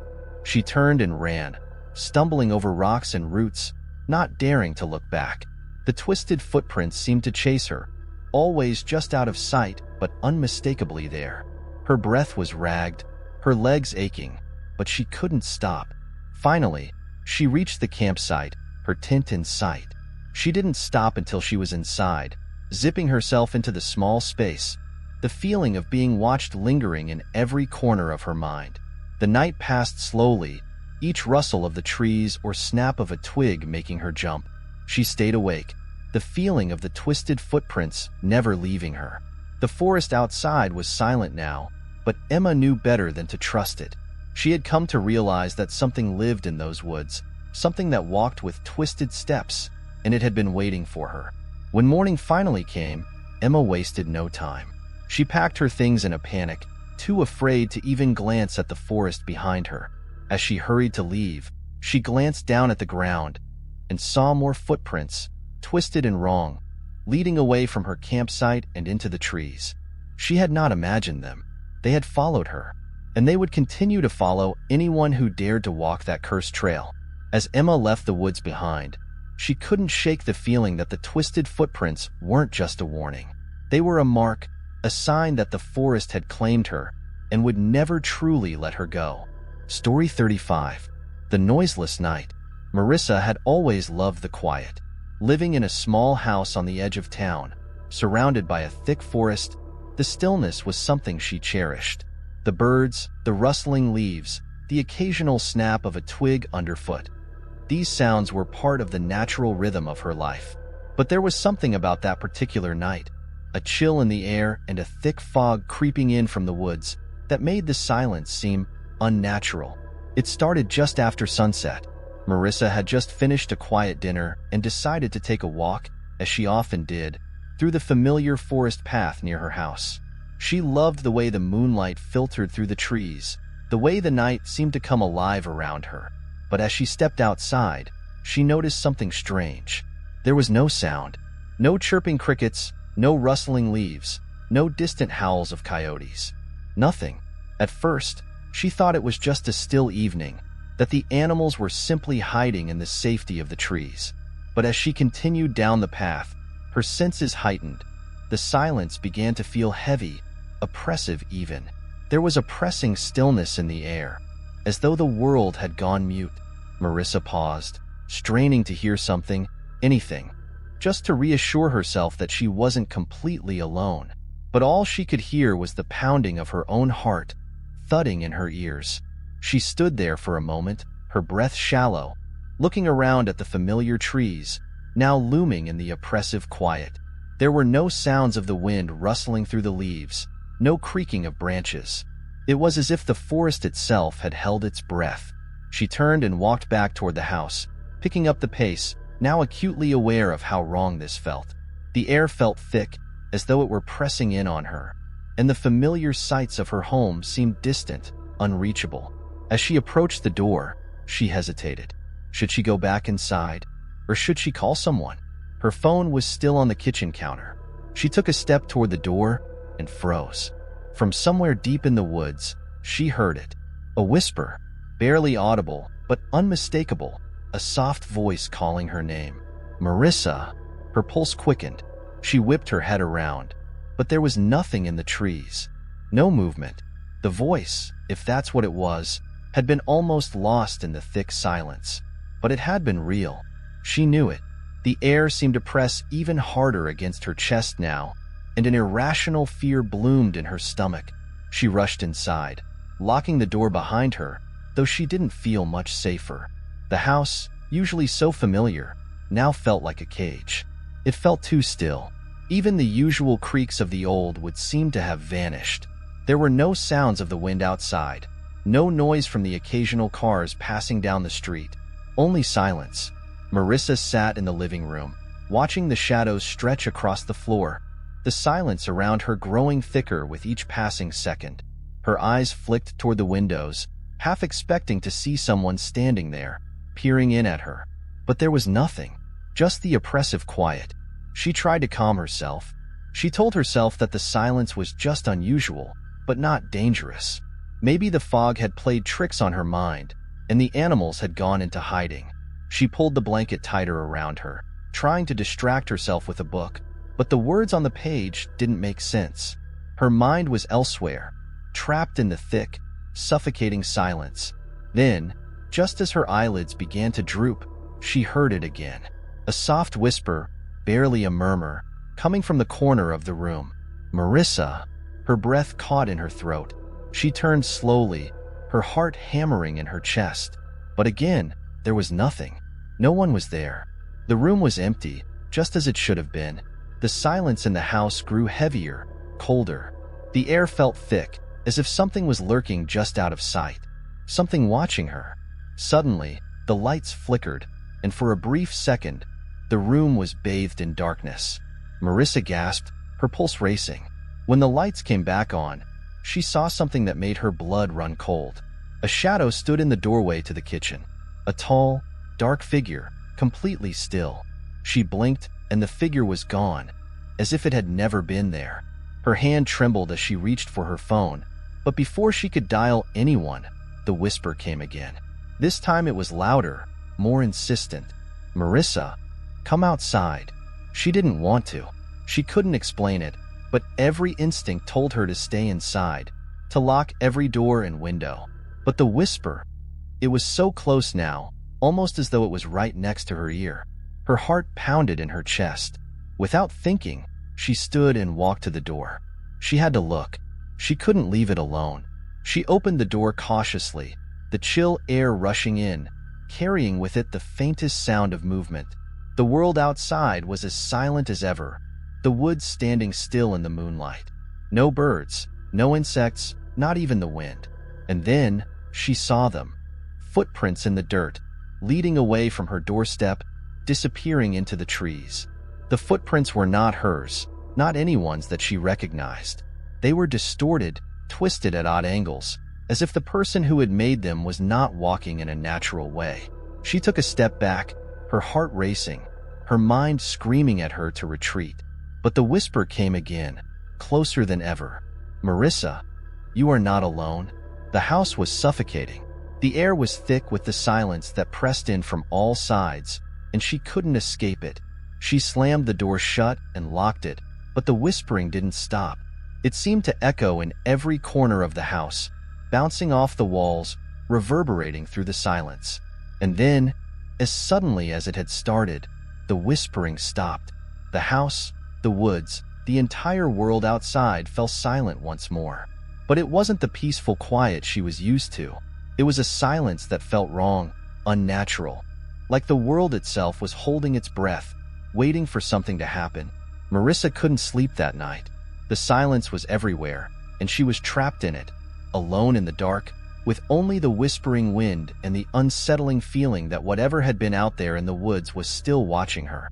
The noiseless night had begun, and it seemed that nothing, no matter how hard she tried, could break its hold. Story 36. The Frozen Forest. It had been a brutal winter, the kind that seemed to stretch on forever. The snow fell relentlessly, blanketing the world in a thick, white silence. For weeks, the temperature had plummeted to dangerous lows, and the small town on the outskirts of the forest was all but cut off from the rest of the world. The roads were impassable, and even the mail had stopped coming. Yet, despite the isolation, there was a strange comfort in the stillness. Until that night, Clara had always loved the winter. There was something peaceful about the crisp air, the sound of crunching snow beneath her boots, and the beauty of the trees laden with snow. She had grown up near the forest and had spent countless hours walking its winding trails. But as she stood at the edge of the trees on that cold evening, she felt a deep unease stir within her. It was just after sunset when she decided to take one last walk. The moon was full, casting a silvery glow over the snow-covered ground, and the forest was quiet, too quiet. She could feel the weight of the silence pressing in on her. The usual sounds of birds and small creatures were absent, and even the wind seemed to have stopped. The world felt frozen in time. She ventured deeper into the forest, the snow crunching softly beneath her feet. The trees stood like silent sentinels, their limbs heavy with snow, casting long shadows that stretched across the path. She couldn't shake the feeling that something was wrong, but she pushed it aside. It was just her imagination, she thought. The isolation of the winter had a way of making everything seem more ominous than it really was. As she walked, Clara noticed something strange. The deeper she went, the colder it became. At first, she chalked it up to the biting wind that had picked up, but as she continued, the air grew colder still. She could see her breath forming clouds in front of her face, but the cold was more than just the temperature. It was as if the very air had frozen. And then she saw it. In the distance, just beyond the reach of the trees, there was a clearing. Clara had never seen it before. It was large, larger than any clearing she'd encountered in the forest. And what was even stranger was the way the snow was frozen in place, not just beneath the trees, but on the branches themselves. It looked as if everything had been turned to ice, a shimmering, crystalline landscape that seemed to pulse with an unnatural energy. Curiosity got the better of her, and Clara made her way toward the clearing. As she drew closer, the cold intensified. It was almost unbearable now, like a biting frost had settled deep into her bones.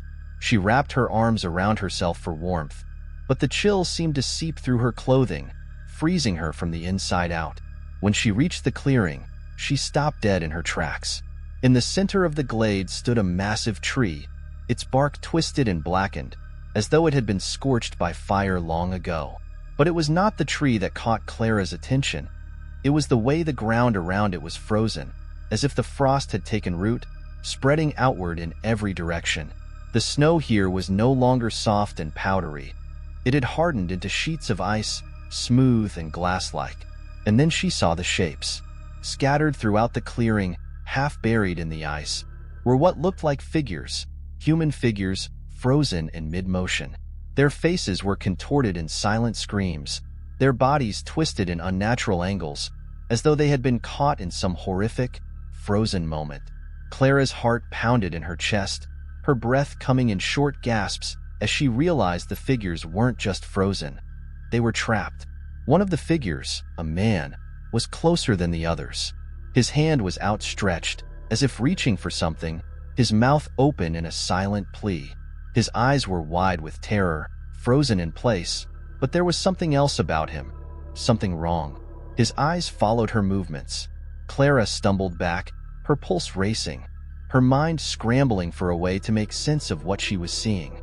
She knew she should run, that this was not a place meant for the living, but her legs refused to move. It was as if the ice had its hold on her as well, freezing her in place, trapping her within its cold embrace. The wind howled through the trees, but Clara couldn't hear it. All she could hear was the pounding of her own heart and the faint whispers of something else, something in the ice. She turned her head, her eyes wide with fear, and saw more figures emerging from the frozen ground. More people, trapped, their forms twisting and shifting within the ice, their eyes locked onto her. And then, from the darkness of the forest, she heard a voice, low, gravelly, and cold. "Leave this place, before you become one of us." Clara's body screamed for her to run, but her feet were glued to the ground, her body heavy and unresponsive. The voice came again, more insistent this time, the words like nails dragging across her skin. "You're already too late." The air grew colder still, the ground beneath her feet starting to crack as if it were being pulled into the earth itself. Panic surged through her, and with all the strength she could muster, Clara broke free from the frozen grip of the forest. She ran, her breath coming in ragged gasps, her legs screaming in protest, but she couldn't stop. As she fled back down the path, she looked over her shoulder, but the clearing had vanished. The forest was once again quiet, still, and ordinary, as if nothing had ever happened. The cold remained, but the figures were gone. Clara didn't stop running until she reached the safety of her home. She slammed the door shut behind her, her body trembling uncontrollably. The warmth of the house did little to thaw the chill that had settled deep into her bones. The next morning, she returned to the forest with the intention of finding the clearing again, to prove to herself that it hadn't been a dream. But when she reached the place where it should have been, there was nothing. The ground was smooth, untouched by any disturbance, and there was no trace of the figures she had seen. But Clara knew the truth. The forest had shown her something that night, something dark and ancient. And now, whenever she walked through the woods, she could feel the presence of the frozen forest, waiting, watching, for the next soul to wander too close. And she could still hear the voice, whispering in the cold, "You're already too late." Story 37. The Howl in the Distance. It was a night like any other, quiet and still, with the moon hanging high above the trees. The small cabin, nestled deep in the heart of the woods, seemed peaceful, too peaceful. Sarah sat by the window, gazing out at the dark expanse of the forest surrounding her. She had come here to escape the stress of city life, seeking solitude in the quiet embrace of nature. But tonight, something felt different. The fire crackled softly in the hearth, the only sound in the cabin, until, just as the wind rustled the branches of the trees outside, she heard it. A howl, low and mournful. It echoed through the woods, cutting through the silence like a blade. It sent a chill down Sarah's spine. She paused, staring into the dark forest, trying to make sense of the sound. It was distant, far away, but unmistakable. It was the howl of something wild. Her first thought was a wolf, though she knew there were no wolves in the area. The woods around her were known for their isolation, but not for the presence of large predators. She had heard stories from locals about creatures that prowled the deep forests, creatures spoken of in hushed tones. Were they just stories? She couldn't say for sure. But now, as the howl grew louder, she began to feel an unsettling presence. Her breath caught in her throat as she tried to rationalize the sound. It could be a coyote, she thought. But no, this sound had a depth to it that no coyote's cry could match. It was primal, almost human. The howl came again, this time closer. A long, drawn-out cry that resonated deep within her chest. It seemed to reverberate through the ground itself, as though the very earth were responding to the creature's call. It was a sound that was impossible to ignore, a sound that made her blood run cold. Sarah's hand trembled as she reached for her phone, but there was no signal. Of course, she thought bitterly, this place was miles away from the nearest town. She was completely cut off. Her mind raced with possibilities. Was there someone else out there in the woods? A person playing a prank? But the howl didn't sound human. It was raw, inhuman, like something that had been hiding in the woods for far longer than she could imagine. The wind howled again, and she heard a rustle just outside the cabin. Her heart skipped a beat. Could it be closer? Was it coming for her? Her gaze flickered nervously to the door. Should she lock it? Was it even safe to stay inside? The questions buzzed in her mind like a swarm of bees, each one more frantic than the last. And then she heard something else, a faint scratching at the door. Her pulse quickened as she stood frozen in place. The scratching was soft at first, as though something, or someone, was testing the door, checking its weakness. The sound grew louder, more insistent, like claws scraping against wood. Whatever it was large. Sarah's breath caught in her throat. She backed away from the door, pressing her back against the wall, trying to quiet the panic rising in her chest. She tried to steady her thoughts, telling herself it was just the wind, just an animal trying to find shelter. But deep down, she knew the truth. Whatever was out there wasn't just looking for shelter. It was hunting. The howl returned, closer this time, filling the cabin with an overwhelming sense of dread. It was no longer just a distant echo. It was as if the creature had come right up to the cabin, just outside her window, watching, waiting. Then, the scratching stopped. Silence. The hairs on the back of Sarah's neck stood on end as she listened, straining for any sound. But there was nothing. The wind had ceased, and the world outside was still. Too still. She waited, her heart pounding in her chest, every sense on high alert. She couldn't explain why, but she knew. She just knew that something was watching her from the shadows of the forest. Then, without warning, the door swung open. It wasn't forceful or quick, but slow, as if someone, had gently nudged it, just enough to make it creak open. The dim light from the hearth flickered, casting long, eerie shadows across the room. The chill of the night crept inside, mixing with the warmth from the fire. A low growl rumbled from outside. Sarah's breath caught in her throat as her gaze locked on the doorway. There, standing just beyond the threshold, were two glowing eyes. They glimmered like coals, burning with an unnatural intensity. The eyes belonged to something tall, something large, something that was not meant to be. The howl returned, louder now, as the creature stepped closer, revealing itself in the moonlight. It was unlike anything she had ever seen. A towering, wolf-like figure, its fur matted and black as night, its body twisted and unnatural, with elongated limbs that seemed to bend in odd directions. Its eyes bore into hers with an intelligence that sent a wave of terror coursing through her veins. It wasn't just a creature of the forest. It was something older, something that had been lurking in the woods long before people had ever set foot there. The growl deepened into a menacing snarl, and Sarah's legs trembled, threatening to give way beneath her. She knew she had to run, but her body refused to move. She was paralyzed with fear, unable to tear her eyes away from the creature's gaze.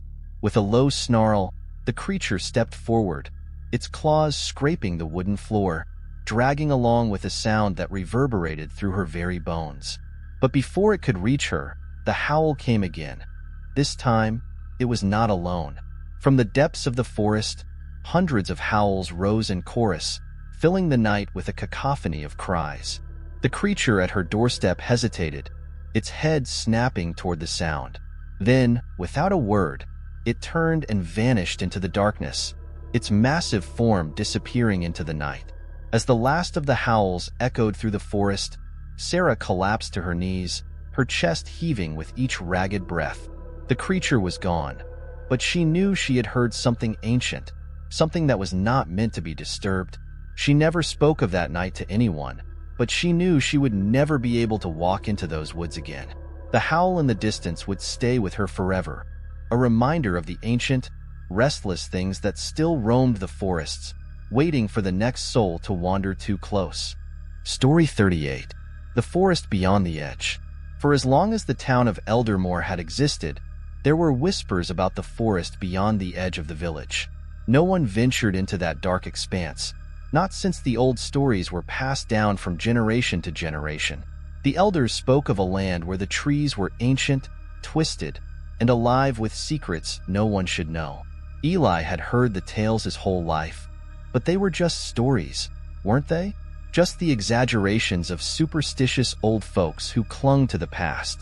At least, that's what Eli thought until he found himself standing on the edge of the forest one cool autumn evening. The sun had set, and the world around him was cloaked in shadows.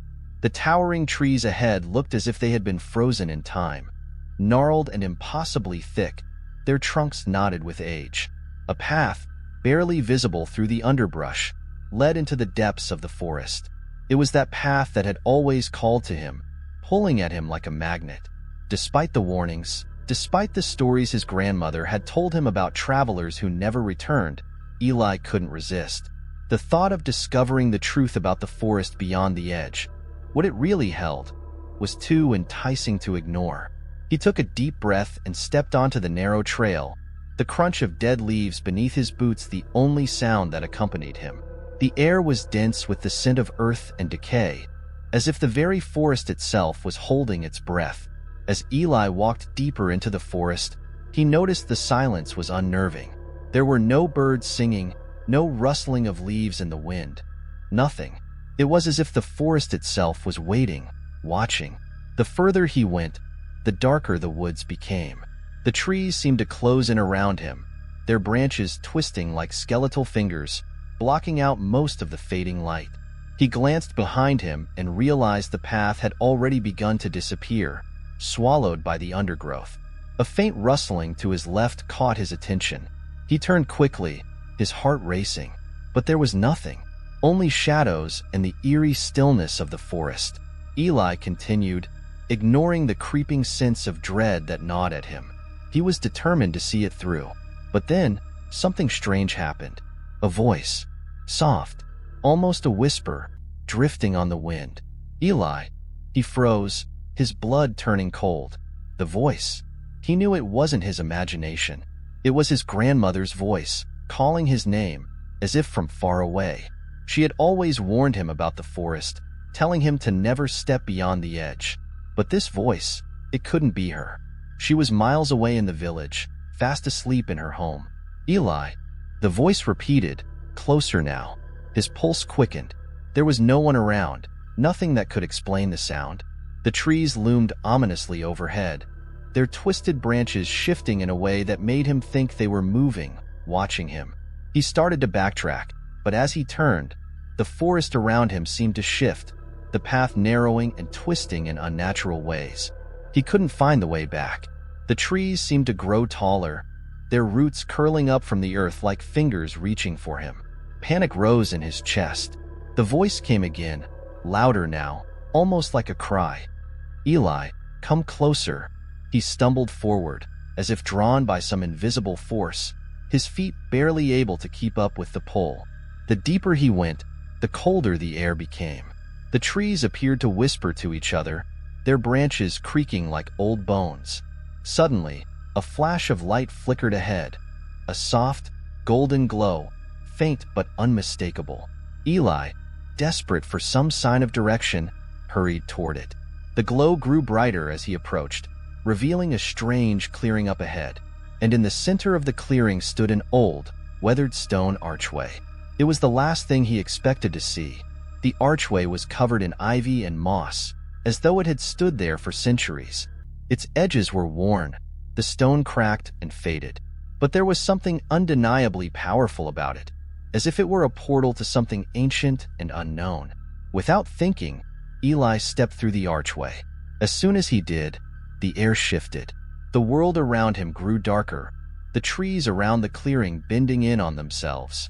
The forest behind him disappeared, and he was left standing alone in an unfamiliar place.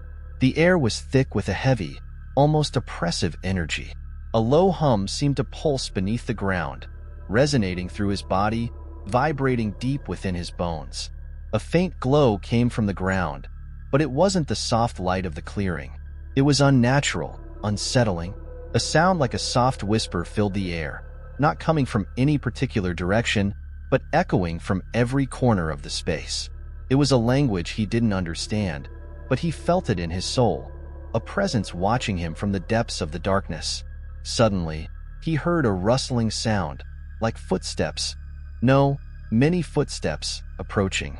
A cold wind whipped through the air, and with it came voices. Low, guttural, ancient voices that spoke in unison. "Eli, you shouldn't have come." Eli turned, but there was no one there. The shadows seemed to swirl around him, thick and suffocating. He tried to run, but the ground beneath him was shifting, the trees closing in tighter, their roots snaking around his ankles. The voices grew louder, more frantic. "You have crossed the line. You have opened the gate."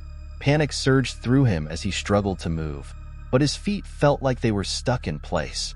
His breath came in sharp gasps as the voices surrounding him grew louder and louder, deafening. And then, just as suddenly as it had started, everything stopped. Silence. Eli's heart raced in his chest as he looked around. The oppressive energy that had gripped him moments ago was gone. The forest, now eerily still, seemed to be waiting for him to make his next move. With trembling hands, he reached into his pocket and pulled out his phone. It had no signal, of course, but there was something else, a faint, glowing symbol etched into the screen.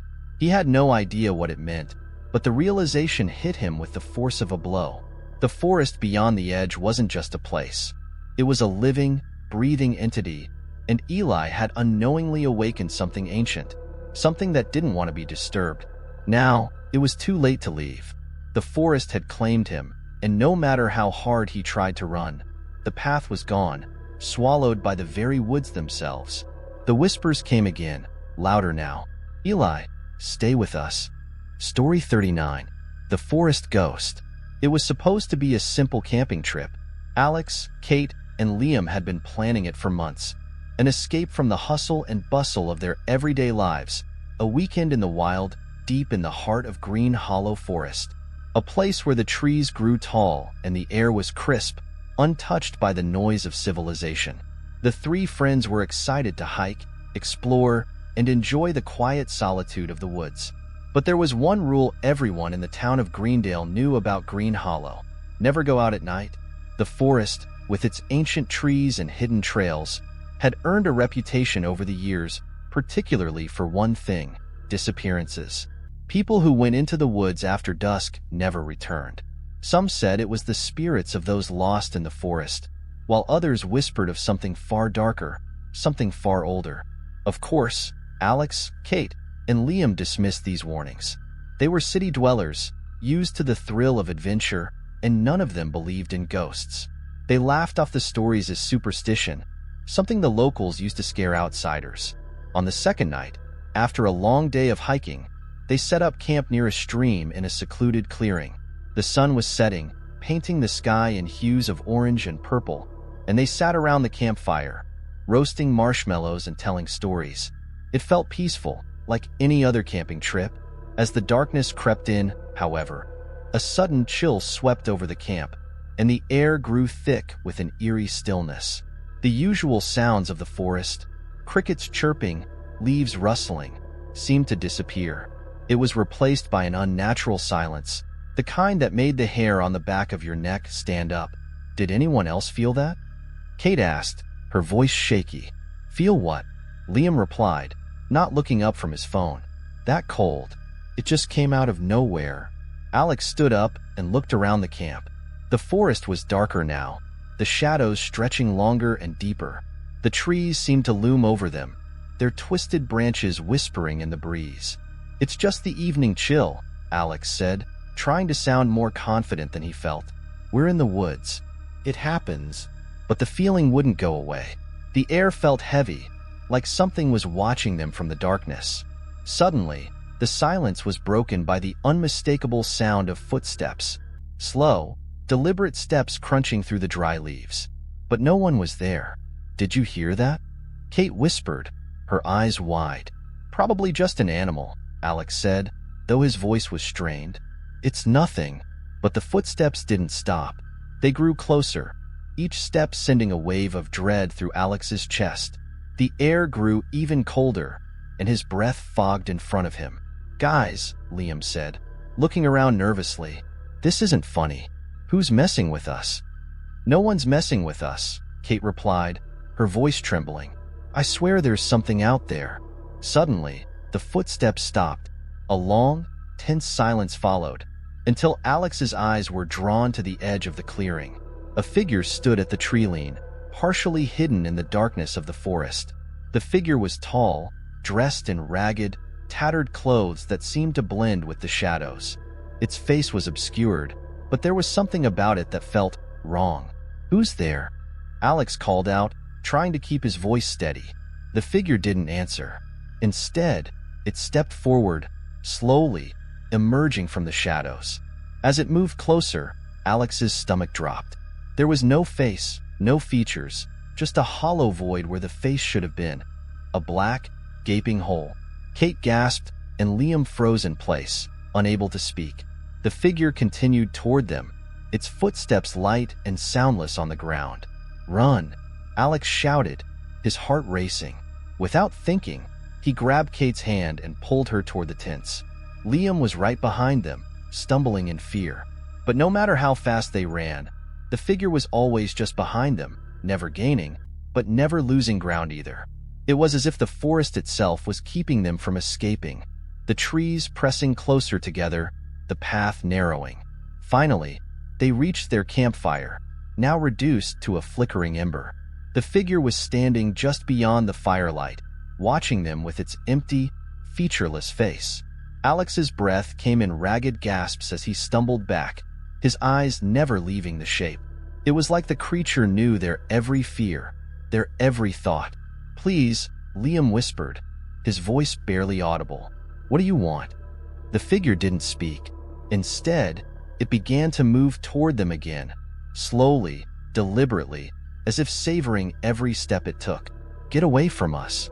Kate screamed, hurling a nearby stick into the fire. It crackled and sizzled, sending a burst of sparks into the air. The figure hesitated for a moment, but didn't stop.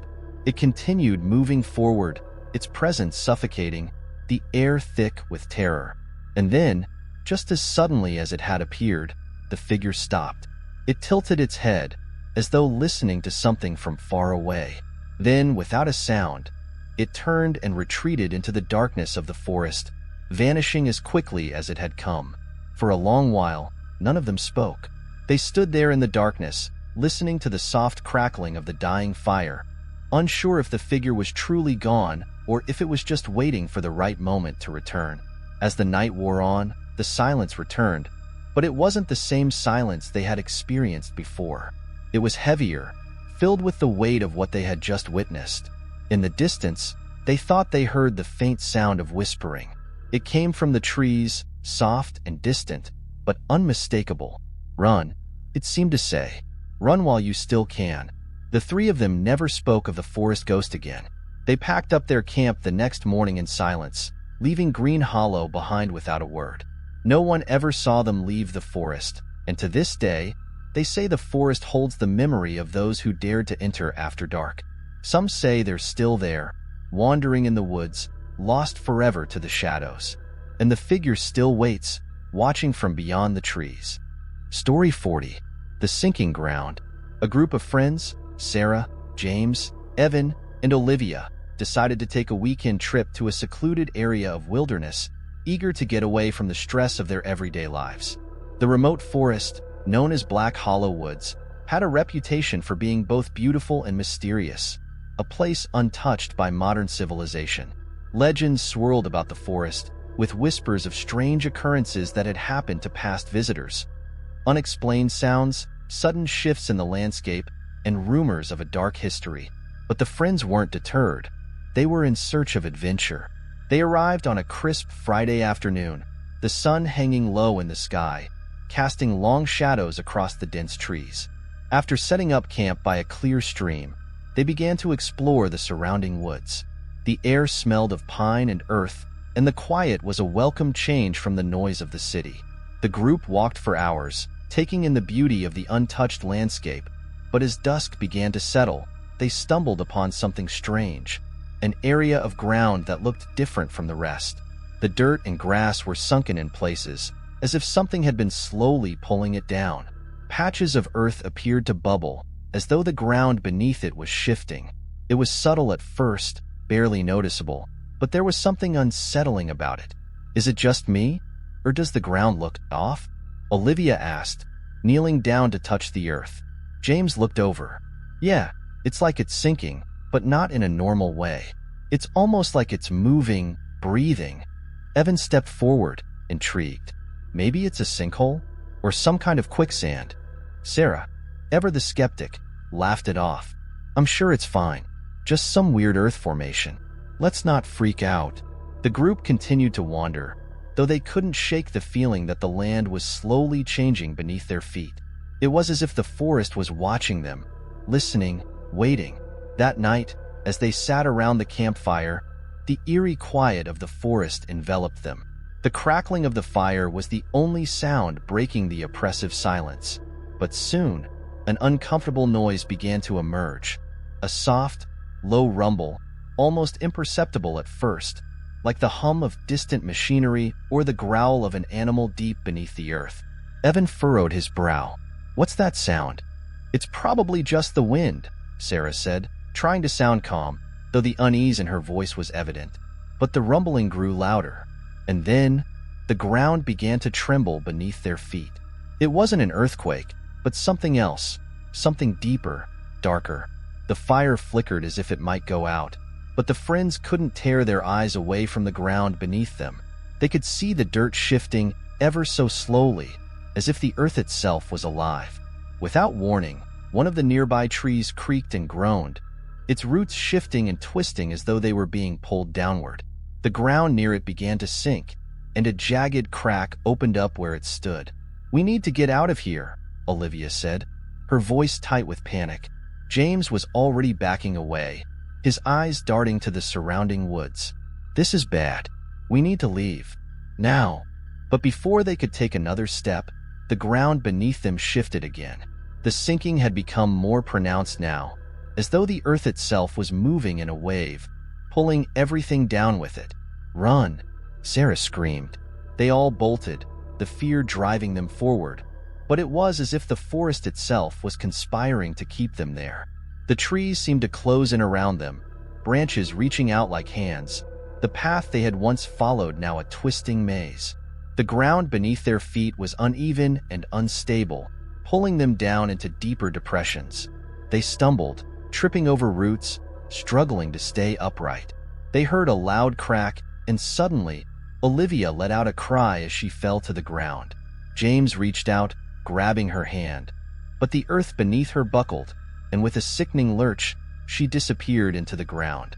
The others screamed her name, but the hole that had swallowed her was already closing, the dirt rising to fill the space where she had been. "No, Olivia," Sarah cried, trying to move toward the hole, but the ground was now sinking faster. They couldn't go back. The rumbling grew louder, and the trees began to tremble as if the entire forest was alive and shifting. In the distance, they saw the edges of the forest begin to collapse, the earth sliding downward like a landslide, pulling everything in its path into an abyss. "Keep running," Evan shouted. The friends pushed on, but they knew it was only a matter of time before the ground would swallow them whole as well. Every step they took seemed to drag them deeper into the earth's grasp, and the rumbling grew to a deafening roar. They reached the edge of the forest, their hearts pounding in their chests, but the ground was no better there.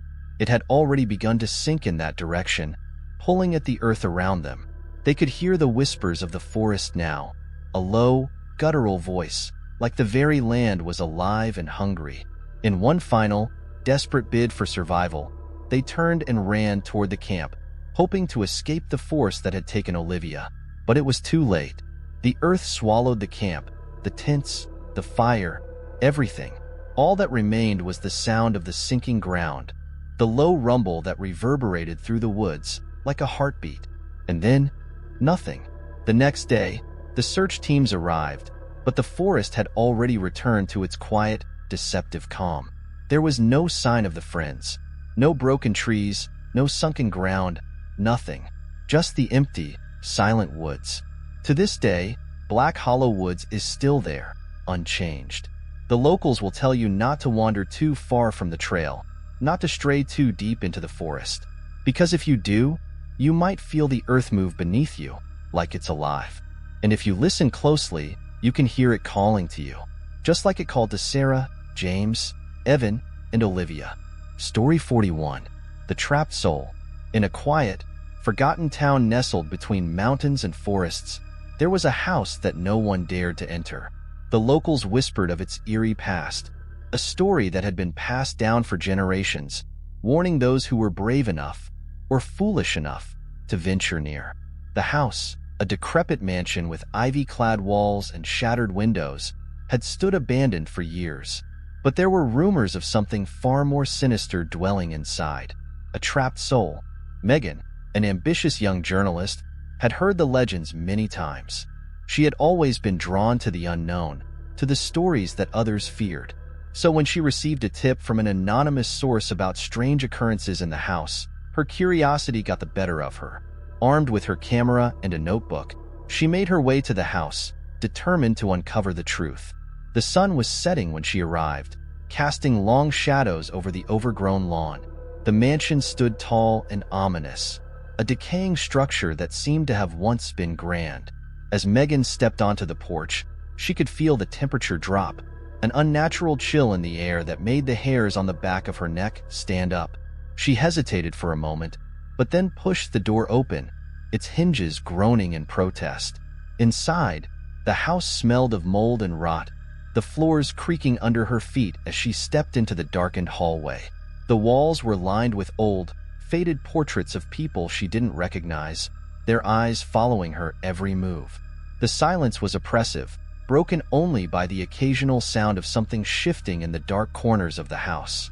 Megan set up her camera, determined to capture any evidence of the paranormal.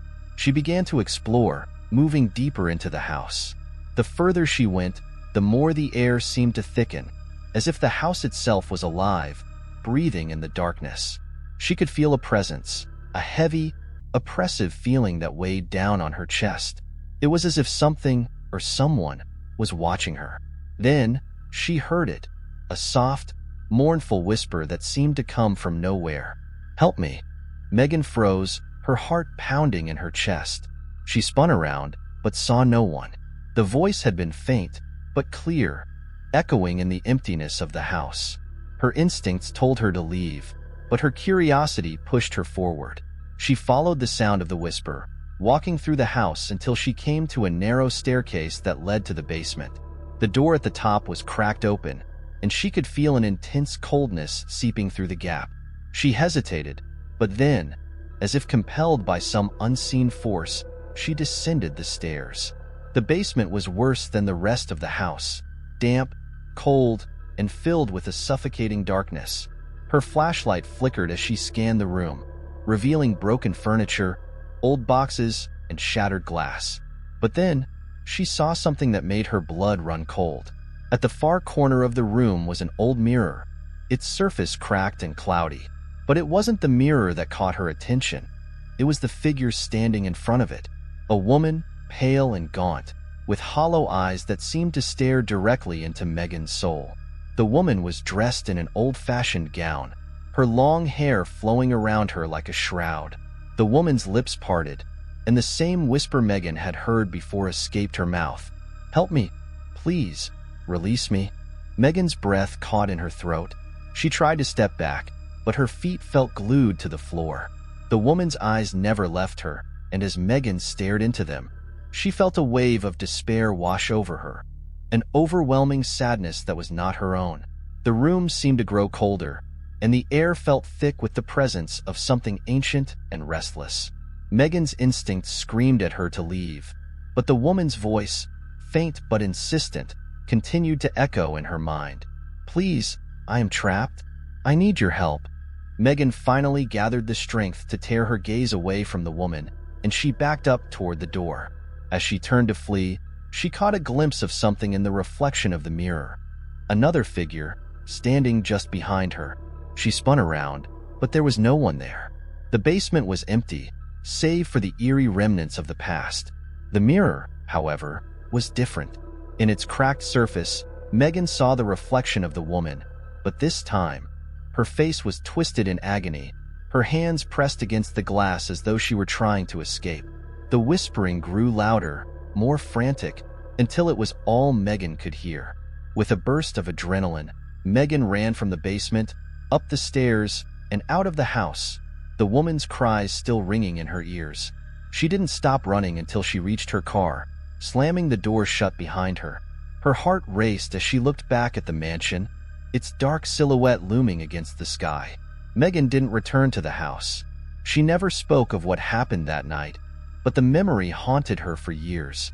She later learned that the mansion had once belonged to a woman named Eleanor Blackwell, a woman whose family had disappeared under mysterious circumstances. It was said that Eleanor's spirit had been trapped in the house, unable to move on, her soul bound by the tragedy that had befallen her. The house, though abandoned, was never truly empty.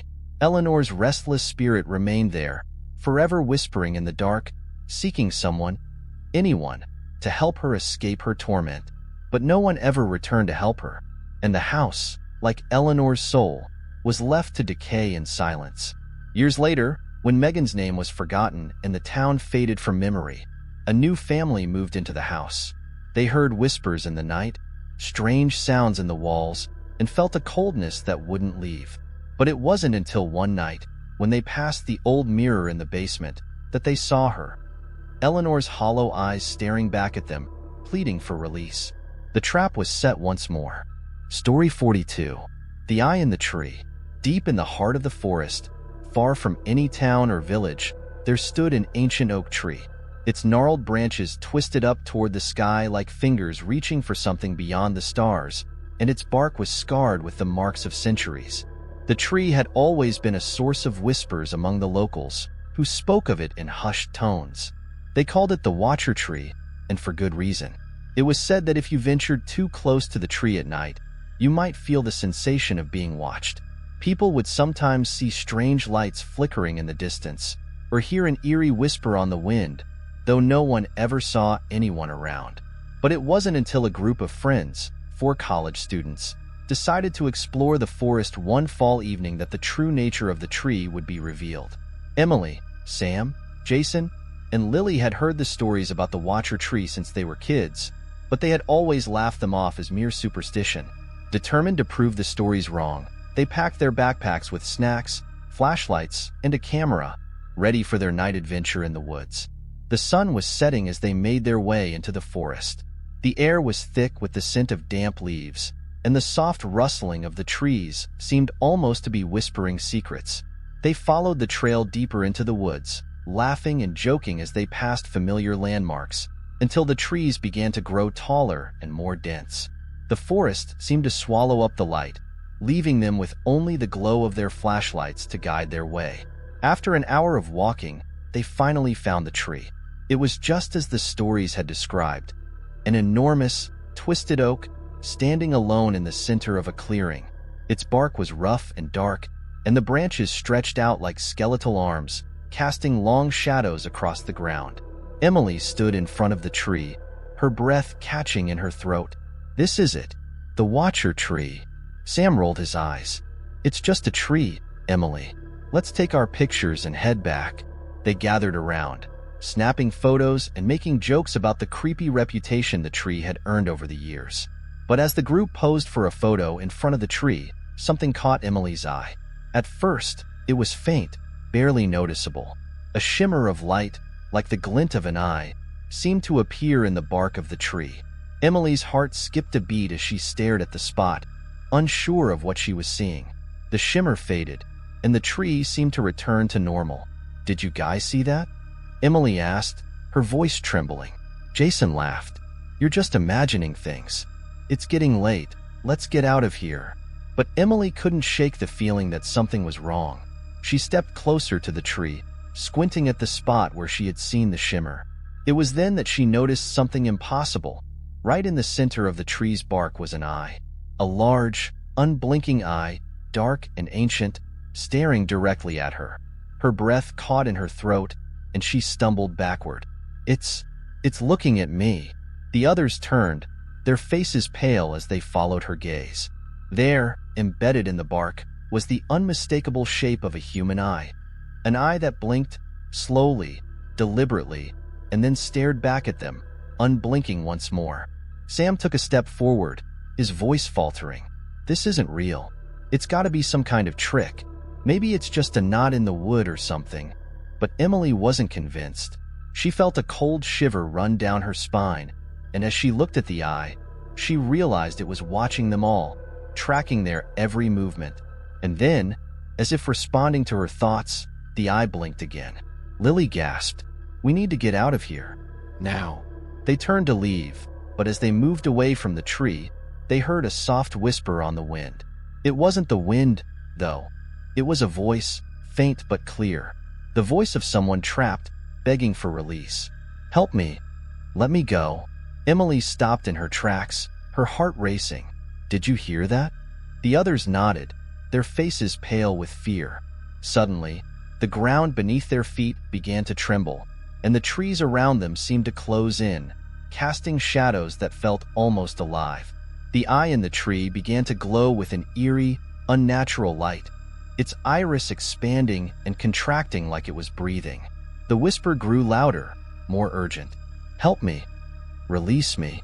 The group turned to run, but the forest seemed to change, its paths shifting, its trees moving closer. They couldn't find their way out. It was as if the woods themselves had become a maze, trapping them in place. The air grew thick with an unnatural cold, and the whispers were all around them, growing louder, until it felt as though the very trees were speaking to them. Emily's heart pounded in her chest as she tried to stay focused. She looked back at the watcher tree, and to her horror, the eye was now fully open, staring at her with an intensity that made her skin crawl. The whispering voice, now louder than ever, echoed in her ears. "Please, free me before it's too late."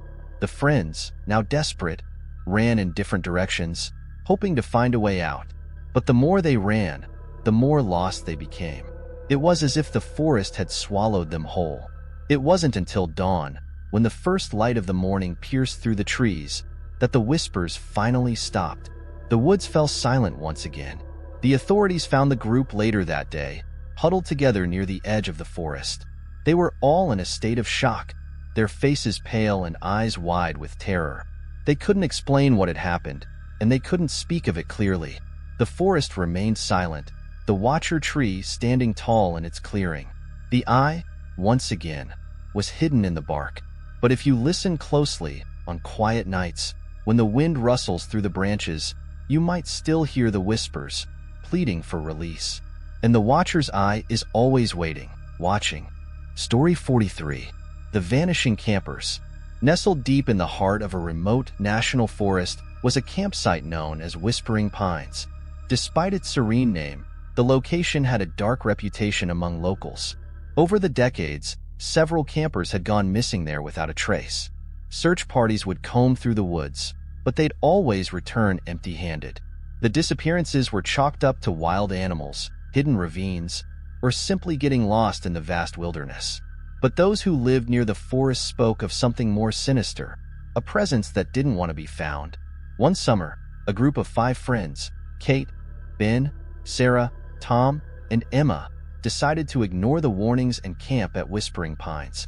They were seasoned hikers and campers, and the challenge of debunking the campsite's eerie legend was too enticing to resist. Armed with supplies, maps, and a healthy dose of skepticism, they set out on their adventure. The first day was uneventful. They set up their tents, built a campfire, and shared laughs and stories under the fading sunlight. The forest around them was peaceful, with the distant sound of birds and the rustling of leaves in the breeze. As the night settled in, they noticed how quiet the woods became.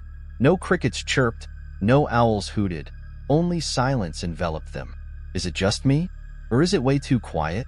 Kate asked, her voice barely breaking the stillness. "It's a little weird," Ben admitted, poking the fire with a stick. But maybe it's just because we're so deep in the forest. Sarah laughed nervously. Or maybe the ghost stories are true. Tom rolled his eyes. Come on, guys. It's just a forest. Let's not psych ourselves out. But as they prepared to sleep, each of them felt a growing unease they couldn't explain. Around midnight, Emma woke up to the sound of faint voices outside her tent. At first, she thought it was one of her friends talking in their sleep. But as she listened, the voices grew clearer. They were hushed whispers, coming from the direction of the forest.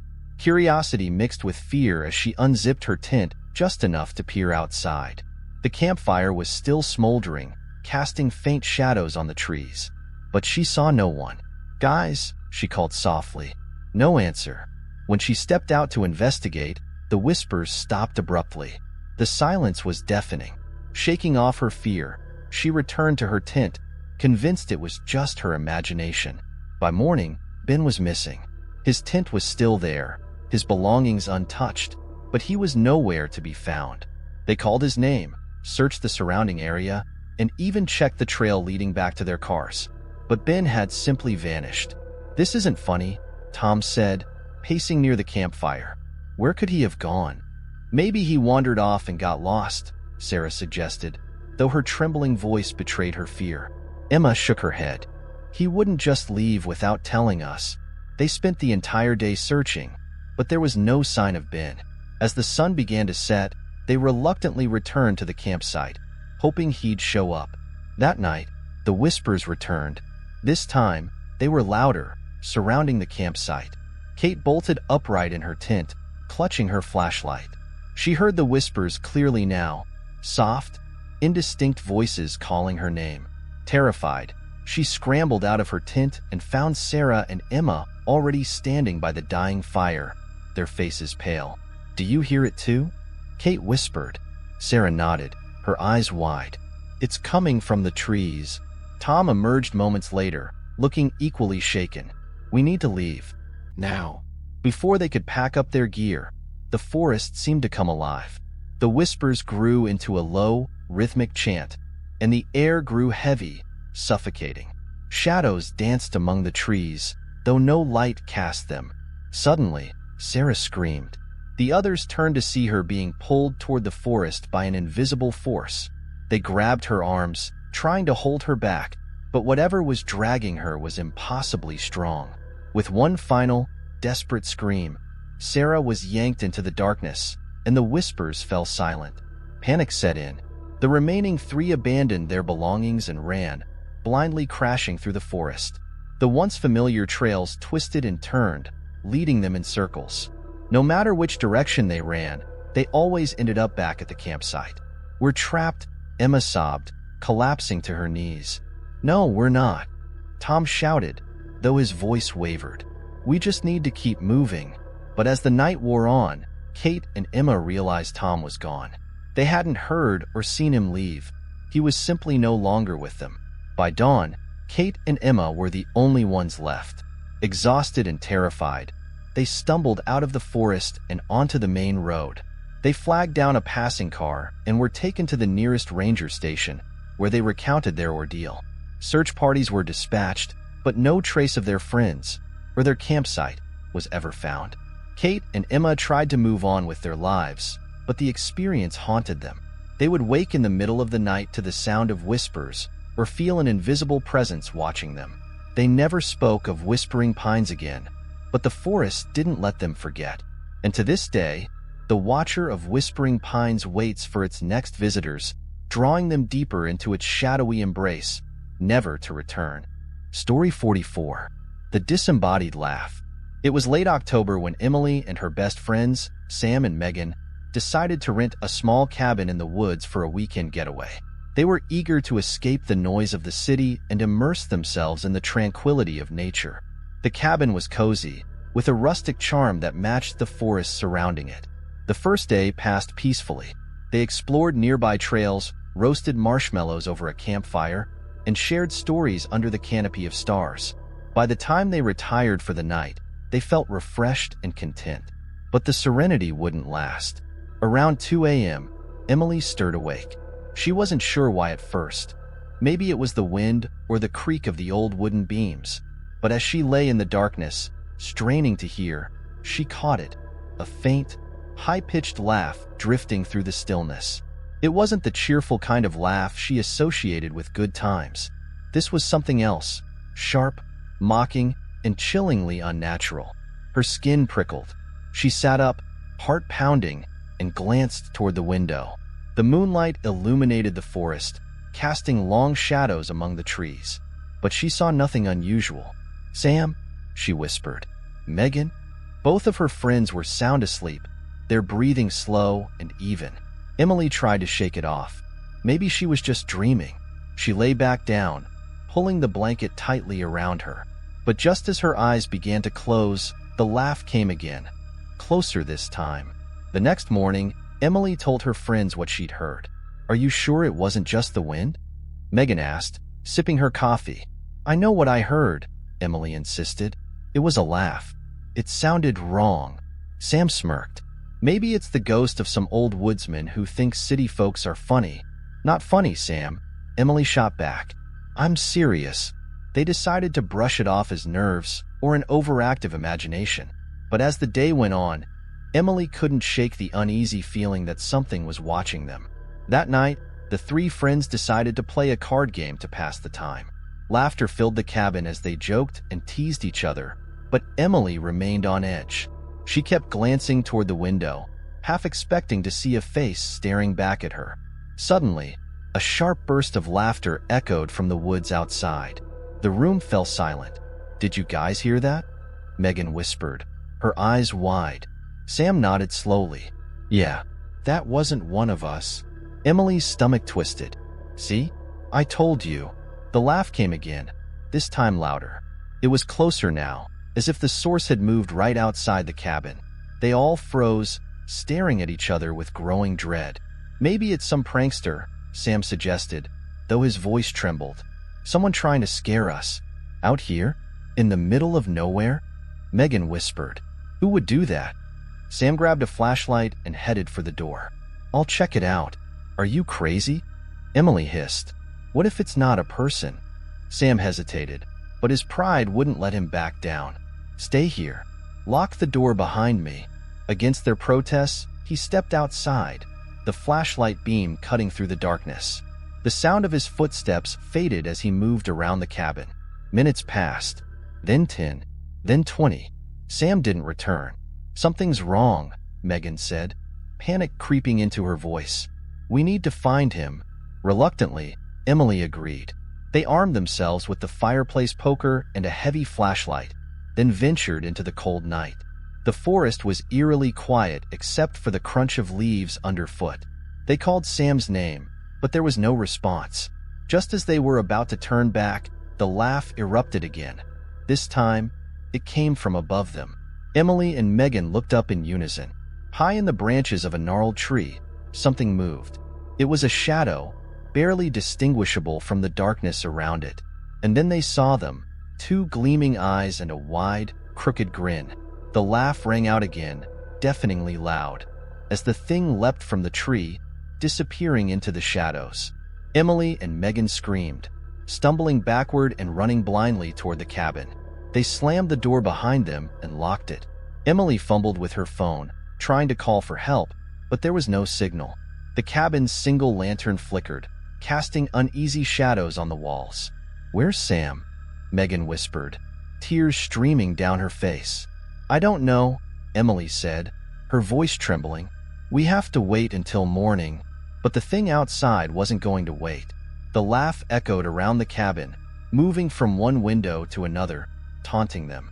The doorknob rattled, and the sound of fingernails scratching against the wood set their nerves on edge. When the sun finally rose, the noises stopped. Emily and Megan cautiously stepped outside, their hearts heavy with dread.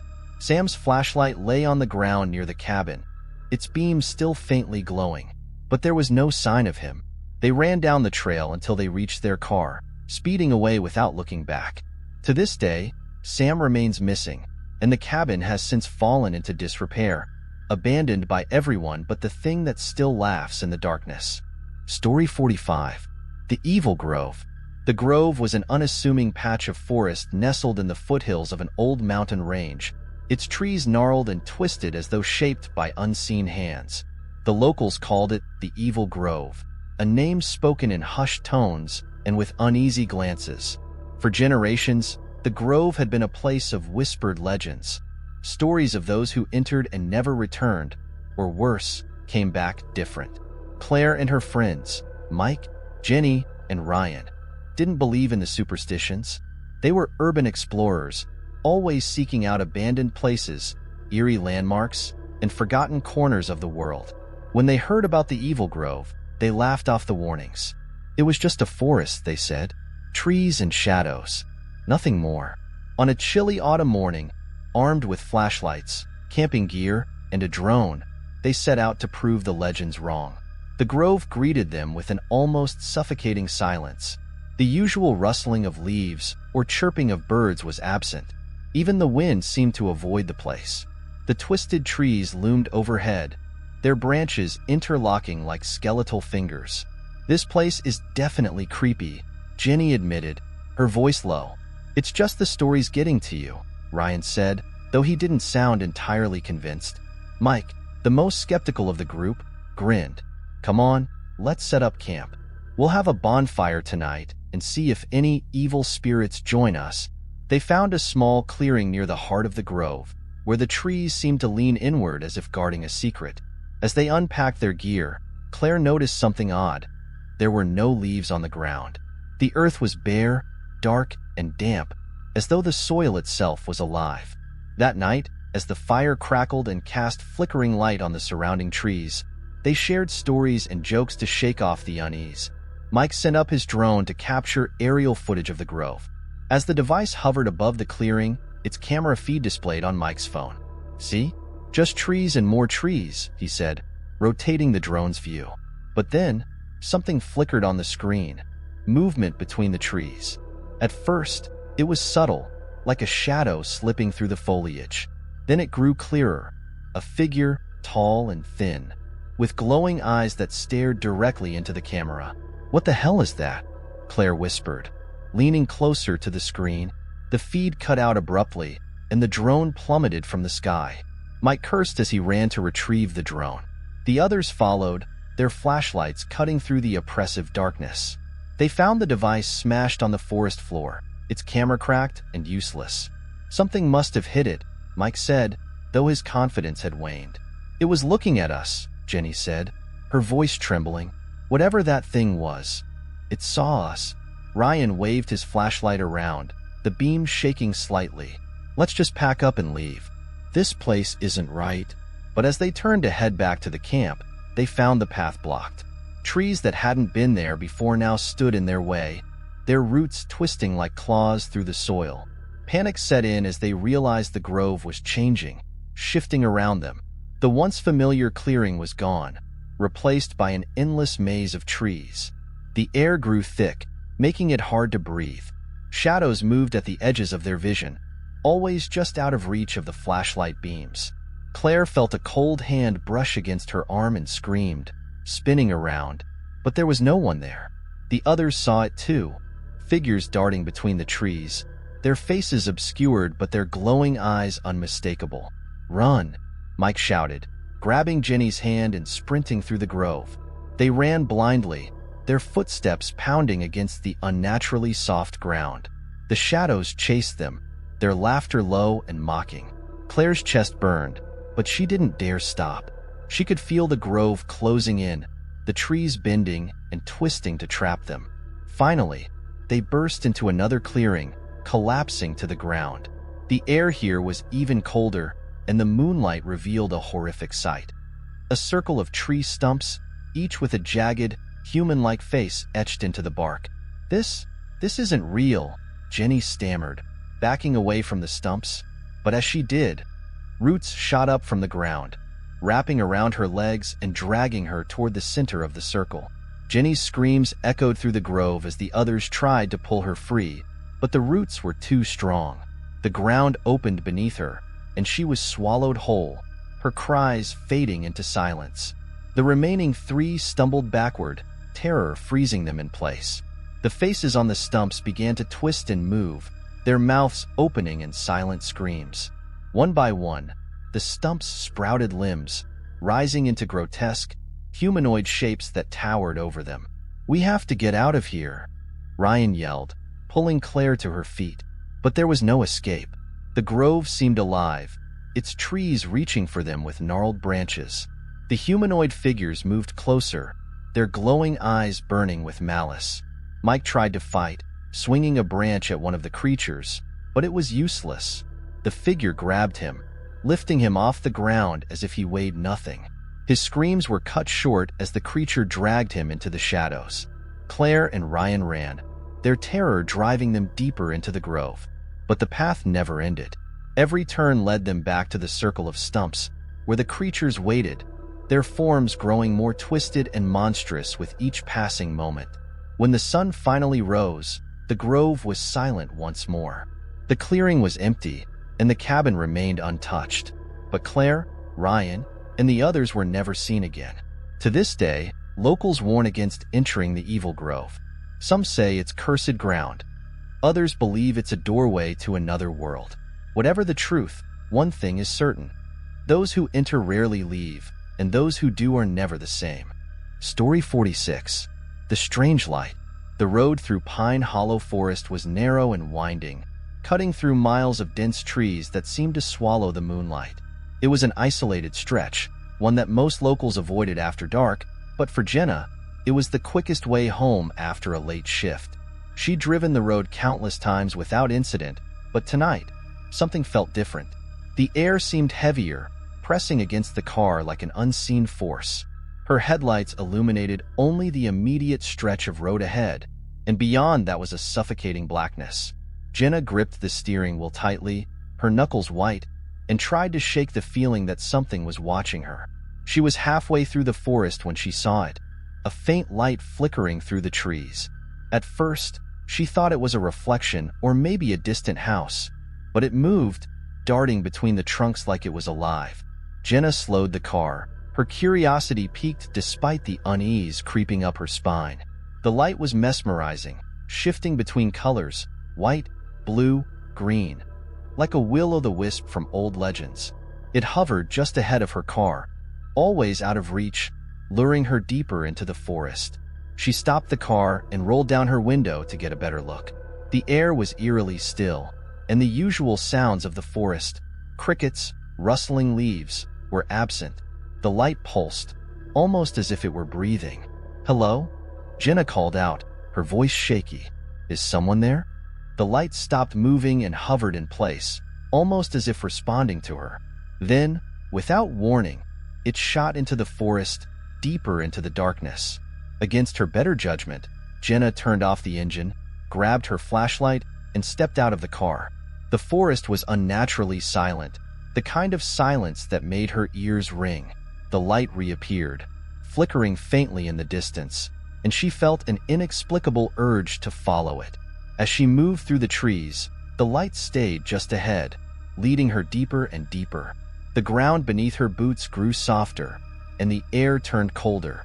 She glanced back at her car, now a faint silhouette far behind her, but something compelled her to keep going. The light led her to a small clearing, where the trees bent unnaturally inward, their branches intertwining to form a canopy that blocked out the sky. In the center of the clearing was a large, smooth stone, its surface etched with strange, glowing symbols. The light hovered above the stone, pulsating like a heartbeat. Jenna's breath caught in her throat. The symbols seemed to writhe and shift, forming patterns her mind couldn't comprehend. She felt a strange pull toward the stone, her feet moving on their own as if she were under a spell. "Turn back," a voice whispered, faint and ethereal. It seemed to come from all around her, carried on a non-existent wind. "Who's there?" she called out, spinning in place. The light flared brighter, casting long, distorted shadows across the clearing. Then she saw them, figures emerging from the darkness. They were barely human, their forms translucent and shimmering like heat waves. Their faces were blank, their eyes empty voids, but they all turned toward her in unison. The light dimmed, and the air grew colder still. "Leave this place," the The voice repeated, louder this time, echoing through her mind. Jenna stumbled back, the spell of the stone broken. Her flashlight flickered, and for a moment, she was plunged into darkness. When it came back on, the figures were closer, their outlines sharper. She felt a deep, primal terror she couldn't explain, and she ran. Branches clawed at her arms and face as she tore through the forest, her flashlight bouncing wildly in her hand. The light from the clearing followed her, no longer alluring but menacing. It darted around her, disorienting her, making it impossible to find the road. Her heart pounded in her chest as she finally burst through the trees and onto the road. She turned to look back, expecting the light to follow, but it stopped at the edge of the forest, pulsating one last time before vanishing. Jenna climbed into her car, her hands trembling so badly it took her 3 tries to start the engine. As she sped away, she glanced in the rearview mirror. For a split second, she thought she saw the light hovering in the middle of the road, watching her go. Jenna never took the Pine Hollow Road again. She told herself it was just a trick of the mind, a hallucination brought on by exhaustion, but deep down, she knew the truth. There was something in that forest, something ancient and unnatural, and it had let her go. This time, Story 47, The Skinwalker. The desert stretched out endlessly under a moonlit sky, its vast emptiness interrupted only by the occasional outline of scraggly shrubs and jagged rocks. The air was cool, and the only sound was the crunch of gravel under Emily's boots. She and her friends had set up camp near the edge of Navajo Nation territory, despite the whispers from locals warning them about the area. Just old legends to scare outsiders, her friend Mark had said as they pitched their tents. "We'll be fine." Emily wasn't so sure. The land had a way of making you feel watched, as though the desert itself had eyes. The campfire crackled as the group of 4 sat around, laughing and sharing stories. The desert wind whistled softly, and the stars were bright overhead. At first, everything felt normal. Then came the sound. It was faint at first, a distant howl, high-pitched and mournful. Everyone fell silent, straining to hear. "Coyote?" asked Sarah, pulling her jacket tighter around her. "Maybe," Mark said, though his voice lacked confidence. The howl came again, louder this time and closer. It wasn't quite animal, but it wasn't human either. It had a guttural, broken quality that made the hairs on Emily's arms stand up. "Let's call it a night," Jake suggested, his bravado gone. The group agreed, and they retreated to their tents, dousing the fire until only embers remained. Emily lay awake, unable to shake the unease settling over her. Her tent felt claustrophobic, the thin fabric doing little to shield her from the vast, menacing darkness outside. She told herself it was just her imagination, but then she heard it. Footsteps. They were slow and deliberate, circling the campsite. Emily held her breath, her heart pounding. The steps stopped right outside her tent. "Emily," came a voice. It was Mark's voice, but something was off, too flat, too emotionless. "Yes?" she whispered, unsure. "Come out here," the voice said, but it didn't sound like a request. Emily froze. She hadn't heard Mark leave his tent. She unzipped her sleeping bag as quietly as she could and reached for her flashlight. She clicked it on and pointed it toward the tent zipper. "Mark," she called softly. The voice didn't answer.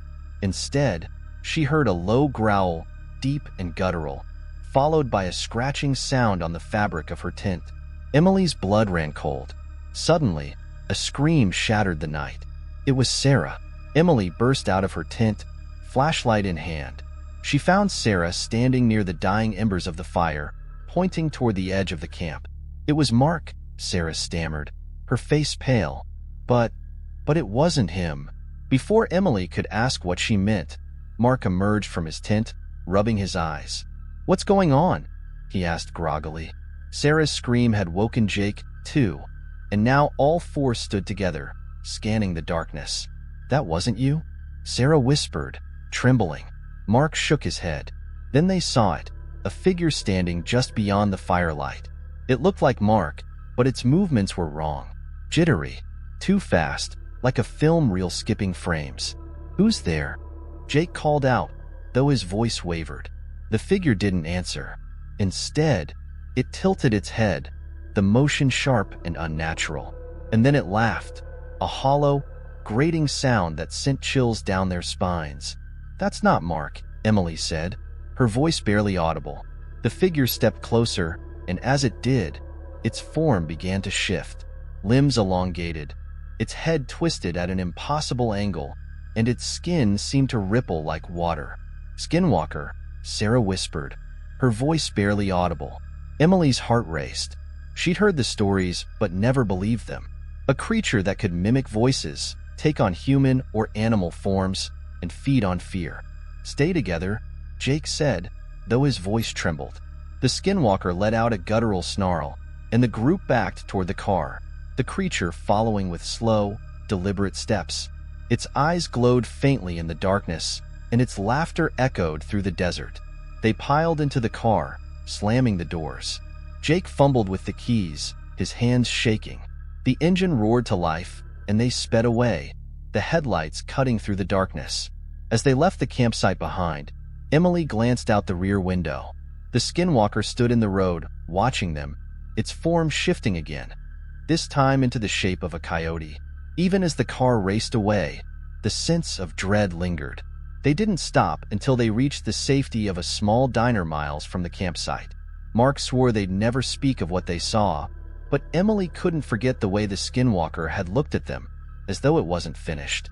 And deep down, she knew it wasn't. Story 48. The footprints in the snow. The first snowfall of winter blanketed the remote countryside in a pristine white hush. The flakes fell steadily, piling on the already thick layer of snow surrounding Hannah's secluded cabin. She had come here for solitude, to write and to escape the noise of the city. The cabin was picturesque, nestled at the edge of a sprawling forest. The only signs of life were the occasional deer tracks or the sound of birds fluttering from the branches. That evening, as the sun set, the world outside turned an icy blue, and Hannah settled by the fire with her notebook. Hours later, as the fire crackled and the wind howled softly outside, she felt an odd unease settle over her. At first, she dismissed it as a byproduct of the isolation, but the feeling only grew stronger. Deciding to clear her head, Hannah opened the curtains to look out at the snowy landscape. Her breath caught in her throat. There, leading from the forest's edge to her cabin, were footprints.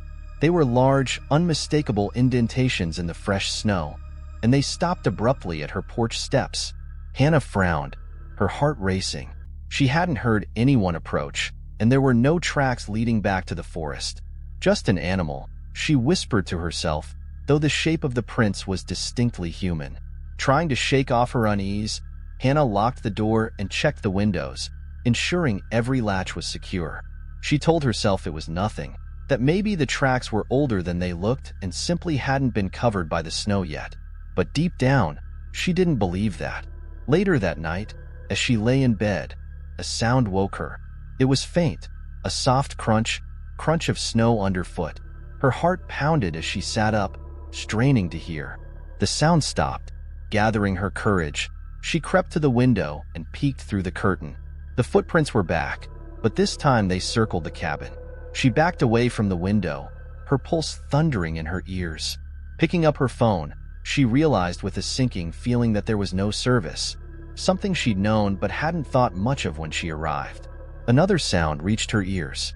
It was faint but unmistakable, the creak of the porch steps. Hannah froze, clutching the edge of the table for support.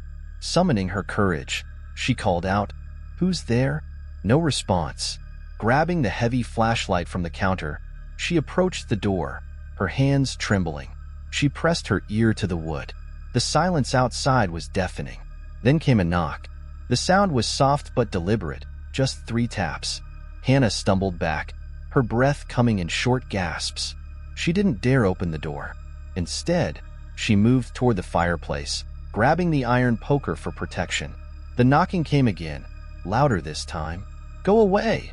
she shouted, her voice cracking. The only reply was the wind howling through the trees. When she finally summoned the courage to look through the peephole, no one was there. But when she opened the door just a crack, the footprints were back, impossibly close, leading directly to her door. Terrified, Hannah slammed the door shut and locked it again. She spent the rest of the night sitting by the fire, clutching the poker and watching the windows. No more sounds came, but the oppressive feeling of being watched never left her. When dawn finally broke, she mustered the courage to step outside.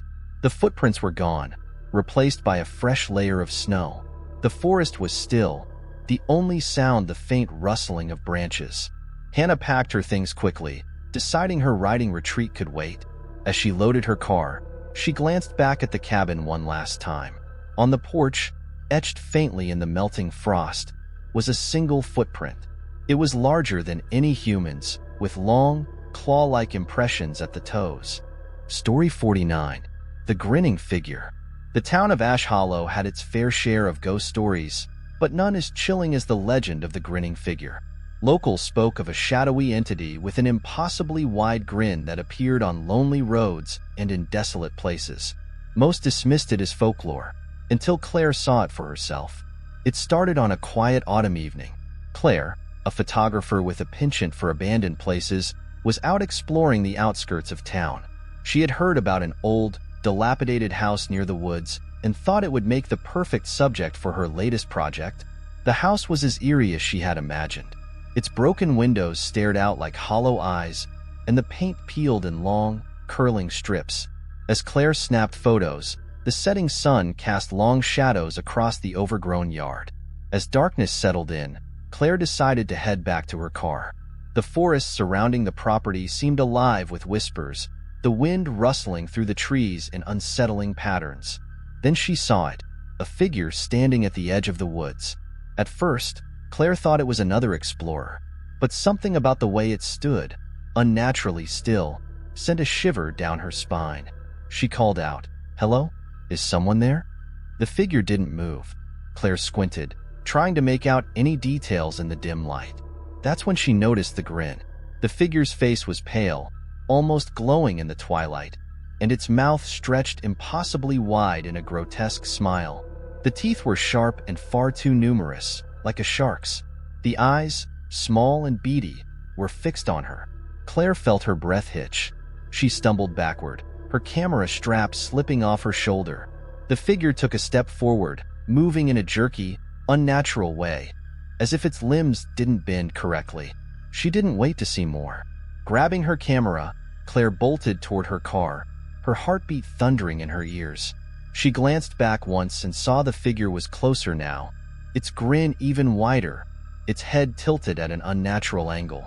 When she reached the car, she fumbled with her keys, nearly dropping them in her panic. Once inside, she locked the doors and started the engine. The headlights illuminated the road ahead, but the figure was gone. Claire drove as fast as she could, her hands gripping the steering wheel so tightly her knuckles turned white. The sense of relief that washed over her was short-lived, however. As she glanced in the rearview mirror, her stomach dropped.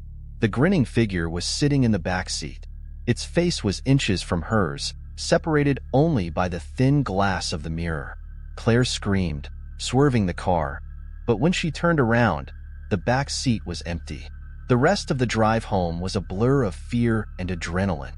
By the time she reached her apartment, she had convinced herself it was her mind playing tricks on her. Exhaustion and fear, she reasoned. Nothing more. But that night, as she lay in bed, she felt a presence in the room. She turned on the lamp, her eyes darting to every corner, but nothing was there. She tried to sleep, but the feeling of being watched was unbearable.